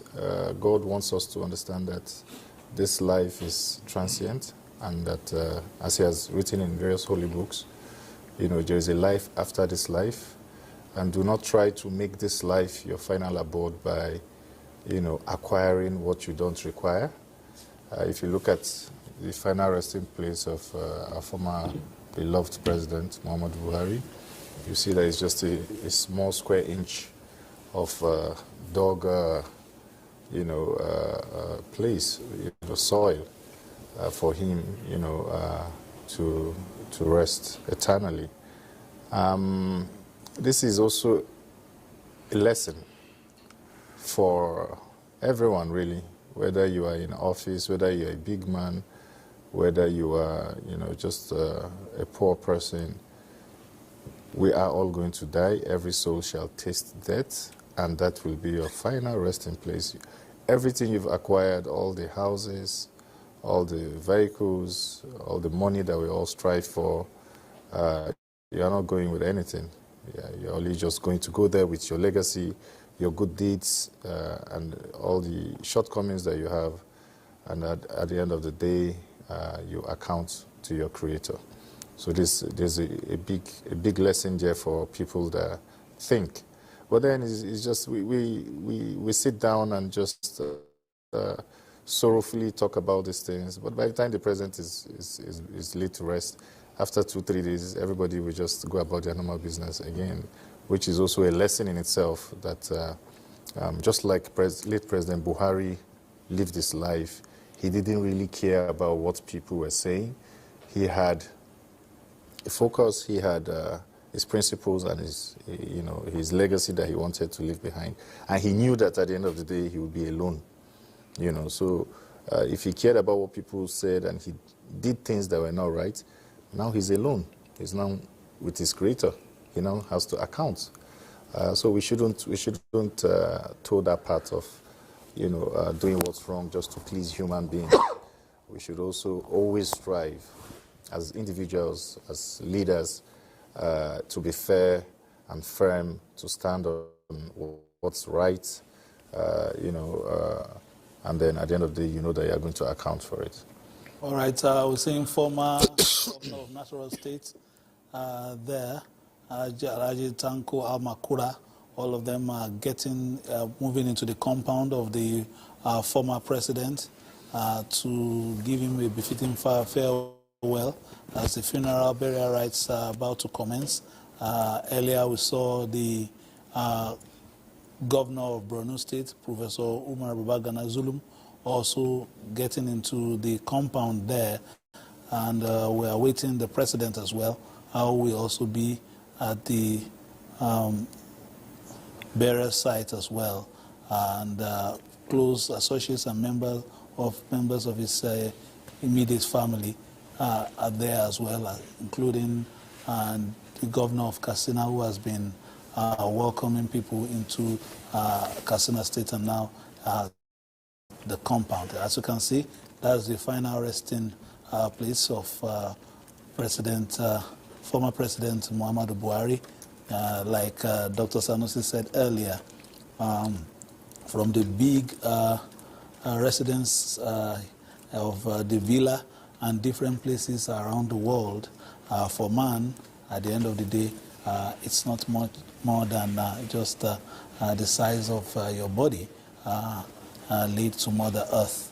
And politicians there as well will know that what remains of the dearly departed president are his works and the mark he left on the various places he worked and people he impacted upon.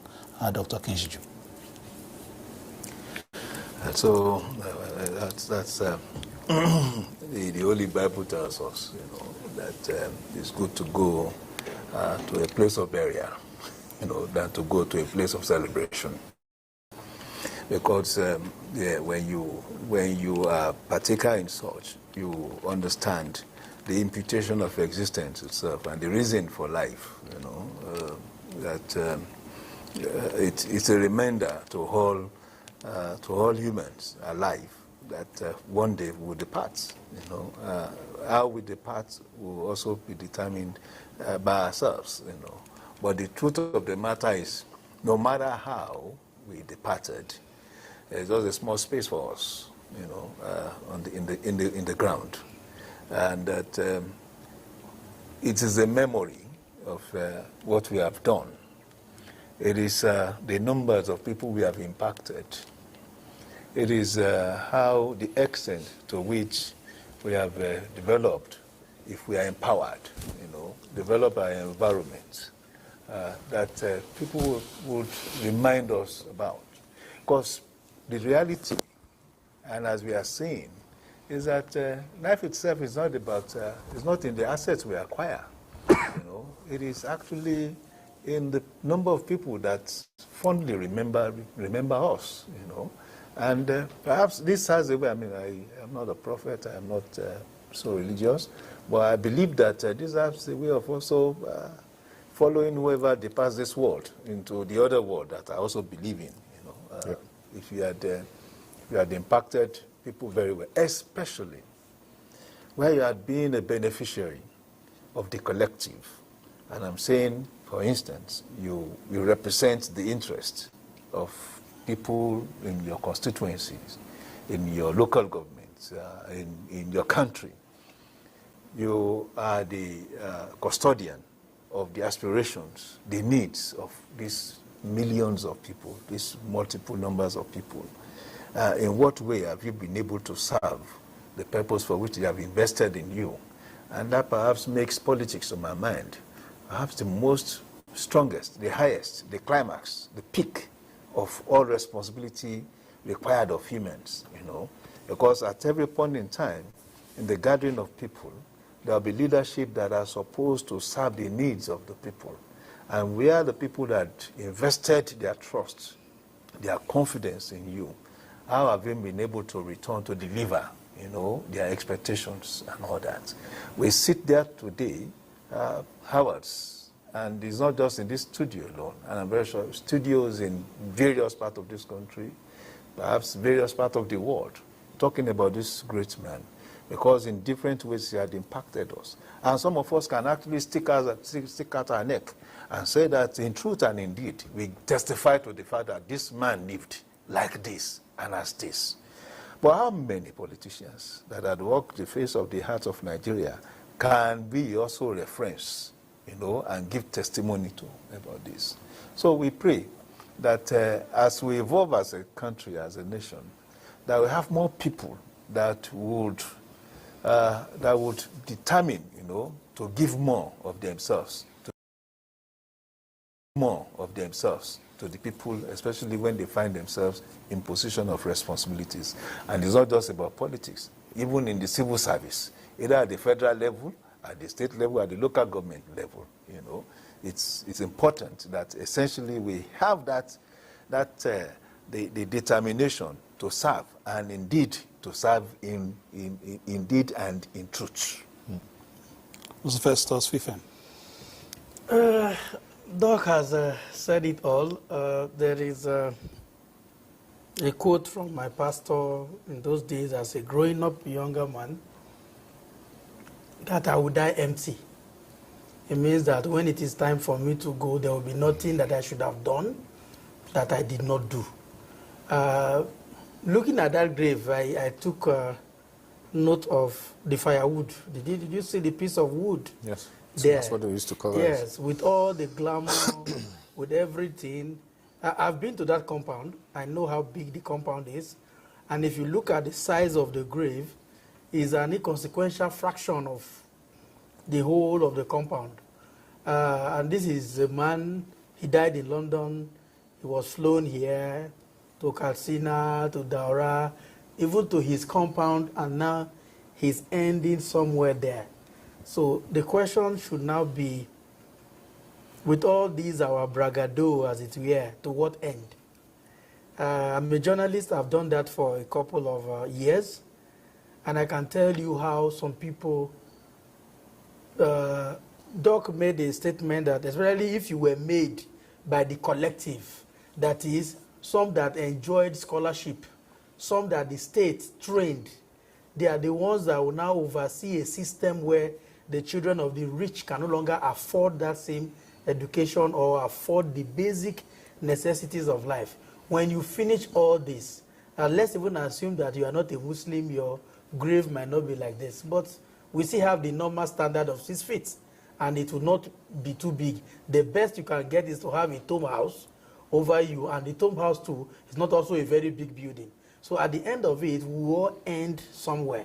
So now that we are alive, to those that are serving, to those that are reporting, to those that are holding one position or the other, you will either be remembered by the problems you created or the ones that you solve. So it is a time for us to look inward, look at ourselves, look at the positions that we have been given in the past, how we used it, look at the position that we are currently occupying, and for some of us that are also aspiring to have positions, what will you do when you eventually get there? Dr. Ruben Abati, I remember he wrote something when he left with President Jonathan. He said, the phones are no longer ringing. Meaning that when you leave that position, this your larger-than-life attitude, thinking that you have everything, thinking that you are in control of everything, will no longer be there. And at the end of the day, it will just be you, what you have done, and that little grave where you will end. And for those of us that believe in the life hereafter, you also account to your Creator how you spent your time. So it's actually a time of sober reflection, not for the dead anymore, because he is done with his own. It's for those of us that are still left, and nobody's going to leave this world alive. I remember a colleague that wrote part of the tribute he wrote for President Buhari. He said, oh, you have gotten there. The rest of us are on the way. We are coming. And somebody said, why would you write something like that? He said, for each day you wake up, you sleep, you wake up, you are getting closer to your grave. And that is the truth. So whatever privileged position you have, the power that you have, make a difference while you still can make that difference. I don't like this part. As a journalist, when you interview people that have occupied offices before, you see them talking about some of their regrets, some of the things they were supposed to do. Some of them will even be encouraging the incumbent. This is what you should have done. But we normally ask them, while you were there, why didn't you do it? If you know that this is right, you should have done it while we were there. But give and take is a lesson to every one of us. And we pray that this will also serve as a lesson. The highest position in Nigeria is the position he has occupied, not once, but twice. And he was also a governor and some other positions that he had in this country. So if you can get to the position of the President of the Federal Republic, and at the end, that is where you are buried, no matter who you are in this country, no matter the money you have made in this country, one day you will also go this way, and you'll be remembered by the legacies that you leave behind. So it's actually a sober time for every one of us. And we hope that those of us that are still breathing can learn from this, not just to participate in talking about Buhari. Buhari has finished his own. It is left for us now to also use the time that we have left, so that when we also leave, people can say good things about us. It might not be in this setting where the world is saying one or two about the president, but in that your little corner, also make sure that you make your impact felt, and that people also celebrate you. Dr. Korede Martins. Yeah, I'd like to say to my brother, not to worry, your appointment is on the way. Thank you very much. Well, the man Muhammadu Buhari, he came, he saw, he has conquered. He has left the stage for you, I, and us, collective. The stage is there for us to continue, act the roles that we are performing. And the end, it doesn't matter, number of decades to come, the end shall still come for this mortal body with time. So what will determine where you end up will be your activities and your relationship with the fellow human beings, what you do actually. So let's make it positive, let's make it goodly, let us make it a rewarding relationship between us and fellow human beings. And by the special grace of the Almighty, the hereafter, positivity, Al-Jannah shall be our portion. All right, Doctor, let's look at, politically. We've been talking of 10 million, 8 million, 10 million, 8 million that he returned in many of, even 12 million, that he returned in many of those elections. Is that movement still on, or is it just about the man? Well, the movement, to a large extent, I'd say, is still on. We cannot say 100% that it's there, because recently you find some actors, try to shift base and form a, quote-unquote coalition. That is the actors in 2015. Some of them, very few though. But with the governance structure of the current administration, the Buhari movement and the Renewed Hope movement, agenda movement, forms now a larger political group, a larger political force that will, pave way to improving upon the political gains and the numeracy of those that voted Muhammadu Buhari. So the movement is still on. It's larger. Positive democratic political force is on. We believe in Buhari, and we're carrying on with Bola Ahmed Tinubu, GCFR. I may have to pose the same question to, Dr. Kinshiju. Do you still believe in that bloc, or are there splinters based on political realities? Of course, there are splinters. We are tracking them. Because the truth is that whatever Buhari does is our heritage. The Buhari movement itself is a political heritage, and some of us that are also politically inclined claim it. We determine that we are part of it. And more consciously is the fact that we have a continuation of that heritage in the present government, federal administration, led by His Excellency President Bola Ahmed Tinubu. And why I say that is because essentially and in profound ways, either so many people agree or not, it is evolving for us to understand the reality of an ideologically driven political environment, which these two people share, So if we describe Buhari as a social democrat, we describe Bola Ahmed Tinubu as a social democrat. And we see a congruence of sorts in the policies they believe in the policy they have conceptualized under different circumstances, but essentially we are seeing that it dovetails to the people. And that's the most important thing. And therefore, if Buhari's immediate objective was to, of course, elevate the economic standing of millions of people that found themselves in the poverty community. And it is also becoming clear, that Tinubu's principal objective is in a bigger way to also elevate this large number of people, onto away from the poverty community. So there's a coalition of thought. And I'm deliberately using the word coalition here because that become perhaps the most popular cliché, as it were, in the Nigerian political lexicon over the last how many weeks.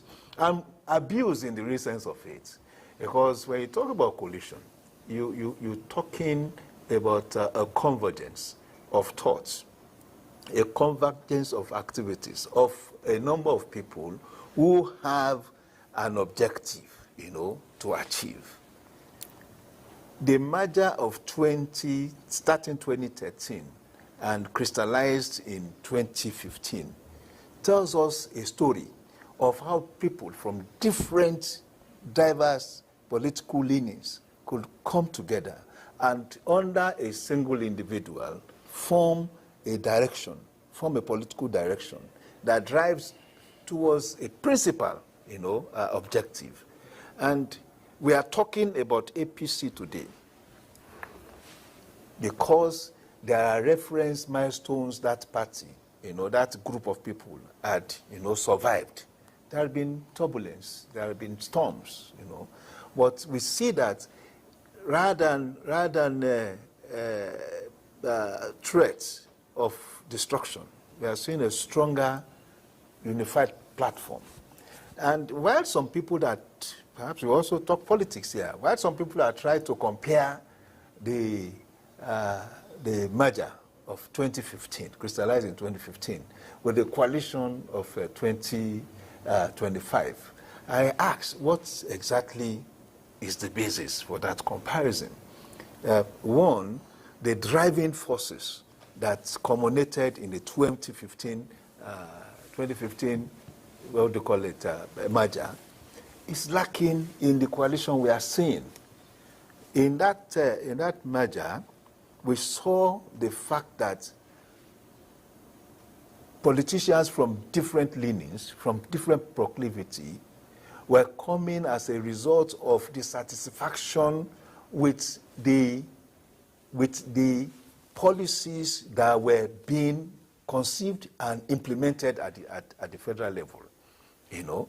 And you saw not just ordinary people who were disgruntled, who could not access power. You saw people who were in power, determined to change things. And perhaps that was why change became, you know, the reference phrase of that era.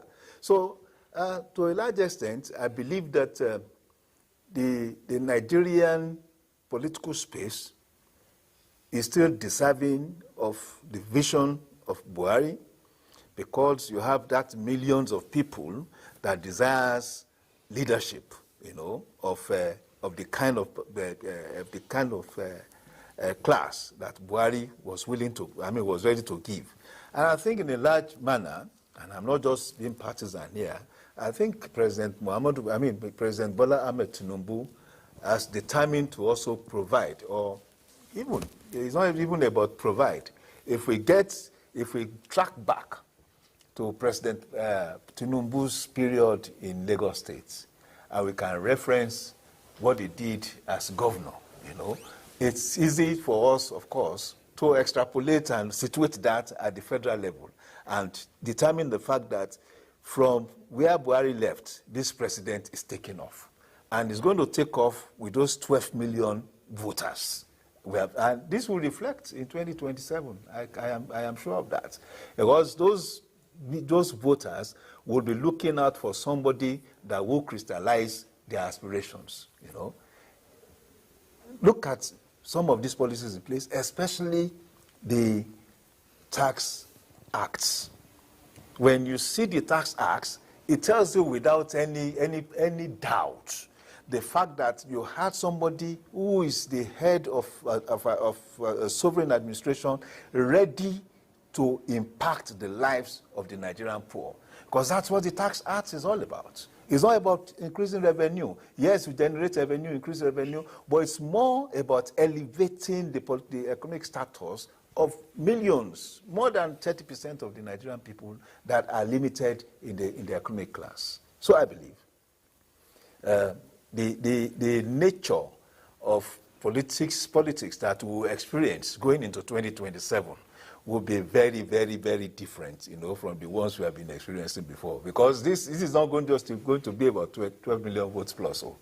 All right, we'll soon we are looking at live pictures from Daura, the streets leading to the residence of the former president of the Federal Republic of Nigeria, late President Muhammadu Buhari. Very shortly, we would give you live pictures from the gravesite as Nigerians and eminent Nigerians, family members enter into the compound. As once we get steady pictures from there, naturally there will be some push and shove as you are getting closer to, you know, the gravesite. We showed you pictures from the gravesite, but very shortly we would be back there once our cameramen get steady shots from there. But this is just the street outside the fence of the house, and then we'll get better pictures shortly.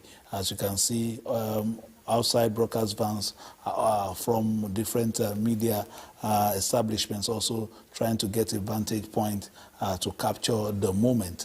While we reflect on this, Doctor, this is just a day, but it is perhaps to reflect on the entire life of a man who has served the nation, in some cases made some controversial comments himself and handled controversial situations, and, you know, but for one thing, he remained steadfast to his beliefs and, you know, in his own way for 8 years, tried to shape the direction of state. As we begin to, you know, round off, and of course, once we get signals and then wrap up the funeral rites, we will also be left with our thoughts of him as the nation bids him farewell. But in terms of public administration, which you are a part of, what are your takeaways from the life he lived and the farewell being given to him by Nigerians? Well, my takeaway is that you need to just generally be a good person. You have to have principles, you have to have integrity, you have to live for something and die for something, and you have to have the understanding that there is a higher calling which everybody should strive to. Ultimately, as Muslims, we believe that we are here to worship our Lord, our Creator, and by so doing, any sphere of life that you find yourself, whether it's public service, whether it's civil service, whether it's just business, your relationship with people and how you project that worship in terms of your relationship is also part of worship. But then let me intervene in the previous question that you asked about this 12 million votes, whether it's now still intact or yes, there are splinters. First of all, God gives power. And General Muhammadu Buhari's consistent 12 million votes, has been a product of hard work over the years. And for me, the way I see it, would have been happy as APC if he were alive in 2027 to come and also raise the hand of President Asiwaju Bola Ahmed Tinubu. It would have made things easier. But for those that were relying on that to happen as a way of cheat, to easy way to win the election, well, President Muhammadu Buhari is no more. But then the God that gives power to whom he wants is still there, and he will remain there forever. So while we go back spiritual to pray to God, to give us that direction, especially in this difficult time that we've lost a colossus and someone that we all converge around, it is also important for us to reflect and use his demise to re-strategize, right? If we're planning, and one of our plans was relying on him, now he's no more. And the votes are there. They are like lost sheep now. It's going to be splinters. We're going to have different people trying to, the coalition, they are trying to grab their share, APC governors, APC stakeholders. It will take a while before we have a figure as General Muhammadu Buhari that will have these 12 million votes. But the votes are there. APC will definitely inherit the bulk of it. But then we need to work hard to get more people from this coalition. We need to prevent our base from falling into the hands of the coalition. Because the truth is, as a politician, I'm not oblivious of the fact that a coalition or a merger that we did back in 2013 that... All right, let's very shortly, we'll get pictures from the family compound and the final resting place. As you can see now, the body is very close now. So we are getting close to, we are getting close now to getting to, lay the remains of the president to rest in his compound. So we are getting close to it now, and very shortly, this would, culminate. So I think there should be some prayers as well before that is done. Perhaps you can give us an idea of what to expect in the next few moments. The main prayer has been done, which is the janaiza.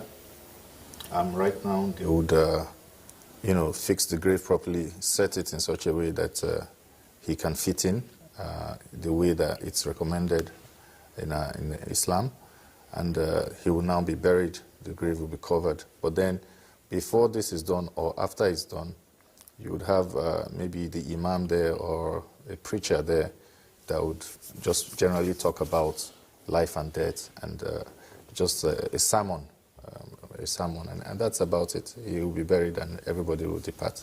And then other people that wish to, give the final respect and just offer some prayers, this is the time to do it. Although this is a continuous thing, but they would continue to do that.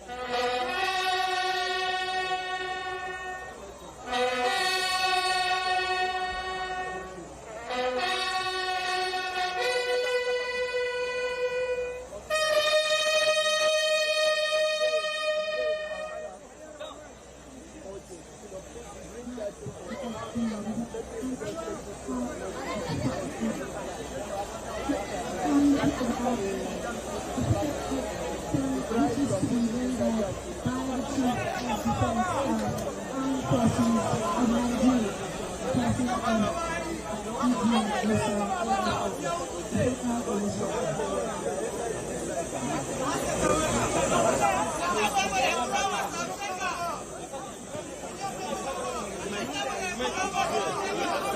is there.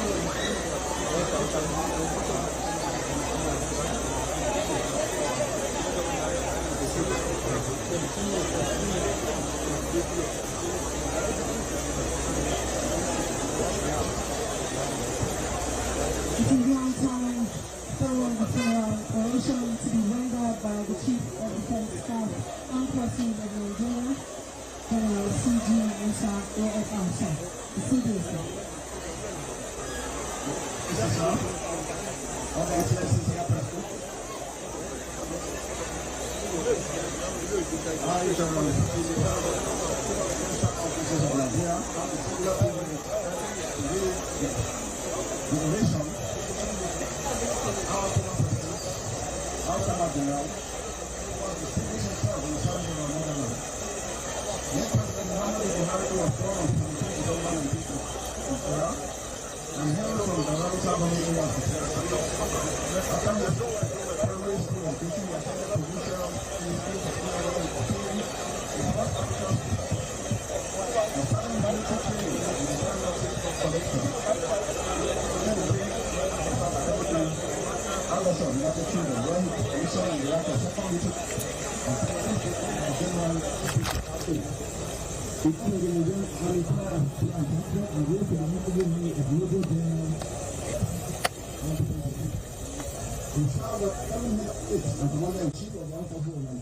We taste it on tomato mix. You can cook any of your customers' favorite meals. No color changing like. It's thick. A little is enough to get your desired quantity.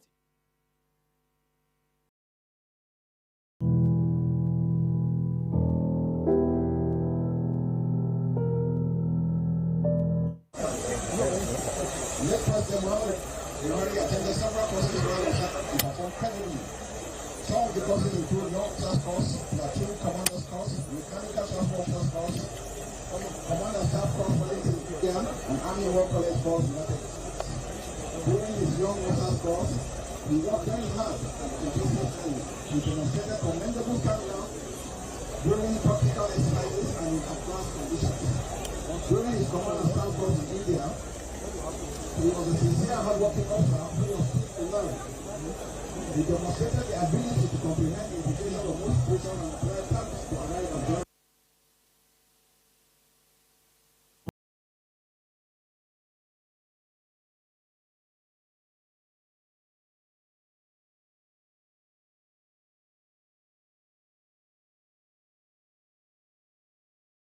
He was a friendly and cooperative individual who was impressed with the team. He accepted to see women who had expressed his views freely in action. During his army war college course, he was a well-read and articulated professional who demonstrated a vast range of knowledge and statistically related issues. He could read through imperial issues to identify the problems and make appropriate proposals and recommendations. He displayed a thorough understanding of issues together with a remarkable ability to deal with a wide range of complex issues simultaneously. He was intellectually curious, completing and profound specific views. His intimate knowledge of foreign political related problems made him one of the key motivators in his family. His outstanding quality of conducting research, communication skills, and knowledge were aptly brought to bear during the course. Late President Muhammadu Buhari proved his lesson as a professional military officer while he served and held several command, staff, and special appointments. Some of the appointments are platoon commander in Nigeria, 7th Battalion, mechanical commanding at Lagos Garrison Transport Command, company commander 21st Brigade, Transport Company. The former president also served during the period as battalion adjutant and battalion commander in 21st Battalion, including the secretary of 1 Infantry Division. He just raised an acting commander of 1 Infantry Division. He just raised an acting commander. He was former commander Infantry Brigade, Assistant Adjutant General Headquarters 1 Infantry Division, Colonel General Staff Headquarters 3 Division, Acting Director of Supply and Transport and Contingent General United Nations Peacekeeping Force in Congo. Towards the twilight of his career in the military, he served as head of security army, Minister of the Sector for Ministers Legislative, Chairman of the Very Extra to Global Cooperation and Federal Commissioner of Petroleum and Energy. He had also immediately after the his administration prioritized military spending by enabling the acquisition of military innovations, which included platforms like fighter jets, armored vehicles, and federal fuel and multi-military operation capabilities. Similarly, we ensured a good personal wealth, which included platforms like those handling provisions. The administration also worked with regional and international partners to address cross-border personal welfare, full salary increments, better housing and healthcare provisions. The administration also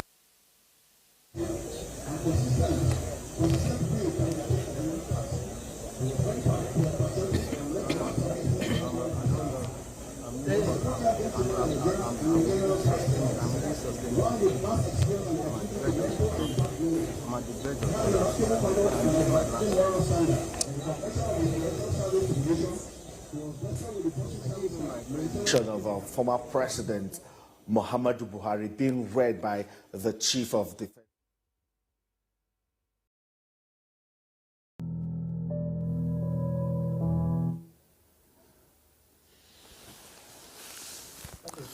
Citation of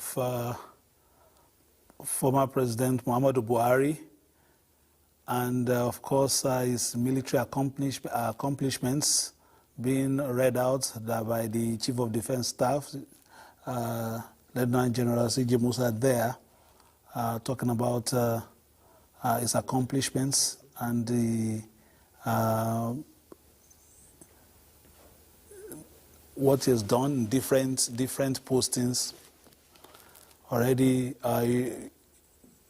talking about, it's more or less sounds like an eulogy, because he served in various capacities in the army, and the citation is being read by the Chief of Defense Staff. As you rightly said earlier, he served with distinctions in different formations before he got more recognitions by being the governor of Northeast and, of course, Borno State. You can see in the background the Vice President, Senator Kashim Shettima, still looking quite sad and contemplative in the background there.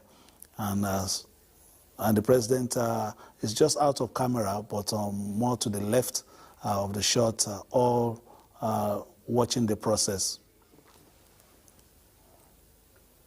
Again, Democrats. So in 2007, we followed suit, the same thing, the same pattern.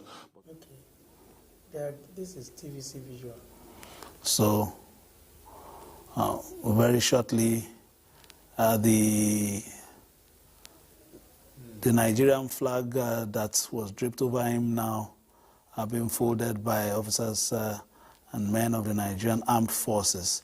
Looking at the process, of course, this is befitting for a former military, of course, a former general who was an asset to the Nigerian military, throughout his active life.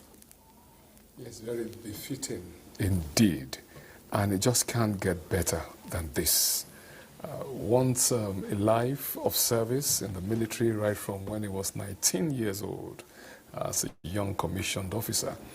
He served in various formations of the Nigerian Army and then rose through the senior officers' ranks to hold positions to which credibility was the order of the day for him till he became the head of state of Nigeria.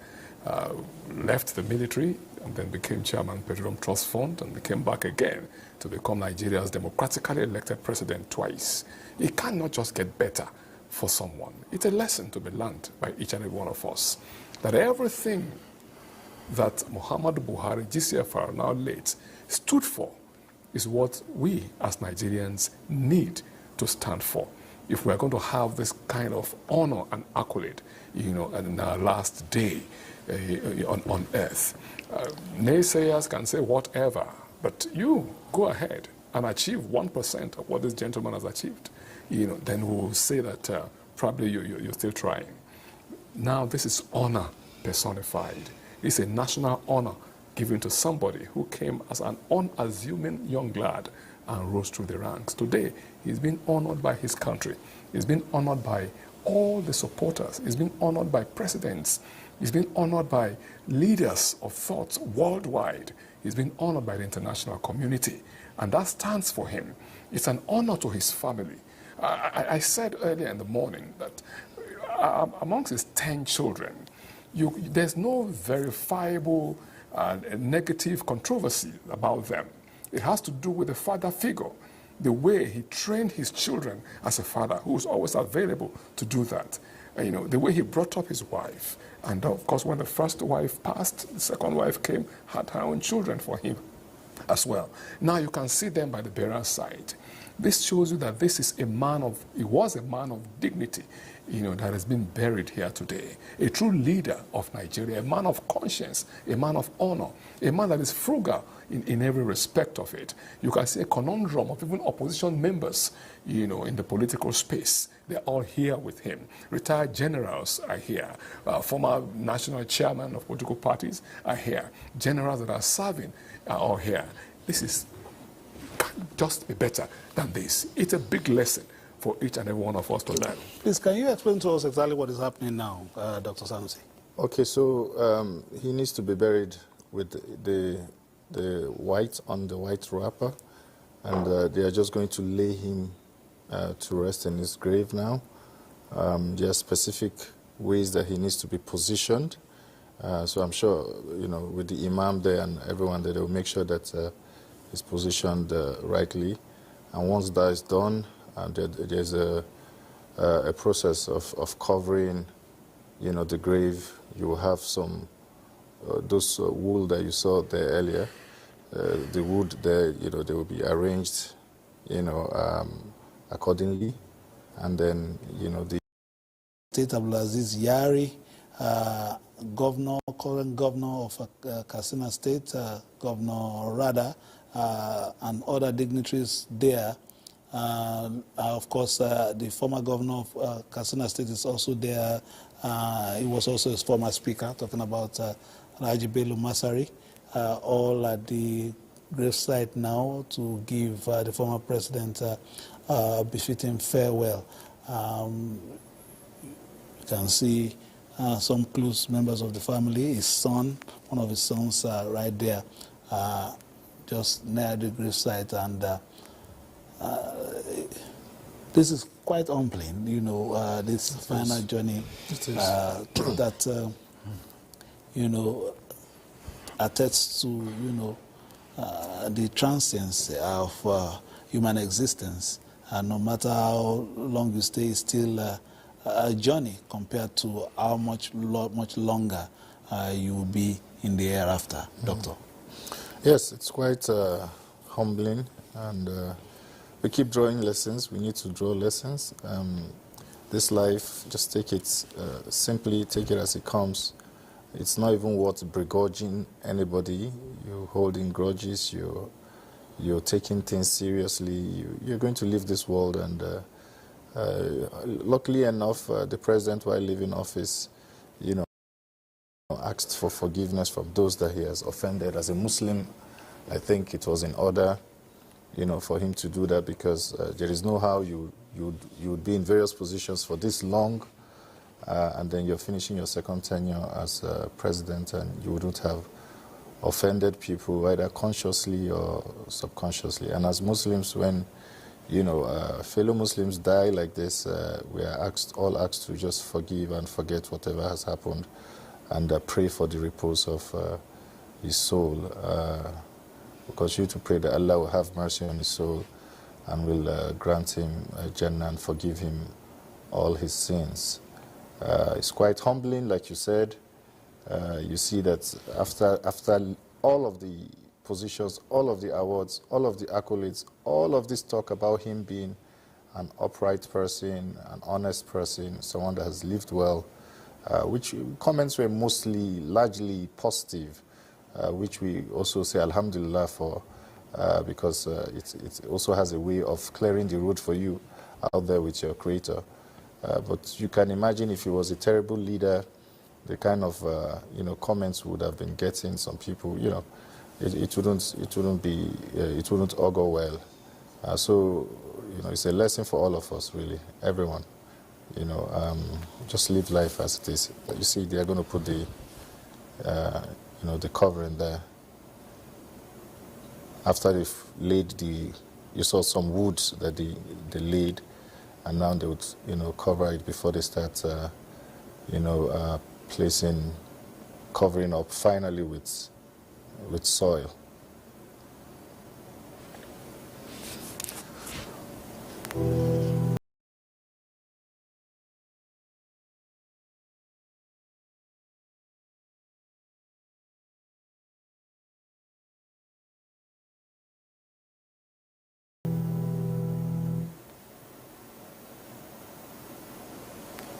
Dr. Sanusi, you were telling us about the process. Yes. So once they've laid with, you can see some mats there, local mats. You could use that, or you could use fresh leaves. But in this case, they're using the mats. Immediately that's done, you will notice that they will start, they'll start with wet soil. They'll wet some soil and just place one after the other. And after that, they cover with, dry soil, and that's it. Will some prayers be offered after this, or are they done? Well, prayers is continuous. We are encouraged to continue to pray for the dead, whether you're just sitting here or you're there. But obviously, since people are gathered there, they will use this occasion to also remind people. The imam there or other scholars there, I'm sure, would do that. Also remind people, do a sermon to remind everybody of the importance of living well, because the inevitability of death, which is sure for everyone, and then just encourage everyone to go on about living honest lives with integrity, and of course I'm sure they would use the life of the president of the former president as an example. It's a moment that I think, calls for a very sober reflection. And the fact that most of our elites are there is also an opportunity to remind them, to be of good behavior and serve the people well. Because at the end of the day, this is where we all end. It seems as if there's a reluctance, Dr. Kishiju, from some of the associates of the president, at least younger associates of the president, to release him. But the man is on his final journey already with his makeup. I'm seeing Senator Ibikunle and Mosu there, also by the graveside, trying to assist while the remains of the former president was being lowered.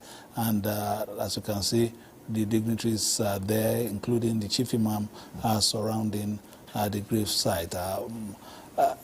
At this point, of course, maybe one or two comments will be made. Then, of course, it will be, a farewell for those who have also come to go back to their place.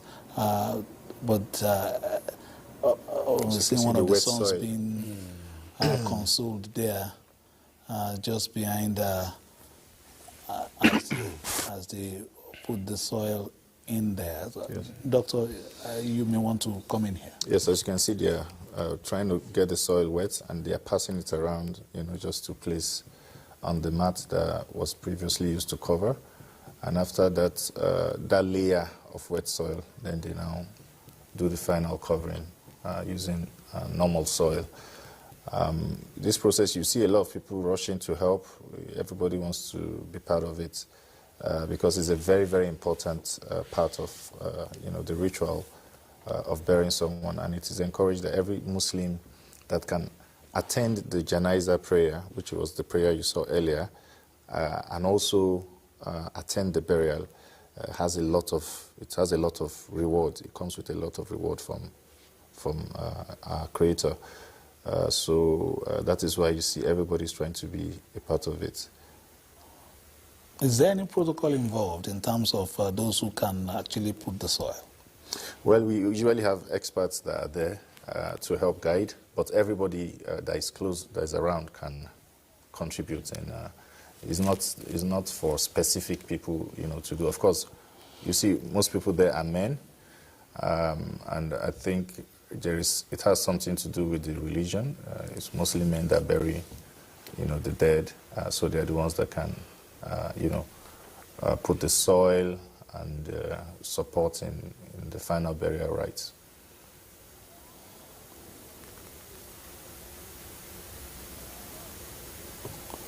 We're looking at live shots of the final moments, of course, as the former president, Muhammadu Buhari, GCFR, he's been laid to rest in his compound in Daura. The process has been aided by his associates, his family, senior family members. Vice President Kashim Shettima is right there, and the governor of Katsina State is also there. We can see the the current governor of Borno State, Professor Umar Babagana Zulum, also there, being part of the process.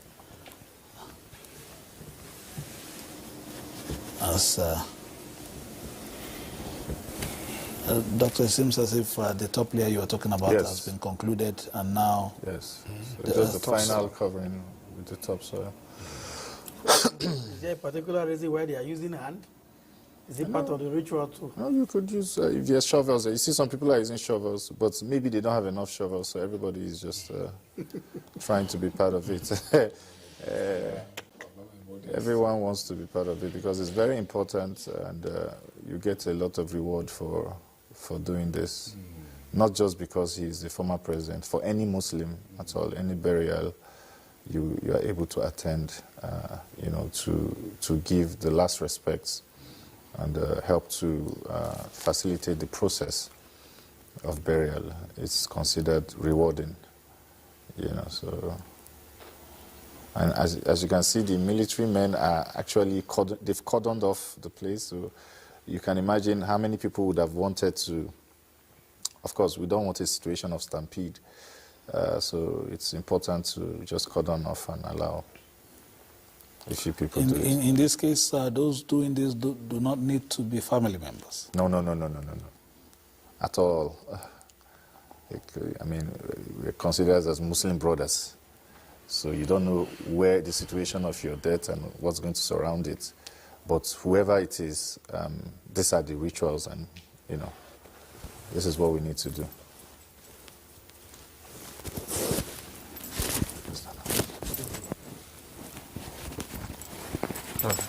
Okay, so well, I think most importantly, we also need to acknowledge and recognize the organization that had gone into this final journey for the late president. I think it's been a while indeed that Nigerians experienced this kind of state burial, you know. So I think we should give credit to the incumbent administration for putting this together within a very short period, you know. And I'm very sure this is the first time we are actually burying a president and a military ruler at the same time. I can see the timing, you know, that goes into this, despite the fact that the remains are to be brought in from outside the Nigerian jurisdiction. We see there's a lot of compactness.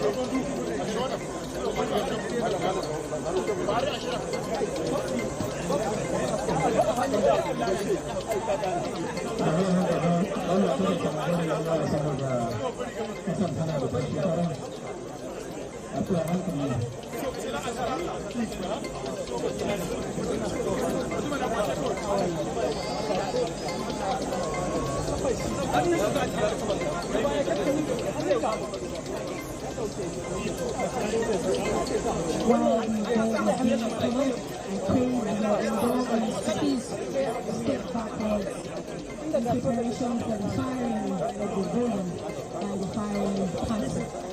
Please take your body in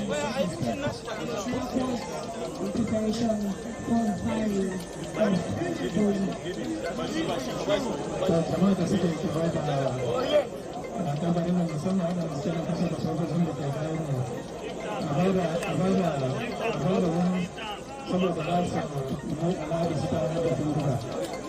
wannan abin ya daga gaban amarin nan amma sun ga da ke bayan mu dama za su yi abin nan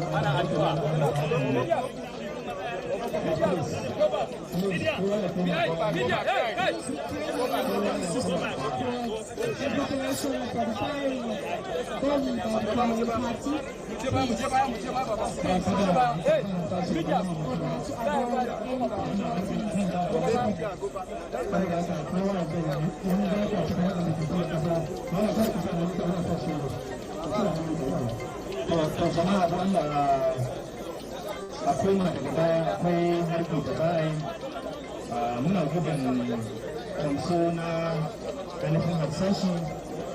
avoid to control all of them, especially because in his later years there was advanced age and also relatively poor health because he was in and out of hospital. But the fact that he himself, when he was overthrown as a military ruler in 1985 and was in detention for 3 years, the only accusations his successors were making were that human rights were abused under his rule. The firing of the rally for the firing party, the very party commander is taking charge.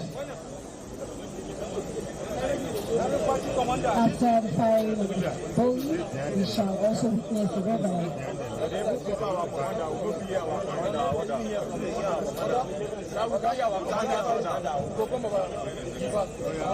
Media, go behind. Media, behind this. Bro.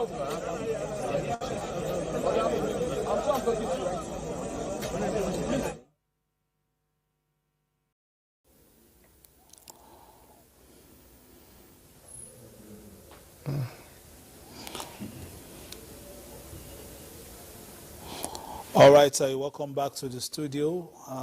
We've been in Katsina and Daura, to be precise, for the past hour. And before then, we were at the Katsina International Airport where the family members and dignitaries received the remains of late President Muhammadu Buhari. And that concludes our live telecast of this special program to honor the late departed President Muhammadu Buhari, GCFR, who served as democratically elected president from 2015 to 2019 and 2019 to 2023. Before then, he was the military head of state, supervising the affairs of the nation from December 31, 1983 to August 1985. Before I go, just a quick word from all my panelists. This has happened. He's come, he's sane, he's to a reasonable extent conquered. Dr. Nia Kinshiju. I think he conquered. No reasonable extent, yeah. He conquered, and that is why we are gathered here in his honor, in his memory. Well, he's left us on the journey. All of us individually, collectively continue on the journey, and we pray that, of course, we journey into everlasting radiance and to everlasting glory, because that is the end of man. That for those of us who believe in life after life, that what we do in this life will lead us on to higher life, in our next life. Festus Fifen. Yes, thank you very much. As a strategic and development communication expert, I would say that the government of the day should invest more in communication and making sure that the right narratives are passed out there. Since morning, we have been monitoring how the president landed, all the processes, and the humbling part was how he was buried. I can tell you for free that in the weeks to come, even when some of us believe that it will be temporary, you will see a change in behavior, we see a change in orientation and some of the things. And this is what communication is all about. We have seen it from up there. He has been buried, and that is a message to the rest of us that are waiting, that you either be remembered for the problems you solved or the ones that you created. Doctor. Yes, I have lost a father, a great mentor, a perfect example that has molded me over the decades. But I've gained also a higher level of leadership acumen, from his life and passing on. And I'm not mourning anymore. Rather, I'm celebrating his life, his legacies, heretofore. Dr. Sanusi. It's General Muhammadu Buhari, our beloved president, our father, our mentor. He came, he saw, he conquered, like you said, and he lived a life worthy of emulation, filled with lessons. And even in death, as you can see from how he was buried, you have a lot of lessons for people to learn.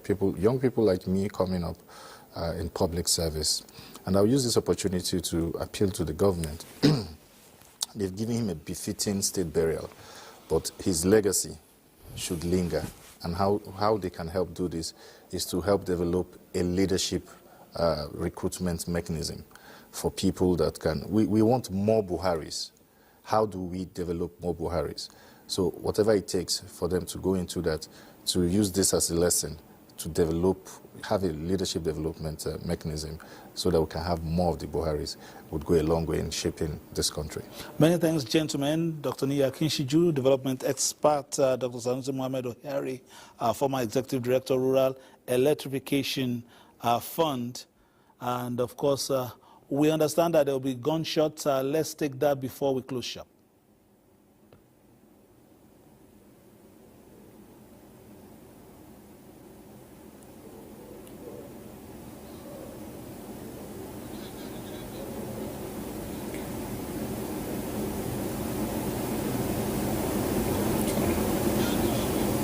We saw the military also come out to also pay their...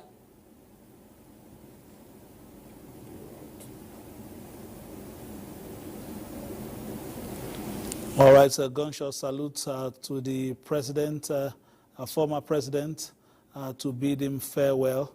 Of course, as we've said so many times during the program, he is, was a military head of state, was the commander-in-chief of the Armed Forces of the Federation, through, of course, as he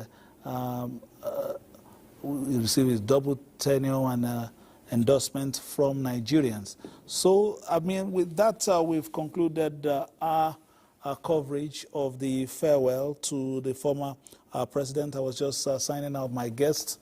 First off, Swifen, Regional News Editor, Ben Television, thank you for coming. Of course, Dr. Korede Martins, development expert, you've been here since morning. Thank you for coming. And also to our guests and our friends who joined us via Zoom, Comrade Isa Remu, and of course, Senator Itaen, and all who joined us in the course of this broadcast. And for you as well, who spent your holidays watching the Nigerian Television Authority, our signals, as usual, impeccable, giving you the live transmission of what's happened in Katsina and in Daura as Nigeria paid farewell to a former president, leader, and of course, one who stood to defend the country. My name is Uza Ogunfuyi. On behalf of the production crew, thanking you for being a part of this and also telling you that I haven't seen what happened today. Please play your politics for the greater good. Still on the network service of the Nigerian Television Authority, we will be bringing to you documentaries dedicated to President Muhammadu Buhari in terms of his life and times and his service to Nigeria. Good evening.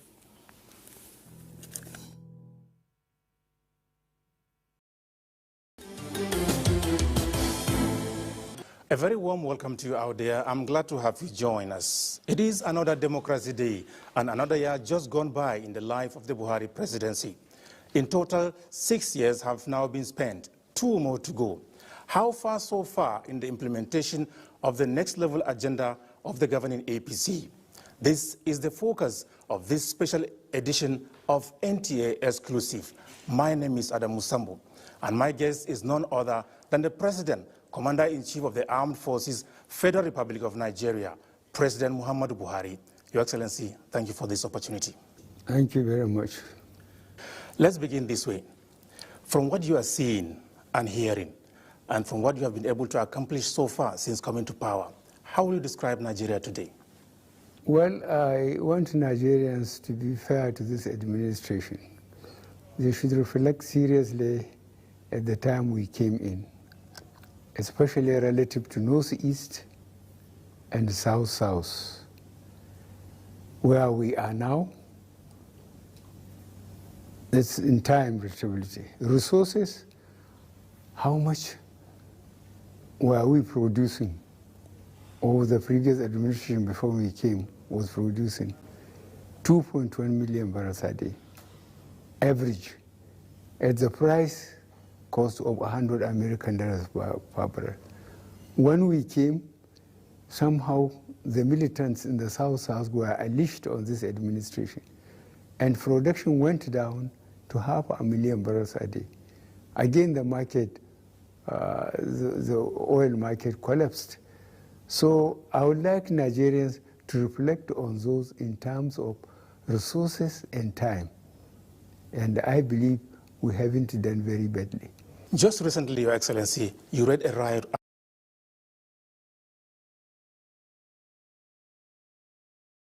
act warning those killing security personnel and banning critical national assets that they will be treated in a language they understand. That's a coded statement. What do you really mean, Your Excellency? Well, what I mean, how can you go to police station,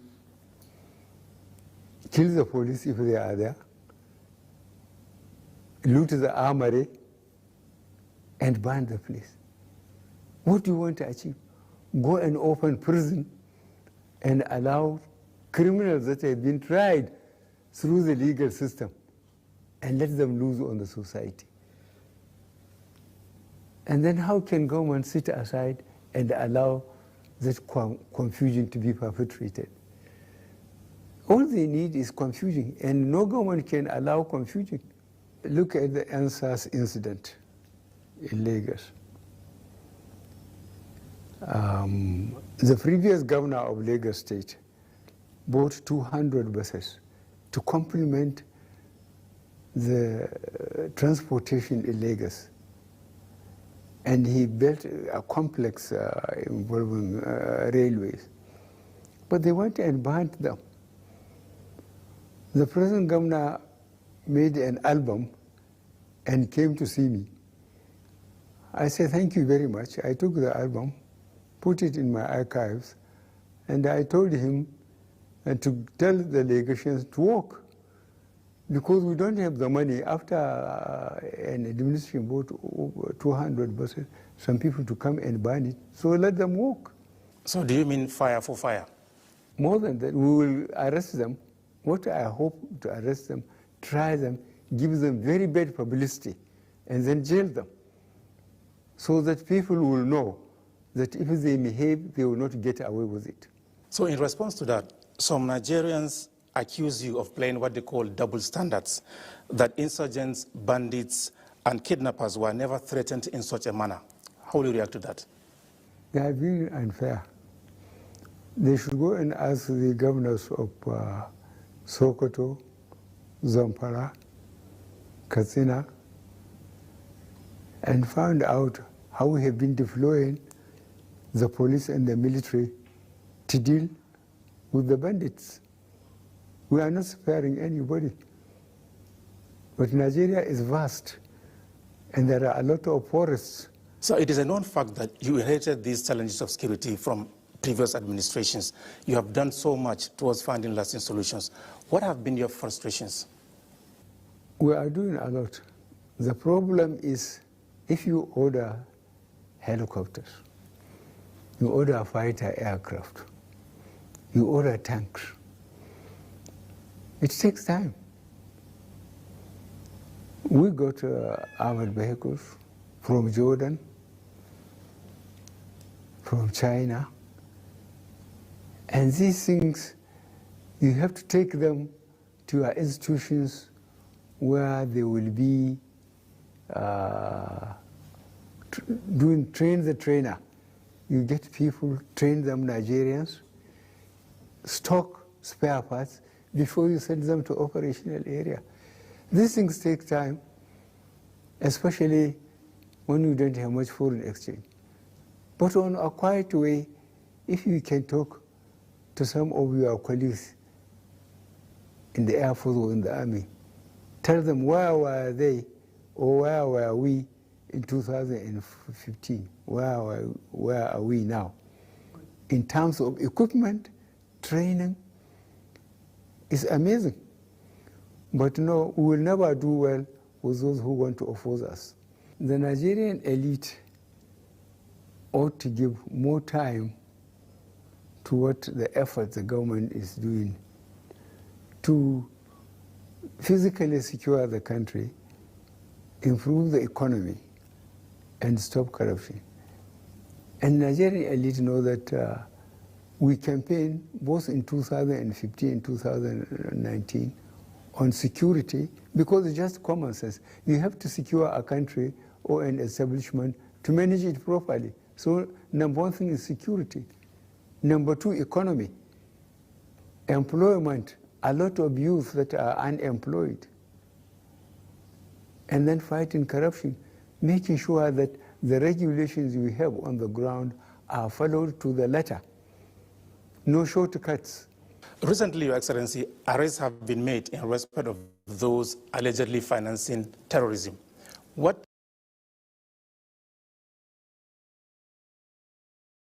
wrote that, and his Attorney General and himself even went to court and tried to get the court to quash that particular, and he refused to sign the law as passed by the National Assembly, and they so that there has been some form of injustice on him. We are all humans.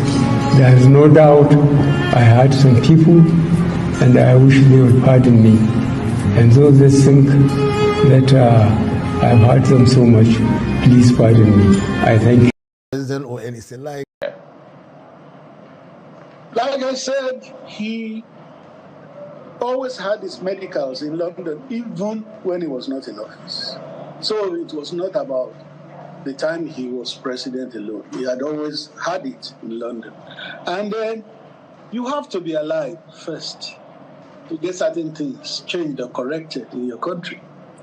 If he had said, I'll do my medicals in Nigeria just as a show-off or something, he could have long been dead because there may not be the expertise needed in the country. But he needed to be alive to be able to lead the country to a point where we will have that expertise.